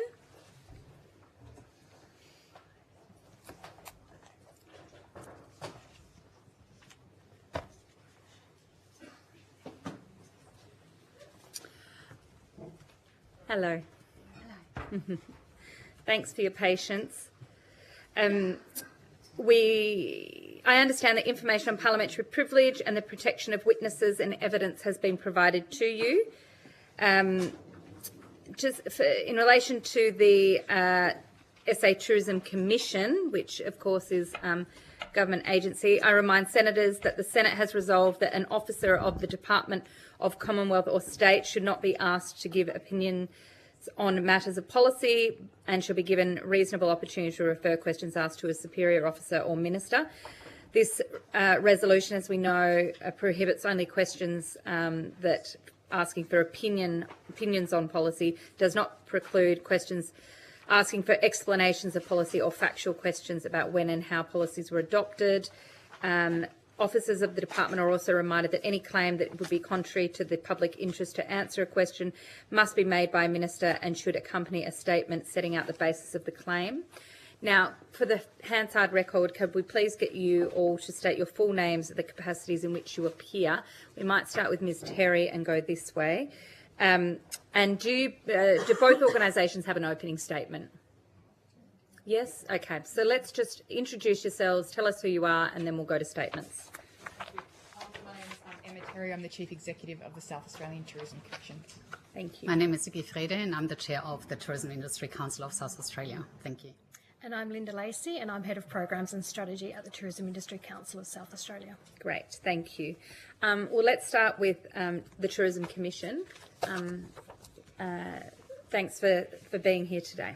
Thank you. And it was just a short opening statement. So, South Australia's tourism industry, primarily coastal tourism, has been impacted by the harmful algal bloom, impacting about a third of our state's coast. Our industry has been through many challenges in recent years, bearing the brunt, of course, of the COVID pandemic, bushfires, the Murray River floods, and also the recent drought. These events impact large segments of the community and the economy, and our state's tourism businesses are often amongst those that are disrupted.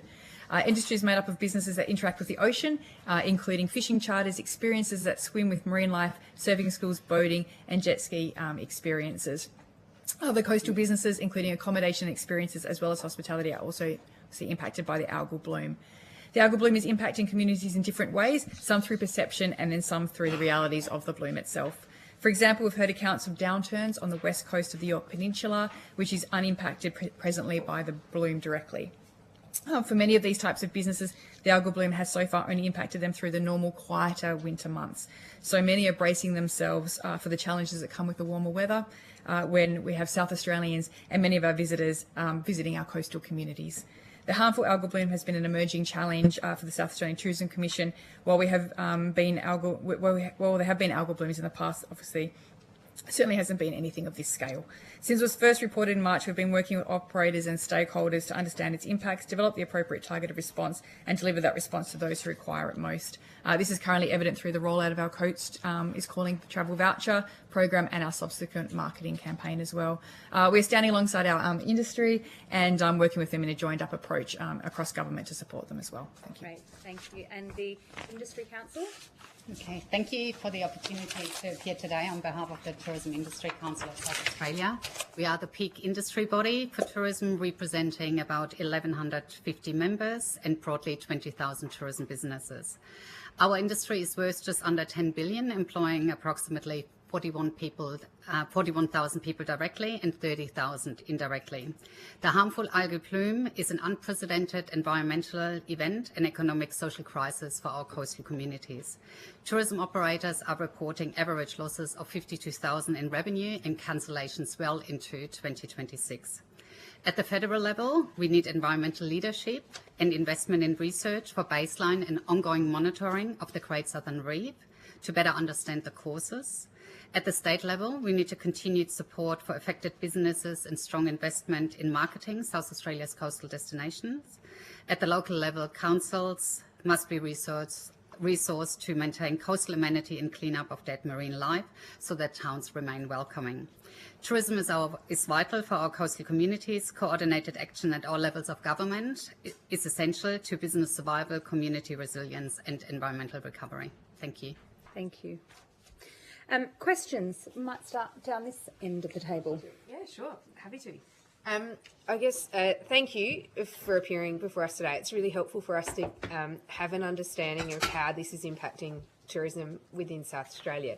I guess this is probably for you, Ms. Terry, is what campaigns are running both nationally, locally and internationally out to people to say South Australia is still a great destination to come to and that our beaches are safe and we want to see tourism there for the summer months ahead. Yeah, so that's right. We do obviously run international, national and local campaigns, and we do adjust those and flex those as we're required as well. So over the back in April, we launched a new brand campaign, which was Celebrate the Simple Pleasures.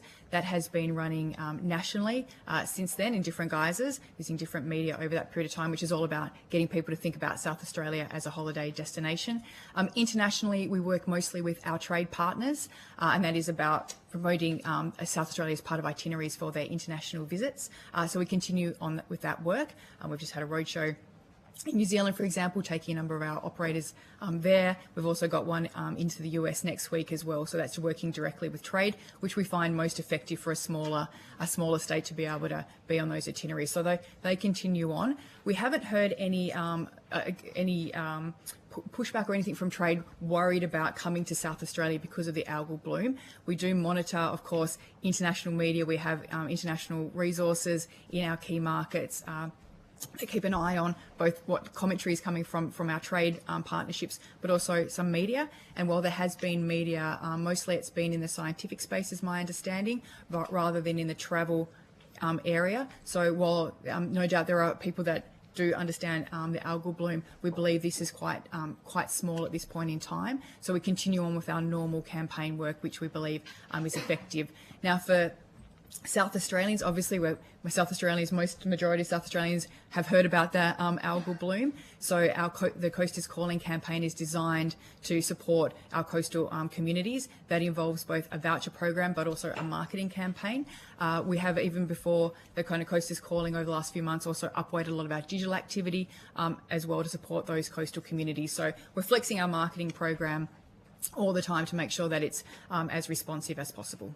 And I guess, so how many vouchers have been used to make a booking? Well, the program actually launches, we've got onboarding our operators, so we have over 200 coastal-based tourism operators as part of the voucher program. That's our first phase. So we're really happy to have that and them being onboarded at the moment. The ballot, which is open to South Australians, opens on the 19th of September. So that's open for a few days where people register their interest to receive a voucher. On the 23rd of September, that is then drawn. And then people get to book and travel from that period onwards until the end of November. So nothing's been done before? Not Sorry, from a because I voucher. thought we heard evidence earlier today that it said that was Yeah, already underway. It was already underway. The voucher program is underway in terms of onboarding those operators, which is the first phase of this. We have done these voucher programs previously to support the Murray River floods, for example, and also in COVID. So the first phase is onboarding our industry. They need to be able to... Sorry, just where are the voucher program? And so... why has it taken so long? So we've known about this since March. Why is it taking 6 months, I guess, to support these industries? And it's heartbreaking to go out into coastal communities and hear about caravan parks that were empty for the school holidays that we just had. The winter tourism has been well down. I think some are reporting, up to 40% down. Others, they've got nothing. Why the, I guess, delayed response? Because these voucher programs we've run, yes, for COVID, yes, for the Murray, so the infrastructure should be there. For the voucher piece and for the infrastructure, we find that for that to work well in the past, like if you think about the Murray River, that was post-recovery. We're in an unusual situation here where obviously the bloom is persistent.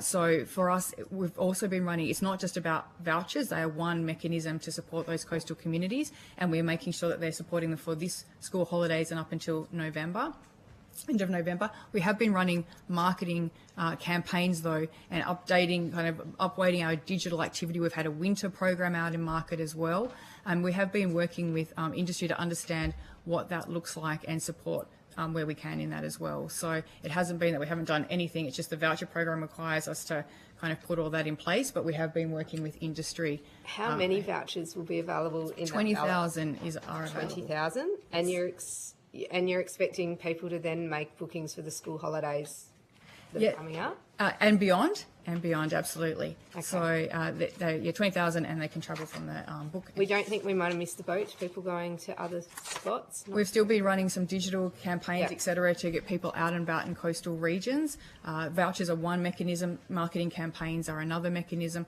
So we're still doing that. Obviously, the health messaging is really important, sort of prelude to some of that work as well. Yeah, and then just going into events, tourism has its own events area. Are there plans underway? And we heard from Holdfast Bay Council Mayor that they're really looking for support for events. So they have 100,000 people within the Glenelg area for New Year's Eve. They do other seafood festivals.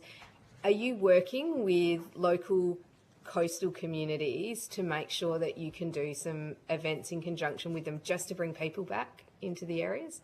Yeah, look, we're looking, and we certainly do support a number of these events already through our marketing programs. We've also got a regional event fund. Some of these events are covered under and supported by as well. So absolutely, we're all about sort of getting people to coastal regions. We understand events are really, really important part of that. So we have different ways that we can support that. Yeah. Can I ask a question? On that same thing, Ms. Freddie, you said an average fall of $52,000. Yeah. In your So not of all your members, surely. No. When you said But it average, was that scared basically me. the members that responded to the Right, okay. survey, and there were Can I ask predominantly. how many responded? We had 100 respondents to that survey. There were predominantly small businesses that were averaging around the 52,000, and then the larger businesses were reporting about up to 100,000, but there were approximately 14% out of that survey that were experiencing that, and then coastal caravan parks were forecasting losses up to 900,000 up to 1 million over spring and summer at the time. Okay. Yeah. No, when you said So there was a average survey. 52,000, you said how many members you had. I was quite Yeah. scared, but that was fine. Okay, sorry about Yeah, so predominantly the coastal that. Okay. operators. And in history, these vouchers and other things, are they seeing any remediation? Are you only seeing any near-term improvement in what's going on so far in bookings of your members? No, or either of you? The voucher program. No, it hasn't. But with your campaigns and what you're doing, have you seen? Like I was down there, I say back in June, they were worried about cancellations. Have you seen a slowing of cancellations or an increase in bookings since the increase in campaigning? I think people are sort of tending, with particularly some of the spring holidays coming in, and then I know that with some caravan parks, for say, which are where you get your bigger losses from, their cancellation period where people might start cancelling and then having to refund money hasn't quite kicked in yet. So Right. people are sitting and holding and waiting to see what spring and summer is going to look like. I'm not sure what the next school holidays are, but we haven't heard of any sort of exacerbated increase in Okay. cancellations. Thank you, Chair. Thank you. Senator Grogan. Thank you. Well, that's good to know. Obviously, it's a deep concern, the impact on our tourism. Have you had a look at other examples of where there may have been some significant environmental event in other jurisdictions and how they may have looked to bounce back from that? Yeah, there you go. Well, and we've obviously had some examples ourselves. Obviously, we've referred to COVID, the River Murray. We know Queensland, obviously not to be able to speak specifically to that, but obviously have their cyclones and other flooding events, etc. So there, unfortunately, we do sort of see those examples. What's interesting about those, of course, is that there is a recovery period where the crisis, the natural crisis, sort of passes, and then you sort of move on.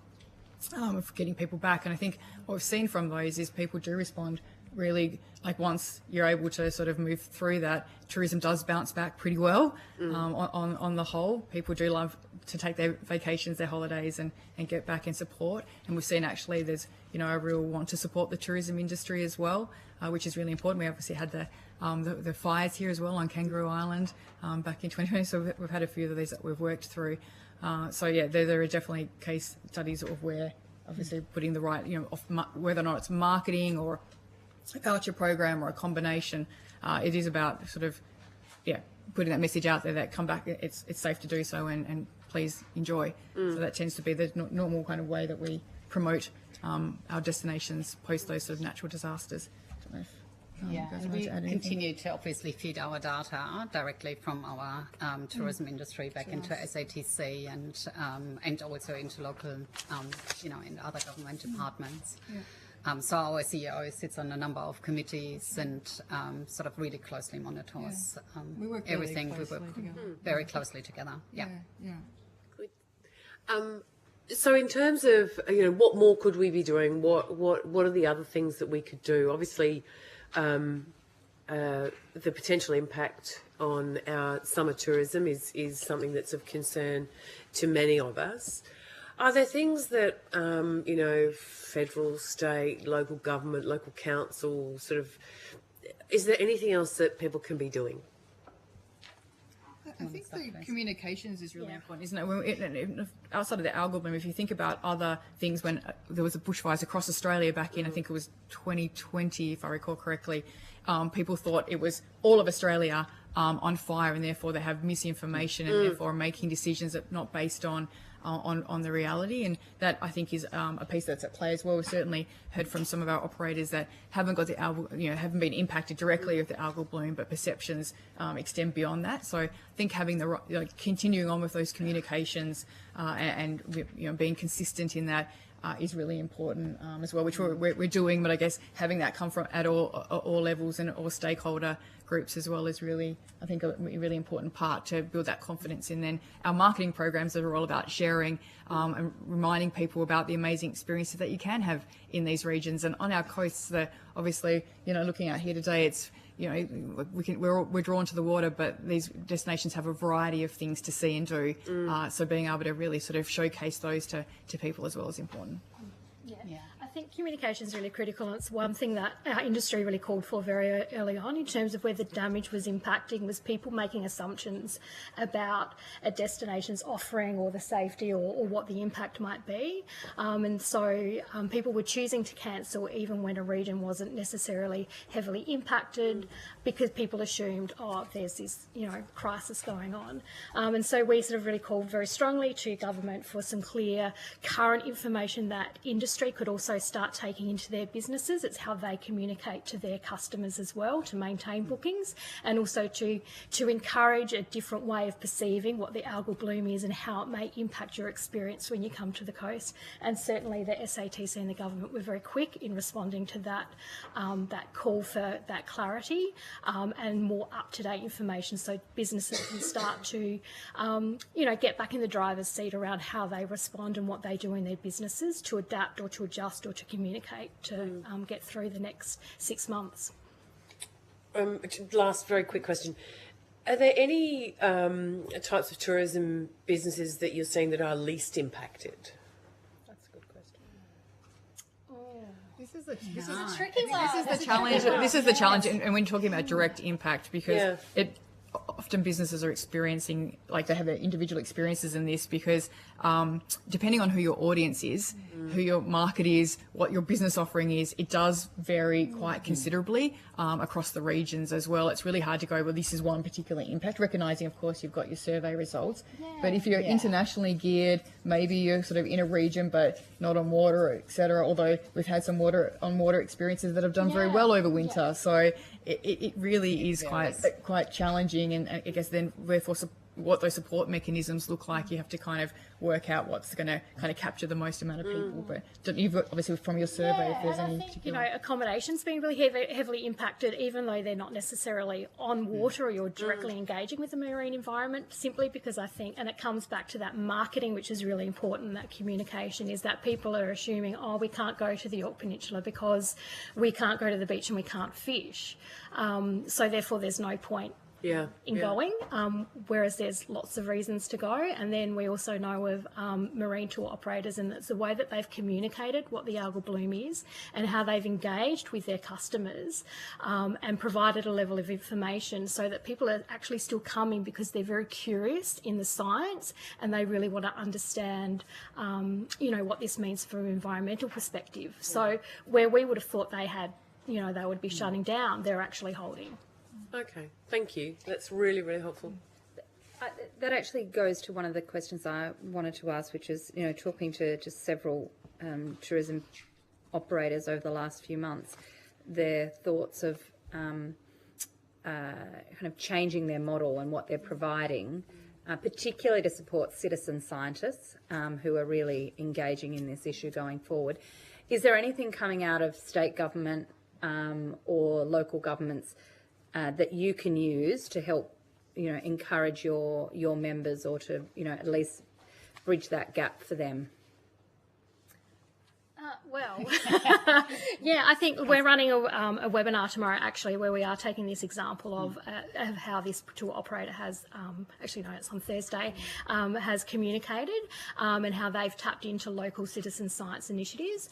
Our Can I ask who that is? Who's the example? It's Spirit of Australia cruises, so down Spirit of Coorong and the Big Duck. Temptation Sailing here off of Glenelg has also done an incredible job at this. I think particularly our marine operators or tour operators where they engage with the environment or even accommodation in really unique settings, they care passionately about the environment.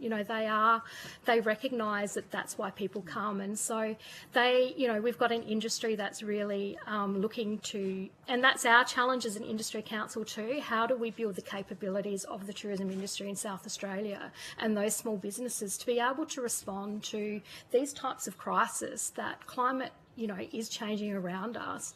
You can't have businesses with one structured model, a set and forget. We've always been able to go out and do tours on the water because the ocean environment's very stable and it's predictable. Much like terrestrial operators have to learn how to adjust and connect with the environment in different ways and create different experiences for visitors. Our marine operators have to do that, and our operators across South Australia have to be able to do that, and we are certainly very passionate about how we flex and build those skills within our operators. But often, we do know that operators are really connected into local citizen science projects, whether it's monitoring or water. Spirit of the Coorong actually are doing water testing as a part of their experience, so people are actually engaging with the environment. They're not just going out and sightseeing, they're walking away with a lesson and an understanding, and hopefully creating ambassadors. That's the beauty of tourism in natural environments, is it creates an opportunity for people to become ambassadors and go and spread that care for our natural assets. Obviously, there's been some grants announced by the government. Is this? I'd like to understand how extensive they are for your members. Are there people who are missing out? Are there people, or does it apply to everybody? Is it sufficient? Yeah. So we've been doing a little bit of analysis on people that have been applying for the grants and how well that's gone. 85% of people who've responded to our survey actually haven't applied for a grant because they don't think they're eligible. The challenge has been that this crisis has probably really hit over a period of winter downturn anyway, as well as some other things that have been going on in terms of economically for tourism. So at this point in time, it's a bit hard to tell, but we do know that people have used that $10,000 purely for operational, purely to get their staff paid and bills paid through this time. $10,000 isn't very much, though. It's not a lot. Experience a downturn between 52 and 100,000 already in the down season. Yeah, that's right. That's correct. And we're going to continue to monitor that. And we had a conversation with the Minister about that actually last week, that we're going to continue to feed that information back in. It's good that the voucher period was actually, the grant period was actually extended so that more businesses had the opportunity to apply. Because they weren't qualifying initially for that 30% downturn. That's right. That was required to demonstrate. Yeah, and that might actually have to be extended sort of further as well. I'm wondering how we make sure people don't miss out when it really hits in the peak season. If people are, still struggling with visit levels and booking numbers, how do we make sure the tourism industry isn't left out in the cold because they didn't qualify or didn't put in for all the grants before summer? Is there some safety net that the government's agreed to make sure those industries who rely on the summer trade are going to be looked after? Not to our knowledge right at this point, no. Ms. Terry, is this something that you're worried about? Look, certainly we're aware that over the summer period is a really critical period for our tourism businesses. TICSA is on the industry reference group. We sit on the task force, so tourism is absolutely represented in those right forums as the considerations are done and decisions are made. So we certainly make sure that tourism is part of that, absolutely. Hopefully the voucher And program and the marketing campaigns. Well, absolutely, we've already got that We're underway also as well. just in running a lot of regional events over the next 6 months, and so we'll be, obviously consulting industry on an ongoing basis. We'll also continue to run more surveys, so we're going to get first-hand information, and we'll, feed that back through, our established channels. What's the time for? So you're saying that the access to the grant system was extended. Is there a time frame on this? Like, are we going to be back here in mid next year with tourism operators who weren't able to access money in time, and so therefore the money's run out? Or Absolutely, there's a potential for that in terms of what that qualifying period is. But I guess the information we're getting, we're working very closely with the Office for Small and Family Business, which is managing that grant or distributing that grant program. And they're encouraging us to tell people to just apply, because there's been, and we've seen that shift in that extension of what that qualifying period is. It happened really quickly as soon as it became apparent that the initial phase was knocking a lot of people out. So we can only, I guess, continue to feed information in and hope that government will continue to adjust and respond to that. Okay. Any other burning questions? I just had one more question. Just in relation to the grants, what's the split between regional and metro? Sorry, for the vouchers. So the 20,000, the 20,000 number of businesses that are metro that are involved in the voucher program. Yeah, so the businesses, what's the split between metro and regional? I think 87% of them are regional businesses. Okay. In that program.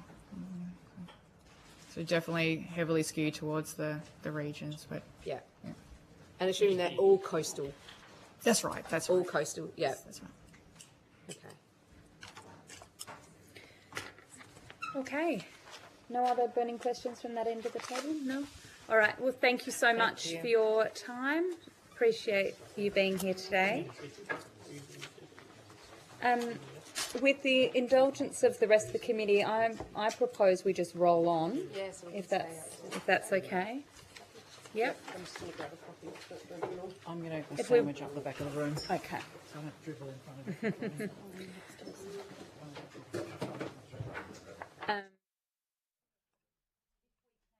Forward the next lot of witnesses and get them settled, please.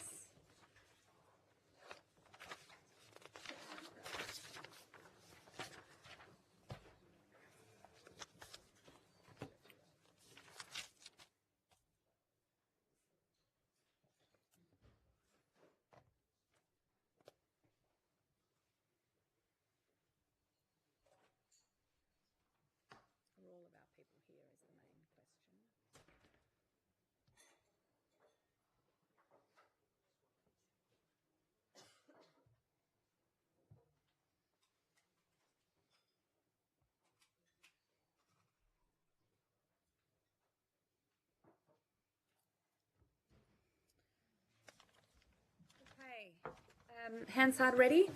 Great. I now welcome representatives from the Seafood Industry South Australia, the South Australian Northern Zone Rock Lobster Fishermen's Association, Ozfish and Safcol Australia. I understand that information on parliamentary privilege and the protection of witnesses has been provided to you. For the Hansard record, I'm going to get you all to state your full names and the capacity in which you appear. And then we can go to opening statements for those who have opening statements. So we'll start at this end of the table. Okay. Ibrahim Bitendi, I am one of the directors of Safcol Australia. Thank you. Ian Mitchell, manager of Safcol Adelaide Fish Market. Thank you. Brad Martin, SA project manager for Ozfish Unlimited. Kiri Tomazos, Executive Officer of Seafood Industry South Australia and Northern Zone Rock Lobster Fishery. Alison Lloyd-Wright, Independent Chair, Seafood Industry South Australia. Thank you. Now, do each of you have, each of your organisations, do you all have opening statements? Yes? All right, we'll start at this end. Me? Yes. All right. The SAFCOL, really what we do is we are, since 1945, we are basically receiving the fish from all basically South Australian basically fishes. And we are part of the SAFCOL, which is really to be doing something else in South Australia, but this is really an icon which has been with this industry since 1945.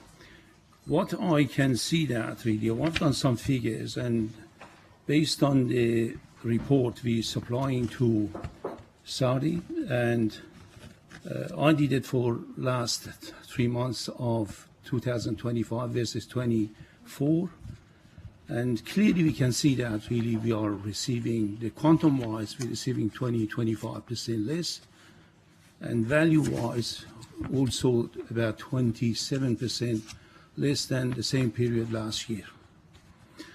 And also really, I'm just talking about that, we have already lost income in the last 3 months.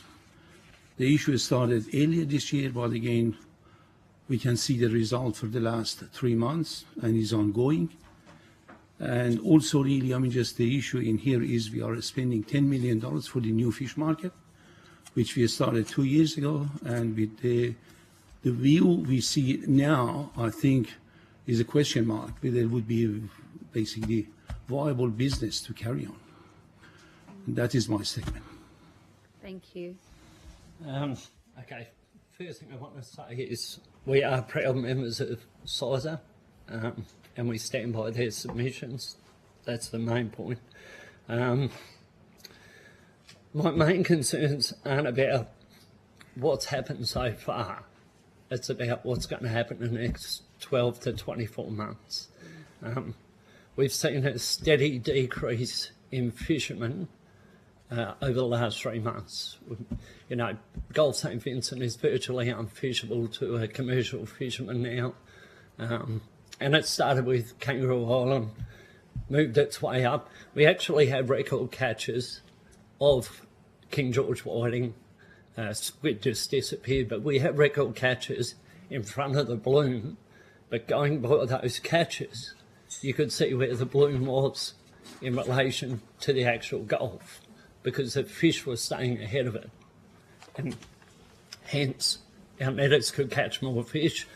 Now that's completely gone. So when we get an influx of fish from a fisherman, it worries us that the bloom is about to hit that area, especially if they're catching more than they've caught before. That's our main concern at the moment. And I worry about my staff. You know, I'm the manager of SAFCOL Adelaide Fish Market, and now we have a downturn on volume to keep my staff. I have the backing of my bosses that allows me to spend a bit more than I normally would with wages. But the next 12 to 24 months is the most important, because if we keep going on a downward trend, then my staff will probably leave because I won't be able to give them the hours. And to find staff in this industry is a hard thing to do. Thank you. I've got some follow-up questions for you, but we'll come back. Yep. Good afternoon. So Ozfish is Australia's only recreational fishing conservation charity, and we work with recreational fishers and communities to restore fish habitat and healthy waterways. So locally we support a number of projects, in particular oyster reef restoration and seagrass restoration, as well as citizen science around this algal bloom. So in particular the iNaturalist project, which community have been contributing to. There's about 500 species now documented as of today. It's likely to be directly and indirectly impacted by the bloom. So we know the algal bloom has had widespread impacts to marine ecosystems, impacting populations of iconic and fisheries targeted species, their food and their prey availability, as well as direct habitat loss. We also know it's having impacts to fishing, to coastal communities which rely on healthy and resilient marine ecosystems. So this event highlights the urgency and the need to support evidence-based fish habitat restoration, research and collaboration, both in SA and nationally. And we recommend that in response to this bloom, as well as historic and ongoing stresses, that aquatic habitat conservation work be supported through streamlining permitting processes, dedicated resources and investments, and adaptive management that incorporates habitat protection with restoration and resilience work. So I can already tell you that there is strong community expectations and willingness to support restoration, and Ozfish stands ready to continue and upscale these community-driven efforts so that we can deliver lasting benefits to South Australia's fish habitats, to fisheries and to coastal communities. Thanks, Mr. Martin. Obviously, the algal bloom has caused unprecedented disruption across South Australia's key seafood areas. While immediate state and federal response measures have been welcomed and appreciated, they focus on urgent relief. The next phase for us is we must secure the future of the South Australian seafood industry by ensuring people's seafood businesses and processes are retained, regional economies and communities remain viable, consumer confidence and market demands are rebuilt, sustainability of fish stocks are protected and enhanced, and South Australia is prepared for any future events such as this. Really, our vision here is we want the seafood industry to emerge stronger, more sustainable and prepared for the future by retaining people and skills, restoring market confidence, sustainability of fish stocks, and smarter, targeted research and innovation. So that's really us. And just to build on what Kiri said, Seafood Industry South Australia is the peak body for wild catch, aquaculture and post-harvest seafood industry in South Australia, all species, all regions. And while the algal bloom has had a significant impact on parts of the sector, we want to acknowledge the support provided by the South Australian and Commonwealth governments in the immediate response and our gratitude for that. But like our colleagues, we're focused on the future and the sustainability of the industry, and we wanted to use this opportunity to talk to you about some of those future challenges and particularly ways in which the Commonwealth Government might be best placed to provide industry support. In terms of workforce, as has been said earlier, keeping skilled and experienced staff in our industry is going to be essential to our ability to recover from this event. With some operators already commencing layoffs, a small sector-specific JobKeeper-style program would be incredibly valuable for our industry to keep staff in the industry connected to employers and supporting the regional communities that rely on the seafood industry.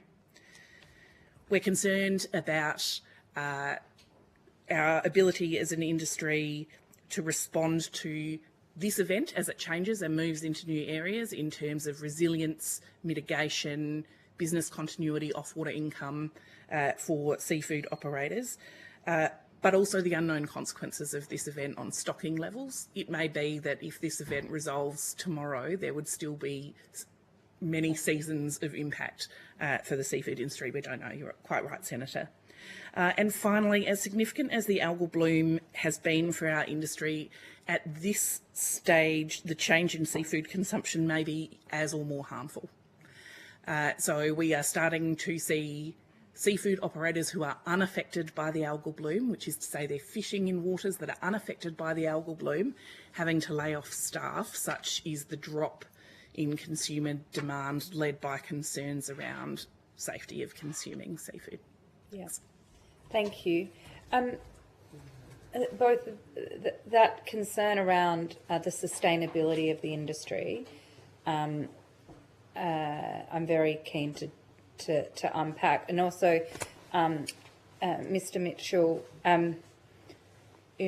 you're talking about really the big challenge is going to be at the next 12 to 24 months. Yes. And I think this is the combination of the two, right? I want to know at what point, what does the sustainability of the industry look like, I guess? Like, are we, and you've called for a JobKeeper style program perhaps. I mean, are we actually starting to need to, are we needing to start considering paying those in the industry to not fish for a while? Even if if there's no fish there to catch, I get it. But in terms of allowing the fish stock to come back, to making it sustainable, is that what you're alluding to? That it's not just for those who can't find fish; it's actually to allow the fish population to regrow. It's too early to answer that question definitively, but potentially, because at this stage we're really not sure what the impacts on stocking levels and biomass has been from this event. There's some rapid science underway, but certainly should the bloom move into currently unaffected areas, that presents a whole new set of challenges, but there is potentially a very long tail of this event in terms of availability of stock for fishing. And assumably, I mean, the sustainability of the industry is what everybody needs. Yes. And you wouldn't want to just be going hell for leather for what's now if that means there's going to be nothing left in 24 months. Yeah. Who's having that conversation with you as an industry? Is that being is anyone in state government leading that conversation? Are the conversations honest about this challenge? I can comment on that. Obviously, around fisheries management, we've got robust harvest strategies, which we build collaboratively with government. So as a seafood industry, we are actually working through, at the moment, the impacts and where the stock is, and we're doing that rapid assessment. The reality of the situation is that will result in a consequence of action that needs to be taken. Once we establish the magnitude of that action, and it might be a seasonal closure, it might be a 12-month closure, it might be some species you might be able to fish, others you're not. But that is actually primary industry South Australia together with across government. We're working collaboratively to actually establish the magnitude and then develop the plan after that. That's really where the rubber is going to hit the road as far as support is going to be required, because the reality is all our species were harvested sustainably prior to the algal situation. So now we have to set the next 12, 24 months. Yes, because what was sustainable 12 months ago is not necessarily going to be sustainable. The same practice is not going to be sustainable. I mean, that must be pretty scary because that's very unknown. That's a whole lot of unknown unknowns, which is a very difficult thing for industry. I understand why then, you would be calling for something like the COVID style response in terms of a job keeper. Have you had any... Is there any positive noises coming out of government in relation to that? Well, I can comment on that. From our perspective, South Australian government has really been supportive in the framework that they've built around the immediate responses that was required by industry. And we are having those collaborative discussions across all departments regarding that. I am confident that the appetite is there, both from a state perspective, but also 2 weeks ago we spent a few days in Canberra talking to the federal counterparts, and across the board there's been quite a bit of support for that process to continue. So, I know my colleagues will have other questions, but I'll just finish with this one. Mr. Mitchell, I thought what the anecdotal evidence that you were giving just then about the fact that you've been noticing that there's been record catches and just before the bloom hits that area. Am I understanding what you've said? Yes. So when did you first notice that? Kangaroo Island. When it started down on Kangaroo Island, we only had 1 or 2 netters down on Kangaroo Island. One of the netters was coming in every 2 days with a good catch of King George whiting, which, even he was dumbfounded as to why it was happening. Within a week, it was gone. And the whole island virtually shut off with fish from that moment on. And we've only just started to see a trickle of King George whiting come into the market from Kangaroo Island fishermen. Spent 2 days out fishing, caught 8 kilo. As a commercial fisherman, it's really not that viable, but it's good to see that they've got the up and go to go out there and keep trying to do it, but it's costing them money. These guys haven't earned a wage since April. They're living off their own means.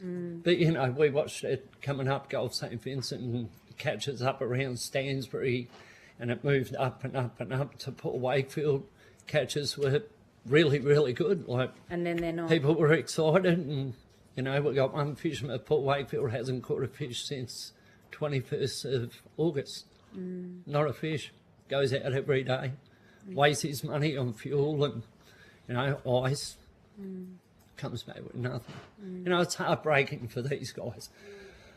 I'm a person that sits in the middle of our buyers, you know, retailers, wholesalers, and our fishermen that go out to supply it. So I sort of sit in between the two. And there's a lot of doom and gloom at the moment. You know, I have fishermen on the phone in tears, you know, talking, and I offer my ear to all these people. You know, I'm not just a market manager, I feel like I'm their mate. I've been dealing with these people for 25 years. Yeah. So, you know, I feel sorry for the guys that haven't been able to make a wage.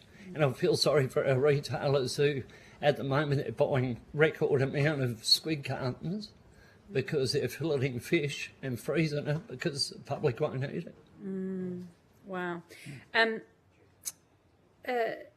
Mr. Martin, how do you feel like your the rec fishers that you interact with, and that blend between now kind of worried about the state of the marine life? You know, a lot of people who are recreational fishers are very connected to nature, and so they've been there must be a deep sense of despair that there's this kind of it's changed so quickly before their eyes. Yeah, so very similar sentiment to the commercial fishers. So we're seeing this change in the availability and movement of recreational species, and therefore that's also changing people's experiences of recreational fishing. You can go to jetties up and along the coast at the moment, and most of them will probably have no one there, and that's reflecting the fact that people don't want to go fishing because there are all these concerns around whether there's fish available or whether it's worth the efforts. And that's applying not just to the Metro Coast but to regional coasts as well. So we're seeing that sort of short-term impact to recreational fishing and all the knock-on effects to the tackle industry, to tourism. But we also have these longer-term concerns around the environment because we know that to have healthy fish populations we need a healthy environment, and we don't have that right now. So that's a big part of why Ozfish really focuses on that fish habitat restoration work, because we know that work. And has any of the money that's been pledged from state and federal government package, are your members or your those involved with Fish SA, is any of that money going to you to help do some of this restoration? Not at this stage. So we know there has been announcements for citizen science research, for community-led projects, and for some reef building as well. At this stage, we haven't actually got any funding from those announcements. So a lot of what we're working with is pre-existing projects and funding, as well as external funding sources as well from community and from our corporate partners and other community partners as well. Thank you. Senator Grogan. Thank you. I'd just like to thank you all for your leadership through this crisis. It is well noted. We'll go to Senator Walker for questions. I note how you spoke about one of the biggest impacts is the fact that we've got fish that's safe to eat and people aren't eating it, which is really worrying considering we've got some of the best seafood in the world here in South Australia. So the fact that we've got lots, undoubtedly going to waste is really concerning. You'd be aware there is sort of a campaign about making sure people know that it is safe to eat. Do you think there's anything that could be done differently in the way that we're communicating with people, like from industry? We're out there trying to tell people that it is safe to eat, but it'd be really good just to get your perspective on how we can really get through to people that this fish is safe. So we're really trying to emphasise as far as we can that all commercially caught and sold seafood in South Australia is safe to eat. It's caught from unaffected waters and it remains some of the world's most premium seafood, an excellent source of protein and delicious.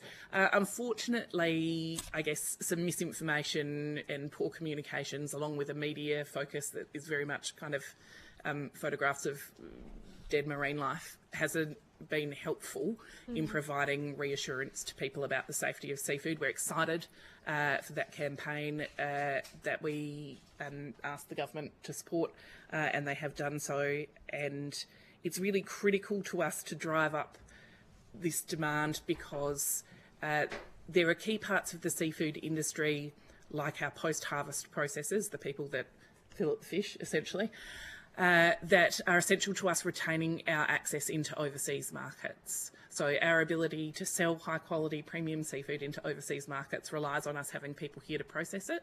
If we're not putting enough quantity of seafood through that those people have to shed staff and shed jobs, we're going to be in trouble longer term in market access. And something else I'd be interested to know, you'd be aware there are some calls to, declare it like a natural disaster and a natural emergency.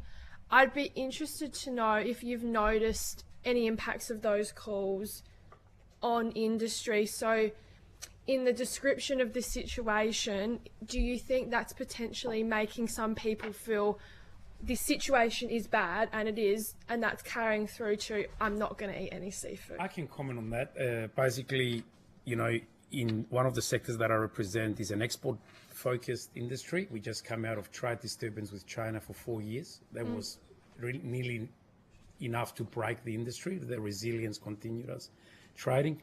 We really welcome the media and the wording around natural disaster, whatever you want to call it. At the end of the day, we have to be careful that the messaging across the world does not stop viable industries that are not affected with the algal bloom from actually marketing our seafood across there. Products like lobster that I represent are premium. We seek the highest price of any product leaving Australia. We really welcome both government, media, and all of industry to actually work together about dealing with the issue and not really both focused on the terminology that we use. And really for us, we go back to what Ms. Wright said, that it is about whatever product is harvested out of our waters, it is safe to eat and consume. So that's really our focus across both from a strategic perspective at the state, national, and also international level. Sorry, may I just follow up on that? Have you seen an impact on overseas demand as distinct from domestic demand in terms of seafood during this period? Certain products certainly.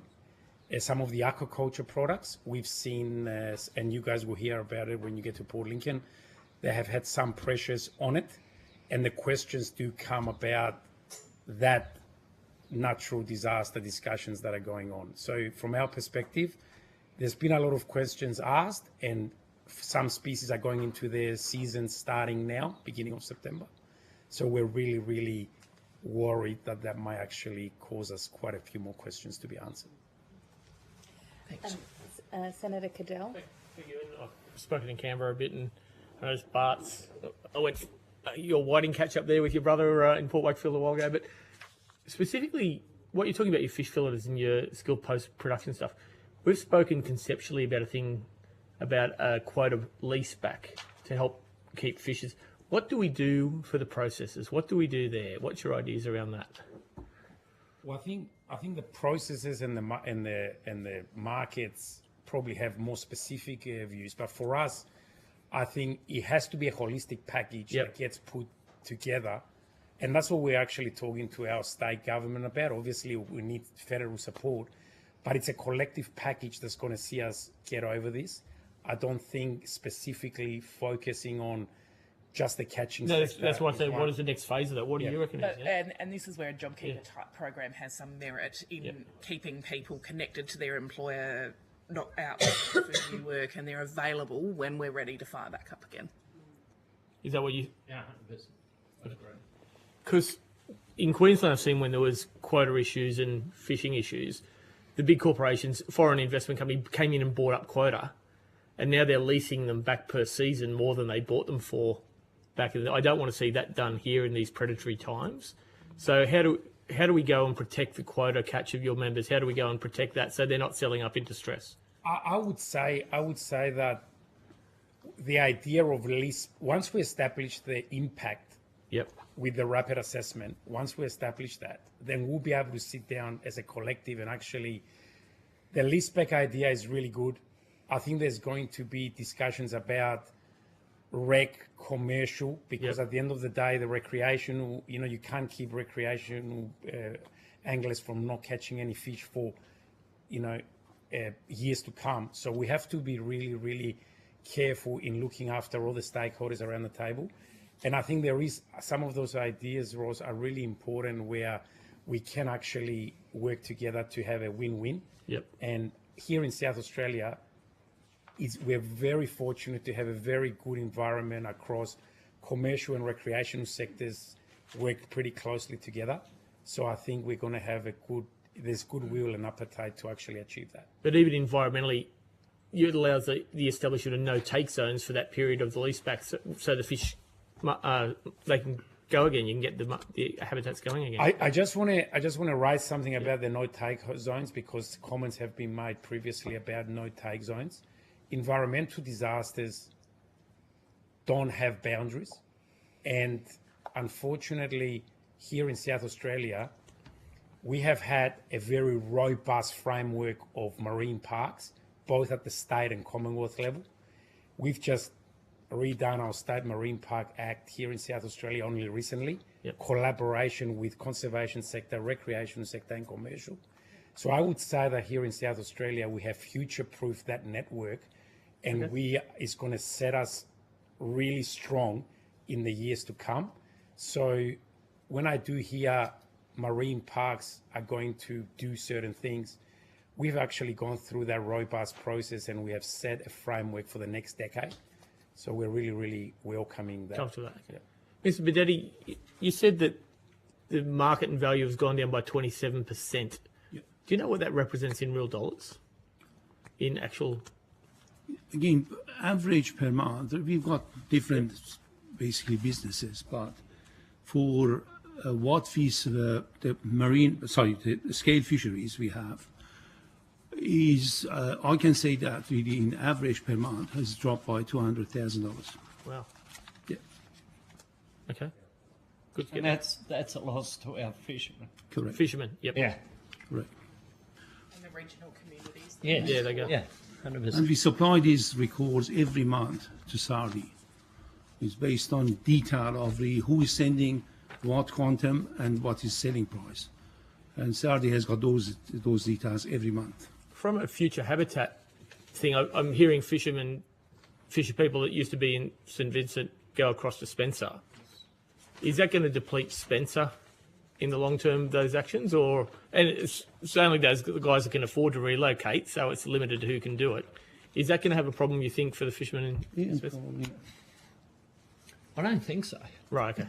The reason I say that is, we've got nothing coming up this Gulf at the moment, so they're looking for somewhere else to go. There seems to be a lot more fish. The one thing I've noticed in Spencer Gulf since this whole fiasco started was the garfish over there have always been a bit thinner than the fish in this Gulf. Since this has been shut down, the garfish coming out of Spencer Gulf are a lot fatter. All right. So I don't know if it's the garfish that were coming out through here have decided to go up the next Gulf, or, there's better food over there, I'm not sure. Senator, I might be able to just shine some light there as well. Each Gulf here in South Australia is treated as separate fishing zones. Separate quotas? Separate quotas. Okay. So they're bulk quota, yeah. So people can we can reassure people that there will be no over-exploitation of the resource in the Spencer Gulf, because the output is capped at the quota. Capped for that Gulf. And So they've bought quota to go elsewhere. Absolutely. Because they could afford it to keep doing it. But different guys that can't afford it stay and earn nothing. We've also got fishermen that are leasing quota. Yep. That fish, Gulf St Vincent, they're leasing quota from other fishermen in Spencer Gulf to be able to keep fishing because they don't fit the criteria to get a payment from the government. I know and I expect smiles down that end table, access to RIC has been interesting in the seafood industry for a while, and that's been promised.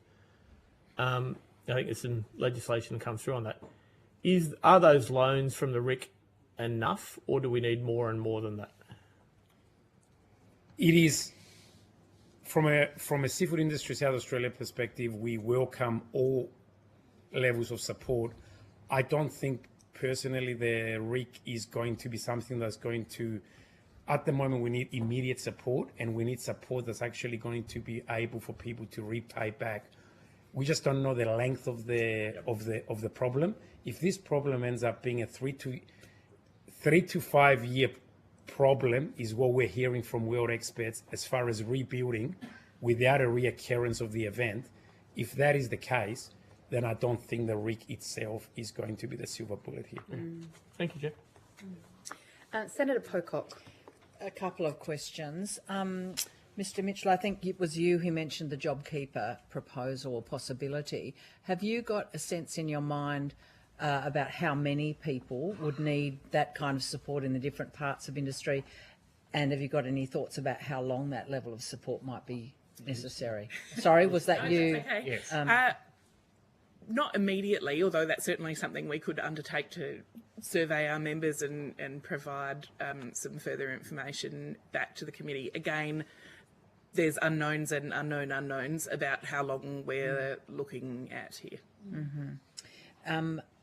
I think that'd be useful to know, and which different parts of the industry would be needing support processes and for fishers as well. And I wanted to ask you, Mr. Martin, you mentioned there's a cohort of people really rearing to go, and we read a lot about them, to be helping with rehabilitation and so on. Have you done any costings or given any thought to what kind of support and what level of support you would need? Yeah, so certainly it depends on the scope and the scale of restoration. So it's very easy to push into the hundreds of $1 millions if we wanted to bring back, say, for example, the lost shellfish reefs. But we can do a lot with a very small amount of money.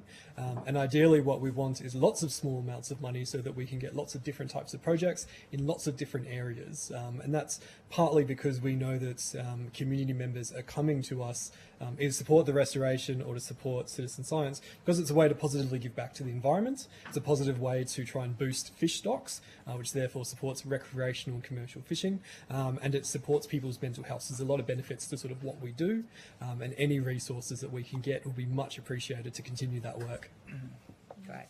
Thank you. Thanks for your evidence. Any other questions from down that end? No? Well, thank you all for your time today. Appreciate it. And yes, we know that times are very tough right now, and we're thinking about it. Thank you.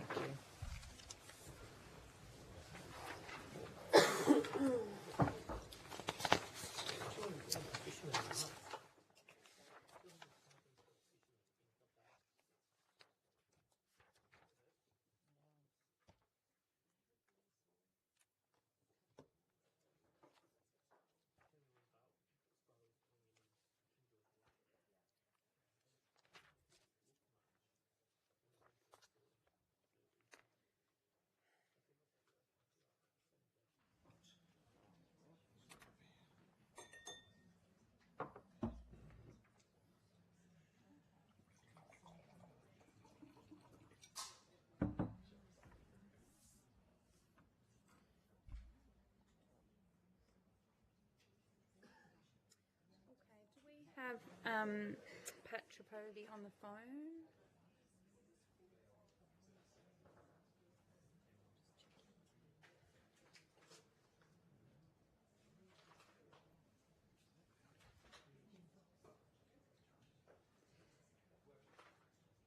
Pat Tripodi, are you there? Can you hear us?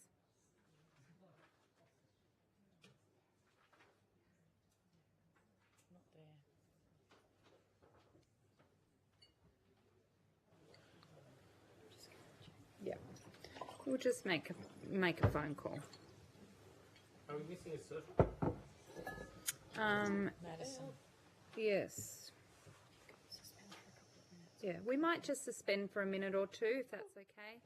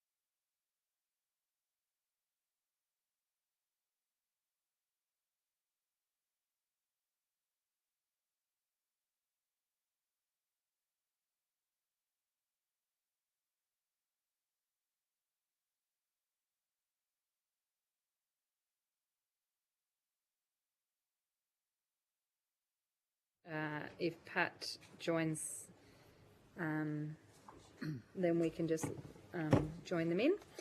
Okay. So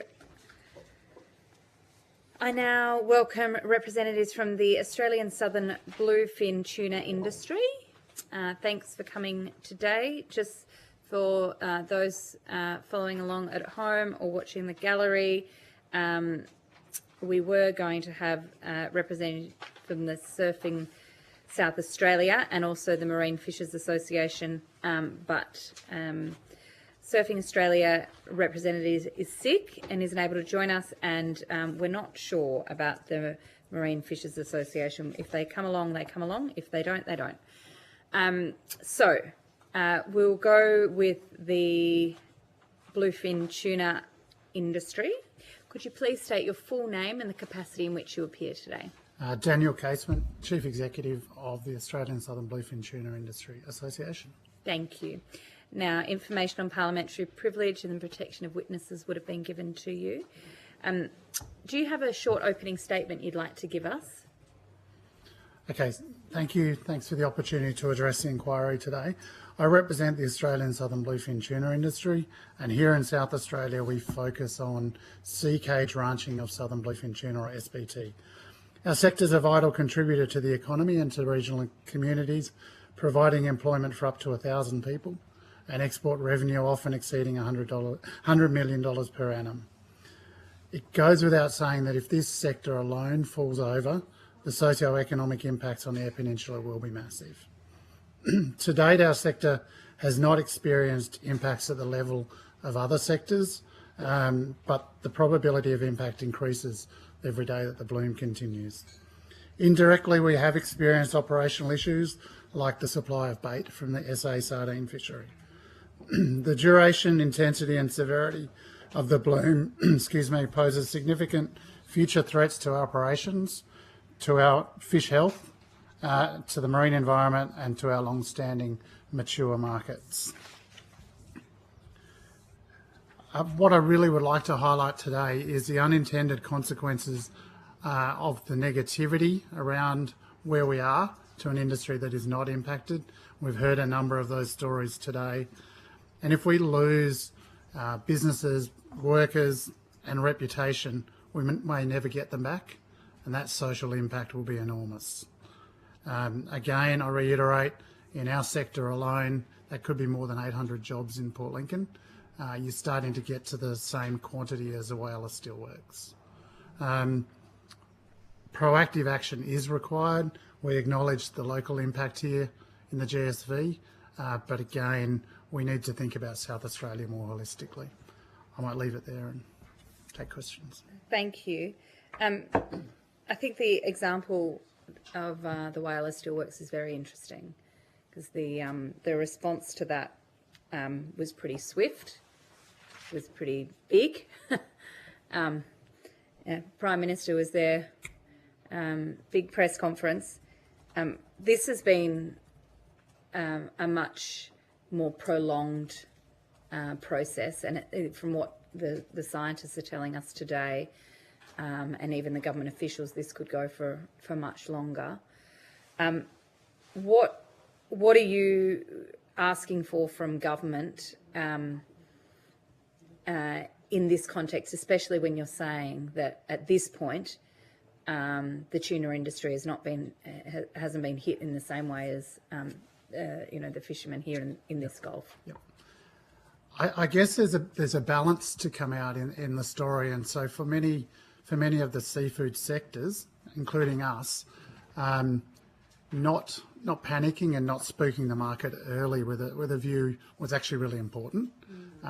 We were at the point where, firstly, we were fishing, then we were producing and harvesting, and so there was no impact. We didn't want our international markets and others to start to think there was an impact.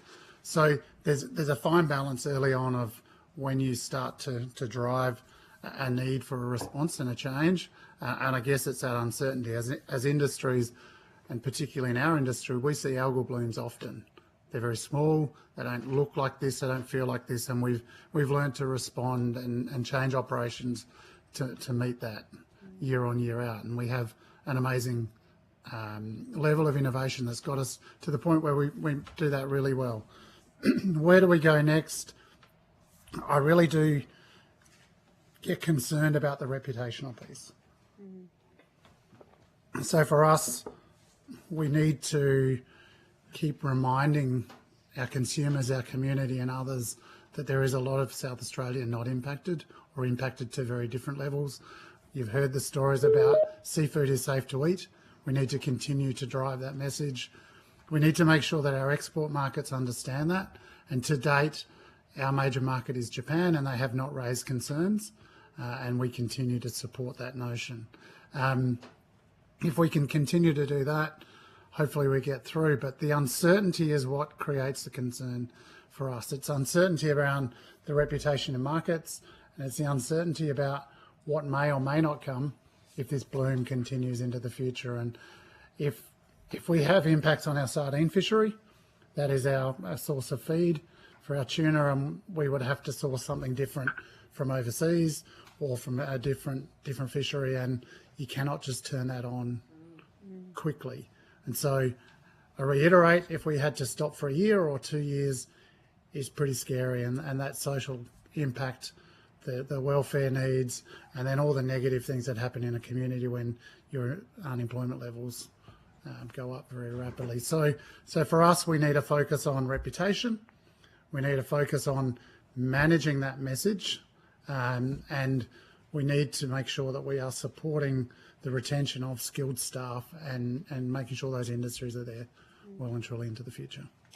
We're obviously off to Port Lincoln this afternoon, and we'll be speaking to locals there tomorrow.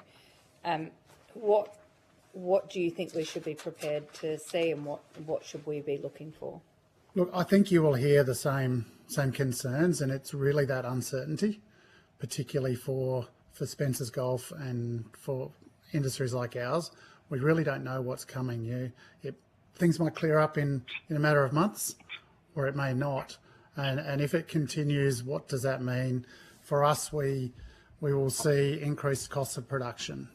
If fish migration changes, if we have to go further to catch fish, costs will go up. Unfortunately, seafood prices have not kept pace with really any other protein in the world.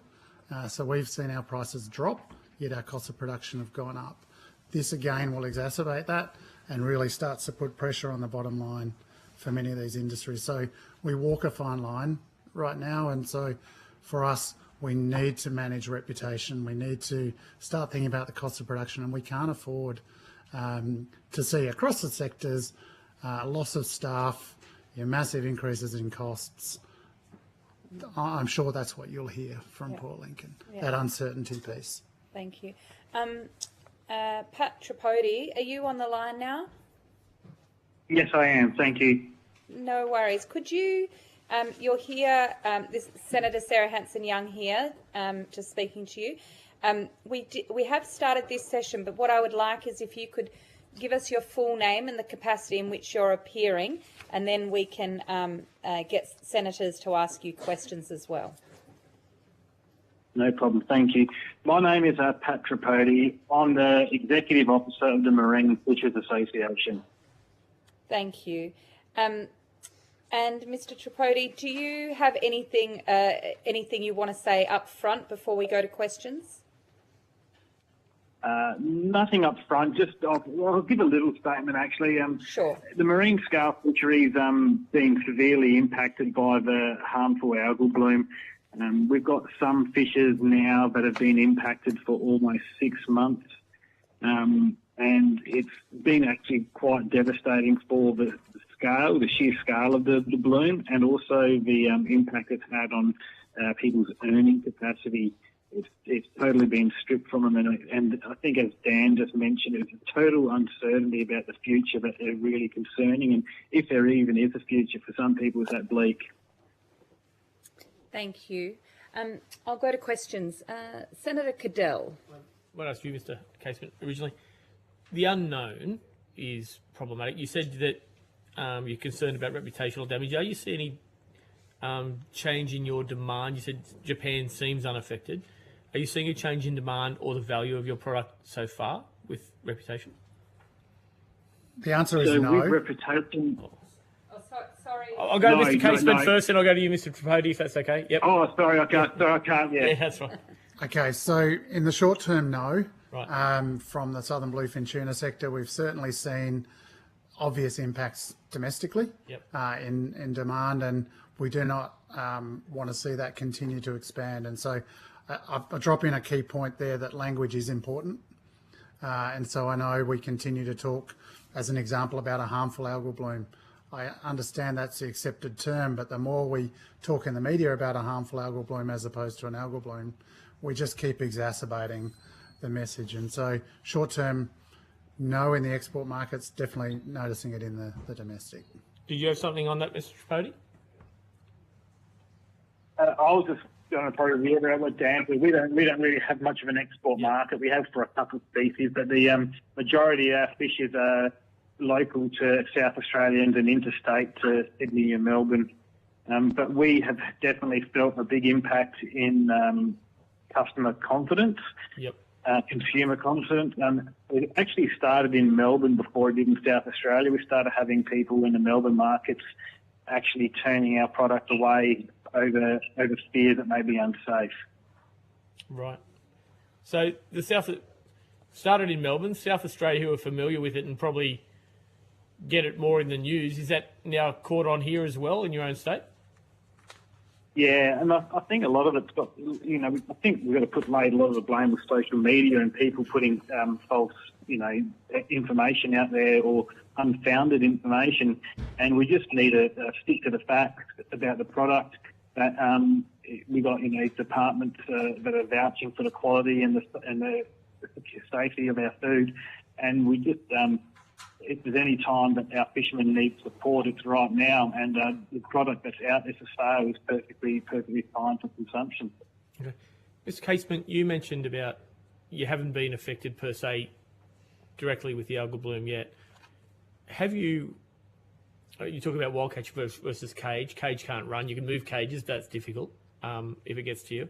Have you tested, quite cruelly, I guess, sardines and tuna with this particular bloom? Are you seeing how what would you call it? How much damage they can do to your fish if it does get there? Yeah, so whilst we say we haven't been heavily impacted, there have been operational impacts from, I was going back and checking dates, and even just before the bloom sort of started to eventuate in our waters, we saw a downturn in fishing for about a 2-week period. Right. Now, we didn't link that directly to the algal bloom, but the dates kind of line up, and that's in the offshore environment. And I went back and I checked the dates. There was certainly a point there where fishing changed. But they are a migratory species, weather dependent, all of those kinds of things. So can we link it? Maybe. And then you bring fish into dirty water. And so they were in sort of turbid water for the whole time of their production. And I'm sure that has an impact. But we as an industry, I think at seafood, we need to remember that seafood operators are very good environmental stewards. We rely on our environment, and we need front and centre to have a healthy environment to have an industry, right? So as the southern bluefin tuna sector, we've had long-term monitoring programs, some of which we lead and operate ourselves, and some of which we do in partnership with the government.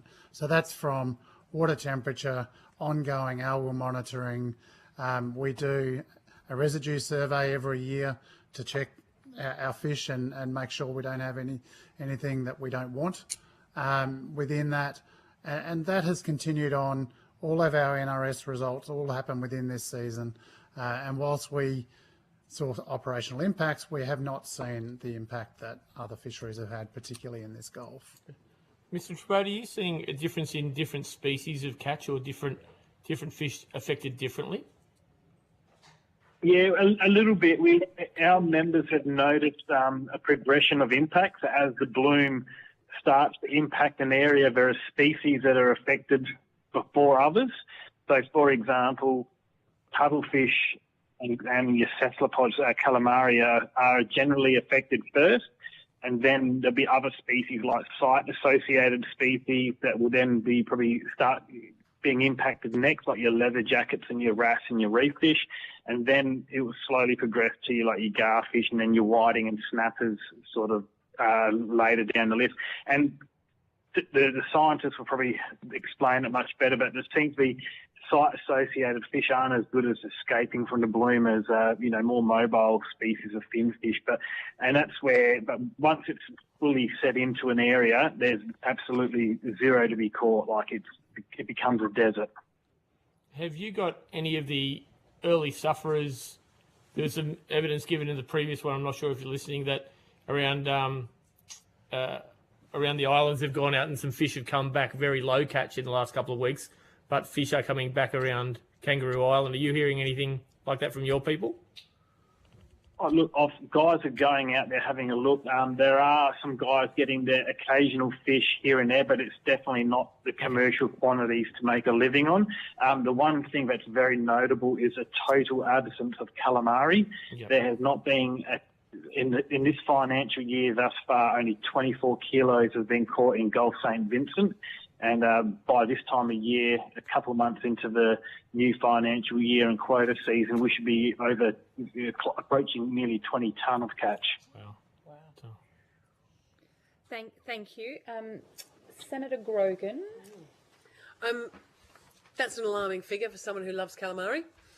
Are there other species that you're seeing this happen with? Are you seeing a greater impact on certain marine life that would help indicate what, I don't know, give us some clues to some of the scientific engagement between this algae and the marine life?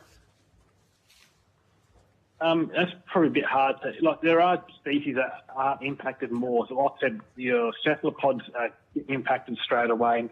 And as we all saw, that initially when the bloom hits an area, we have this mass death of cuttlefish which wash up on the beach, and it's really visible because they have a bone that floats that washes up.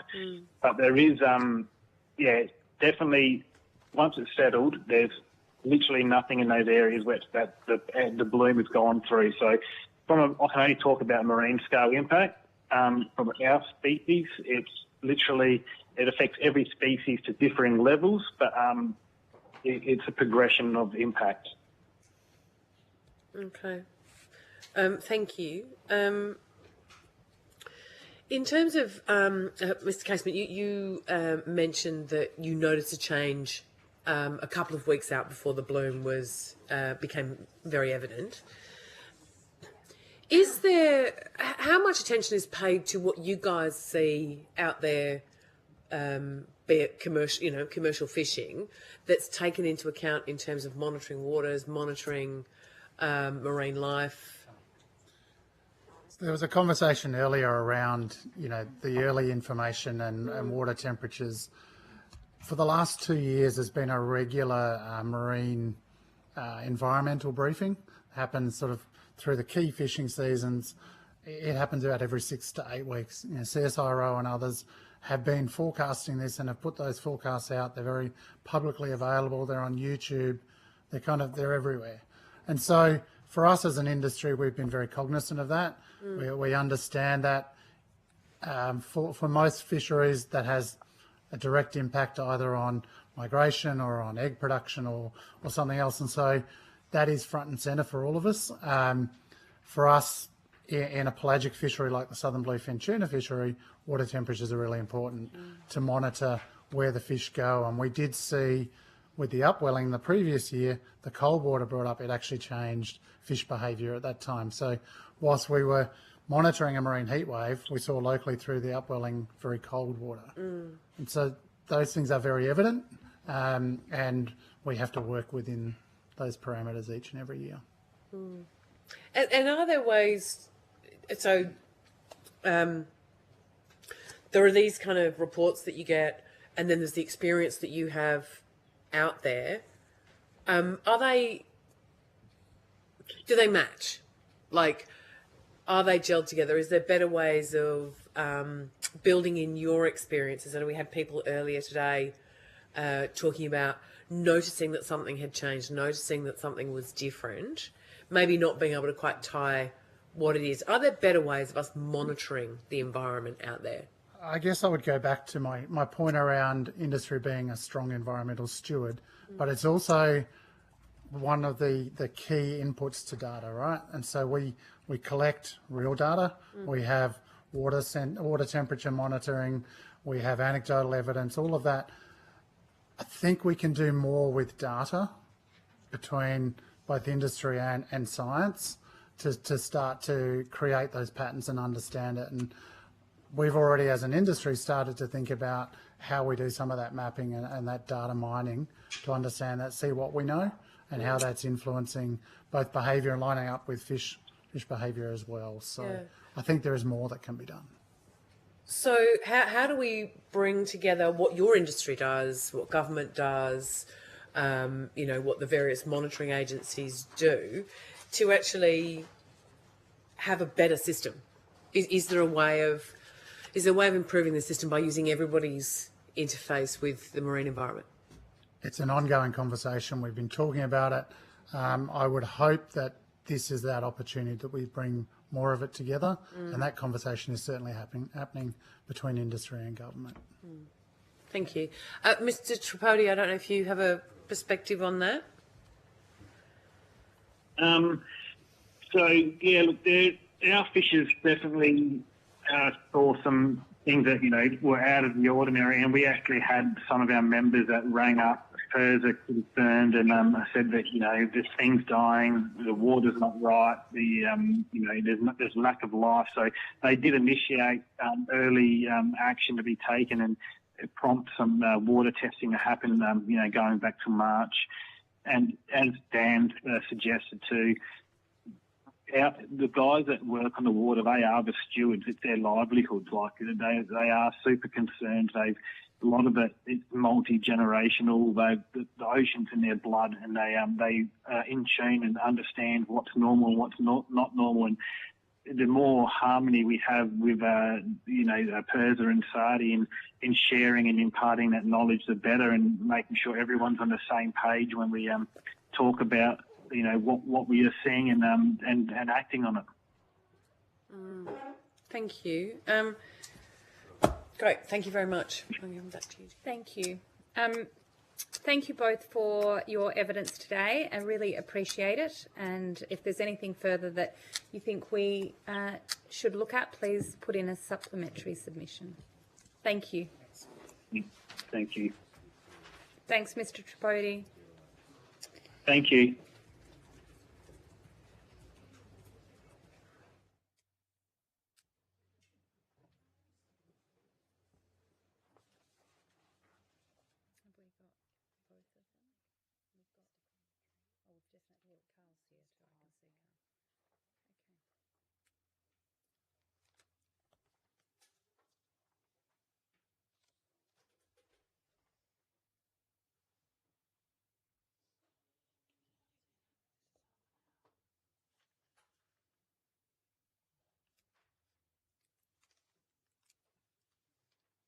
So we'll call for, I think we've got our both of our witnesses for our final session for today. If you could come to the table.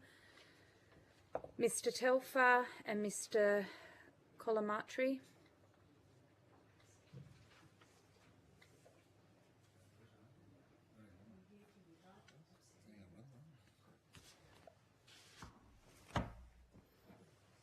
Thank you both for joining us today. No worries. Thanks for inviting our voices.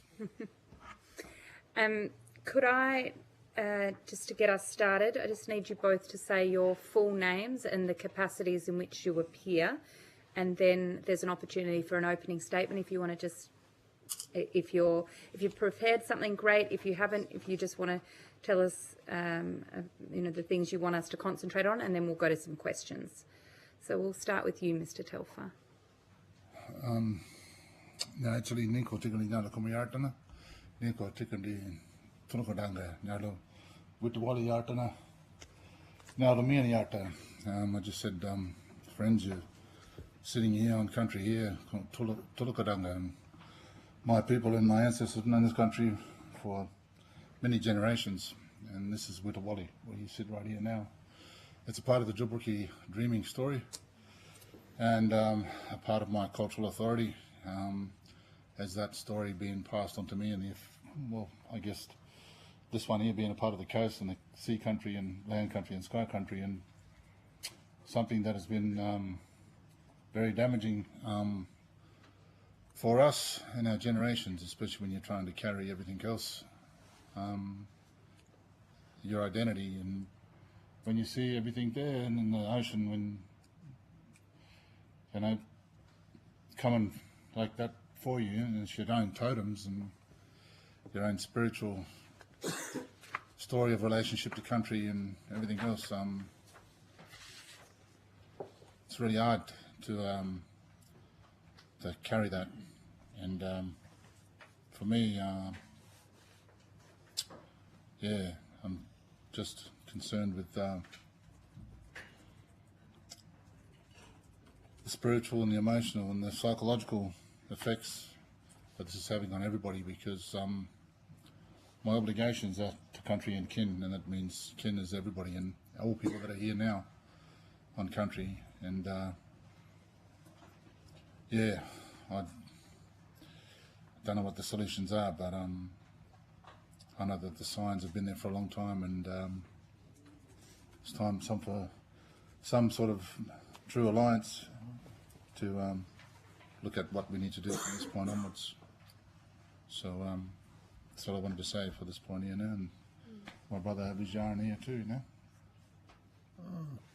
So I'm Mark Cummitry, but before I begin, I'd like to acknowledge that today I speak on the lands and waters of Ghanaian people. I wanted to attend the Victor Harbour session later this week, but unfortunately I'm unavailable. So I thank everyone for allowing me to speak here today. I'll open by stating, as I said, I'm Mark Cummitry, a Nallinger the Elder, and a cultural law holder. I'm here speaking on behalf of our totems, what we call Nyachi in our language.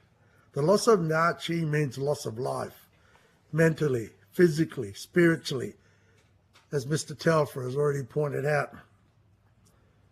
We are empty vessels unless we are able to protect our totems, our connection to the environment. The toll on life and livelihoods, some of what we listened to earlier on, cannot be underestimated as a result of the algal bloom. Cause and effect is real, and the coast of South Australia needs to be treated with respect.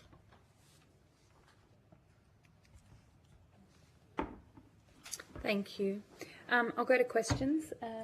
Senator Grogan. Thank you. Thank you so much for being here today. Could you maybe take us through some of the impacts that you're seeing in terms of your engagement with the sea and with in terms of your culture, and also economic and social impacts on Indigenous people along the coastline? Well, for me, I'm not here to talk about the the costs of costs, if you know what I mean, because it's not dollar signs we're talking about here. Culture. Because I've lived in this and a part of this song and this story with stories that I carry through my generations that have been here before. What we see is a commodity when it's been there before me, and it's been there and it's going to be there after me. But it's very sad to see what we're doing to it today. So that impacts on everything to do with my cultural, spiritual relationship and beliefs, because we have stories of that's where we come from. And to see our totems washed up like that, coming back to us, like we did a long time ago when we thought our old ancestors were coming back to this country, how we cared for them. Now our hearts and minds and spirits are broken and smashed. Yeah, and being blown off in the wind like the grains of sand that you see here, with nothing and no story to tell now. Because it might look like it's a beautiful day out there, very peaceful, nice sunset, but no one sees what's happening underneath. And I'm always talking about, well, how can I get people, how do I turn a loss into a win? How do we get people to listen? what does that mean? To listen. Because we come from a deep time of listening.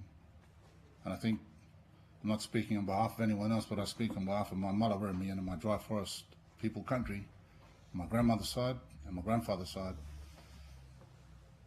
from my old people that have passed now, that I carry their voices with me and within me. The identity that's being smashed here is just, I don't know, it's incomprehensible, really, because no one's walked our footprints here for at least 2,000 generations, maybe the last 10, 15, 7, whatever that means. But I can't quantify what the impact is because it's ongoing, and it has been and still is to this day. And we're still suffering the consequences from what? Being human, being. What about being together? I can't be together with my family. I only went to the beach. This is the closest I've been to down back to what I saw Wangayolo since this all began, because of how it affects me. Because I'm a saltwater man.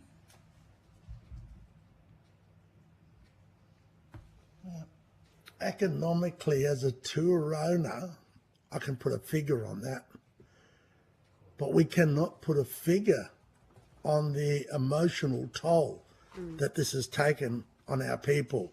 So we can't go to the beaches. We can't take our families there. We can't be healed by the waters. We can't be healed and strengthened by being on what our people call Rui land. One of my family's totems in the trace, you know, that thing that we call the wild dog, that is no more, that can't be seen anymore. How many more totems are going to be lost of our people? We look in Japan and we see the loss of their wolf. Can we have the loss of totems, connection? Because when they are sick, when they die, so do we. We as First Nations people have an automatic connection to the land, the waters and the cosmology, our storylines, our songlines. If they are broken and lost, so are we as a people. Now, because we live in this country called Australia, now what we see here is we see Australians having them same connections to the waters. We have people who cannot walk their dogs any longer. We have people who cannot surf any longer. That livelihood, that lifestyle has been taken away, and that can be seen. But we cannot measure the psychological toll that this bloom will take. Now, people tell me, it'll be gone in maybe 2 or 3 years' time. But how long is that toll going to last after that 2 or 3 year period? When we had the pandemic, everyone was encouraged to have a shot that would help us through. But how do you help this psychological loss that is happening right now when we walk on the beaches and our spiritual connection to something like a stingray, which is a big part of our Condolly, the whale dreaming story for us? How do we see when we have a spiritual connection to dolphins, to certain fish, that is our responsibility in life? How do we deal with that and the long-lasting effects of this damage that is affecting us holistically? And you know, my brother here has talked about, this is not about economics for us. This is far more than just economics, because you can get a grant. You can get an injection of cash that'll help a business. But for me, this is long lasting when my tour company is all about telling stories. The storytelling is so important for what I do, but the storytelling is far more reaching. This storytelling has lasted for generations, for centuries, and it may be cut off because we've got nothing that we can do. And who knows, there might be a healing. Because our country, we've had fires, we've had a drought, we've had a flood, we've had impacts, we've had the pandemic. Now we've been reaching just another one. And, you know, we have to be very resilient people. The businesses that are talking to you have to be very resilient people. But how long is that piece of string? How long can resilience last? How long can it last our people with loss? And sorry, I'm not asking you to answer this question. No, you're giving us a lot. That I hope that what both Carl and I are doing is giving you thoughts, thinking, okay, wow, you know, maybe you're all well aware. Now, I know Senator Hanson-Young really reaches out to our people to find how we are feeling. And I hope the rest of you do the same. But I'm only singling Senator Hanson-Young because I know she does this. She reaches out to see how our people are feeling. Maybe if you're unsure, please reach out to people within your regions, within your electorates, within your areas, your states. Reach out to say, how are you feeling within your territories? See how our people are really feeling and what impact is not only just the algal bloom, what we're talking about now, but other things. Think about the cultural lens when, you know, something can be just fixed by money or something can be fixed by just doing this. Just we ask you just to think about and try to look through that cultural lens and what does it mean for our people. I just wanted to add to that too. Just it's really, really important because obviously I don't know where the power is. I thought it was always in the people, but maybe it's sitting here in a line in front of me. Funny that, because that's how wars begin, in lines. Instead of circles, you know, so this just makes that square yet again. But I do think about that and the power that you do have in the system that we're actually, this is an outcome of.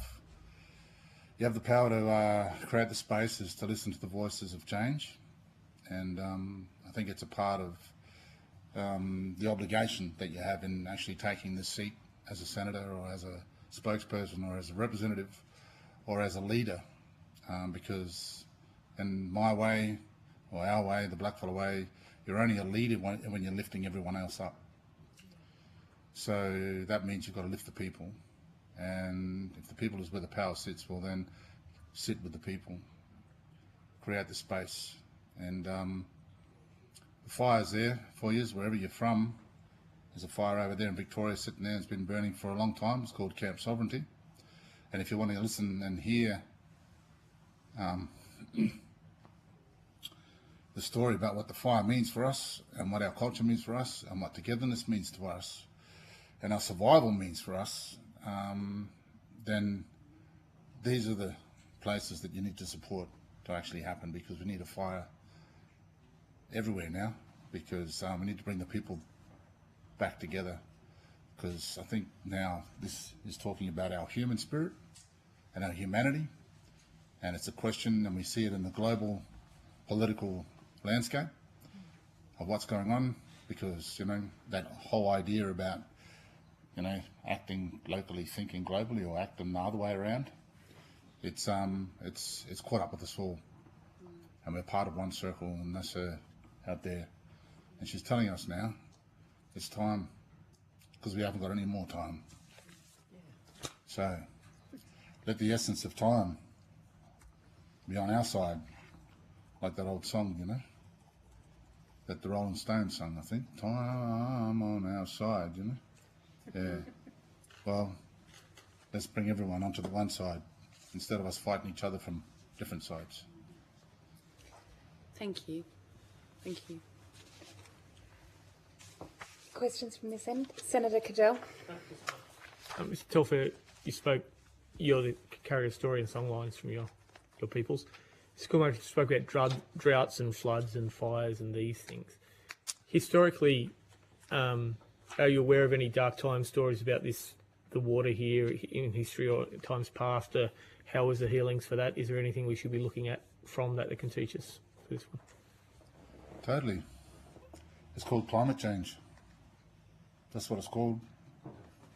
We've had yarns about that for a long time. I remember my mum talking about it when I was a little fella, over 35, 40 years ago, you know, about the dark angels falling back to the earth because there was a hole in the sky. What you fellas, or what religion calls heavens, or whatever that is, you know. Everyone's got a story for it. Everyone talks about it, you know, whatever that is in any belief or any language or any group across the whole world, you know. But in all of our dreaming stories and everything, they're all telling us about our behaviours and about our behaviours.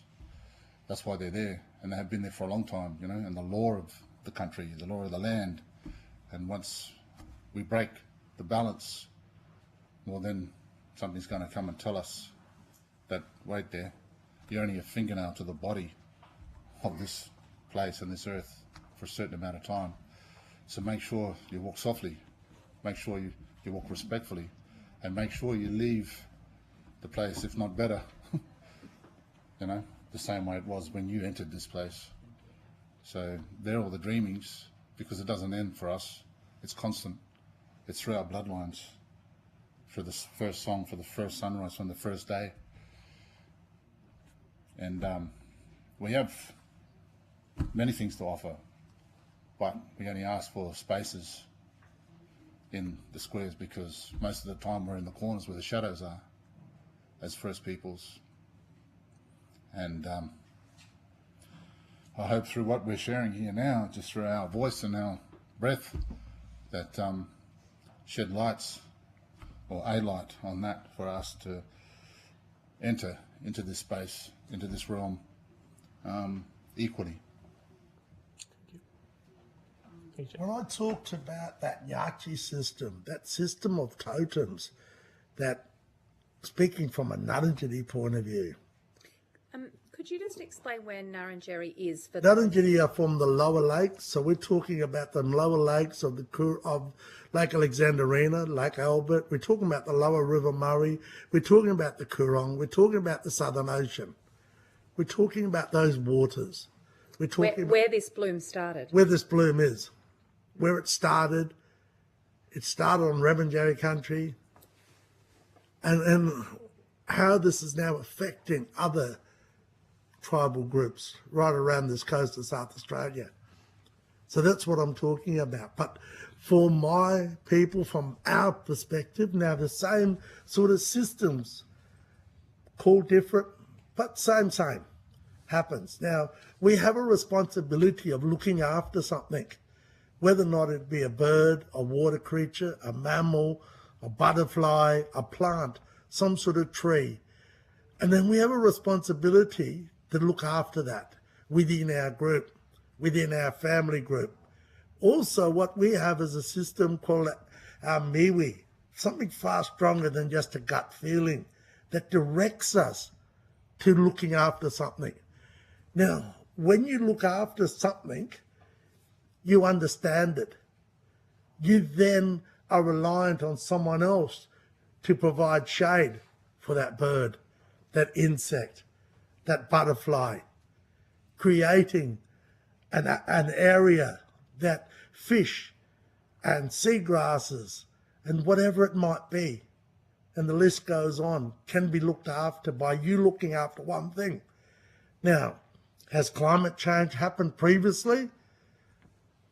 I don't know. But things have occurred, but it hasn't been labelled as climate change. You know, we don't know what this algal bloom is caused from.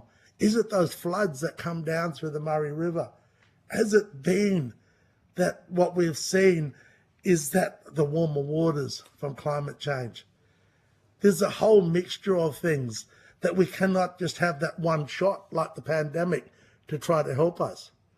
Now, when I'm talking from our people, this day and age, each and every one of you, all of the people in the room here, have something that touches them, something that is strengthening them. And if you cannot walk, talk, listen, these things become a real problem. And again, it gets back to that psychological damage. So has climate change happened in the past? You know, we went through a period of there was no such thing as climate change. There were people denying. We've been through a period where people are throwing up all sorts of things that has caused this bloom. Oh, it's because of the trawlers. It's because of this, it's because of that. Well, what we've got to do is to understand it's happening. Now, how do we deal with it? A response is like what's happening here, with the senators are finding out what is the impact to communities. That's a response to what's happening. We need to have these responses. Then we need action. When people like Carl and I come here as cultural people to say this is what's happening, to inform, for people to listen. Now, we don't know if our voices will be the panacea. We don't know whether or not having this Senate inquiry will be the thing that helps in the next couple of years. Who knows what will happen? But at least if we all work together to find a solution, isn't that far better than trying to be separated? Trying to understand where we're coming from, and we're understanding where government's coming from. Does government want to destroy our people? I don't think any longer. We've had these things of truth-telling that's happened in the past with policies, but there have been people like missionaries who try to save us. And they've also taken away everything. So it depends on how you look at it. However, let's try and find a solution where we all walk together, we heal country and whatever that looks like, and we understand where we're all coming from. That's all we're asking. Can I ask, on that point, we've heard from representatives of the state government today extensively, and many times, and then other impacted industry groups and community groups, and many times they spoke of being finding out information and being consulted in the reference group, the official reference group. Are there representatives of First Peoples, and I guess I'm thinking particular Ngarrindjeri, Kaurna people, do you have representatives in that reference group? Do you know whether you do, or do you? What can we do to make sure that communication, as you're talking about, is actually happening? I personally have no idea who's on the reference group. I've not been informed of who's doing anything. And maybe that's a fault of somebody. But then quite often what happens, people are chosen, but they're not actually got cultural expertise. And there's or no cultural feedback. Yeah, and they haven't got cultural authority. And then so that you're getting a response from people, but often they're not the right people to be talking about some of this stuff. And that becomes a concern. And so even when this is happening, a community, in my case, doesn't get any feedback. So by consulting with Ngarrindjeri people, are you consulting with the community? I'm just lucky that I'm able to come along today as an individual, as a Ngarrindjeri. Now, I'm not sure about Ghana. Is it the same? Well, I don't. You don't know? I don't know at the same time, but I'm here representing Manawara, which is my tribal clan group. And this goes back to the colonial load that I carry, and the cultural load as well, because the impacts of that are still being felt by our people, because we've lost all of our tribal council, we've lost all of our tribal practices around those things, and now everyone has to operate under the apparatus. So the truth-telling around stories that are affecting us now are just like Ripley's Believe It or Not. Instead of being included and embedded in the fabric of this country, because we're still trying to work that out, aren't we? What that flag means. or the flag or a flag, you know, but I'm just putting up a red flag for her because that's why I'm sitting here today. Thank you. I think we should ask we will ask some questions of those who are running those reference groups to actually work out if there's any representatives from First Nations groups, regardless, because I don't know and I haven't heard of them. So maybe there are. Refer to defer. Yeah. But I think Carl brings up a good point. He's talking about how he's coming from the old way of doing business. I'm doing the same. It's this old way structures whereby there was a filtering down across nation of everything that needed to be known and finding solutions. So they were going up and down. Our form of government was called Yanarumi. Now, the structures are more colonial structures that people still, you know, what's the missionary zeal hasn't left through some of these structures that there is a power base rather than equality. And so it's a great question you've asked, Senator Anson Young, because we need to find out is there First Nations input into this, and if it isn't, well, hang on, why not? Because Carl and I both said, hang on, this is what's happening for our families in particular, but in general, our people. I'm actually quite struck by the fact that you're talking about the impact on culturally, the loss that's being felt throughout the communities and your families, because actually a number of the submissions that we have received from South Australians across individuals, South Australians across the board, is this deep distress of what has happened, and a very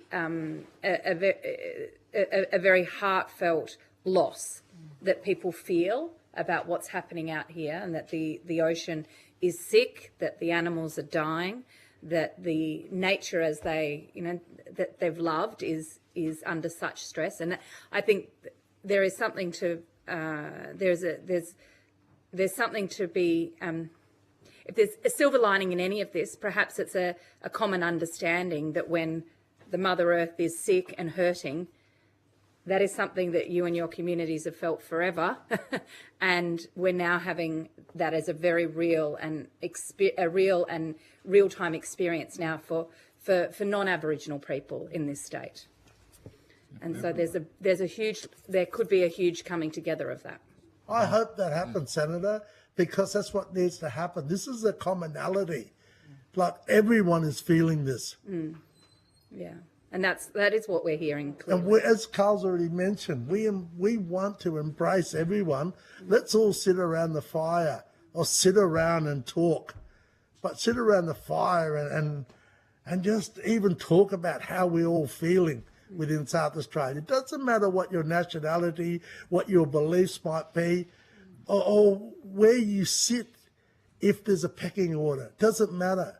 We are all individuals who are hurting here in South Australia. That's right. Has anybody got any final comments to make or questions? Well, thank you both for sharing with us and giving us that perspective, because I actually think it's important, after all of the policy and the talk of economics and all of that, that actually what matters is humanity. That's right. Thank you so much. Thank you, everyone. Thank you all too for those words. And that draws our hearing to a close for today. Thank you to Hansard and the Yacht Club here for hosting us today, and our Secretariat staff. We will be back tomorrow in Port Lincoln, and then Thursday will be in Ardrossan, and Friday will be in Victor Harbour. Thank you very much.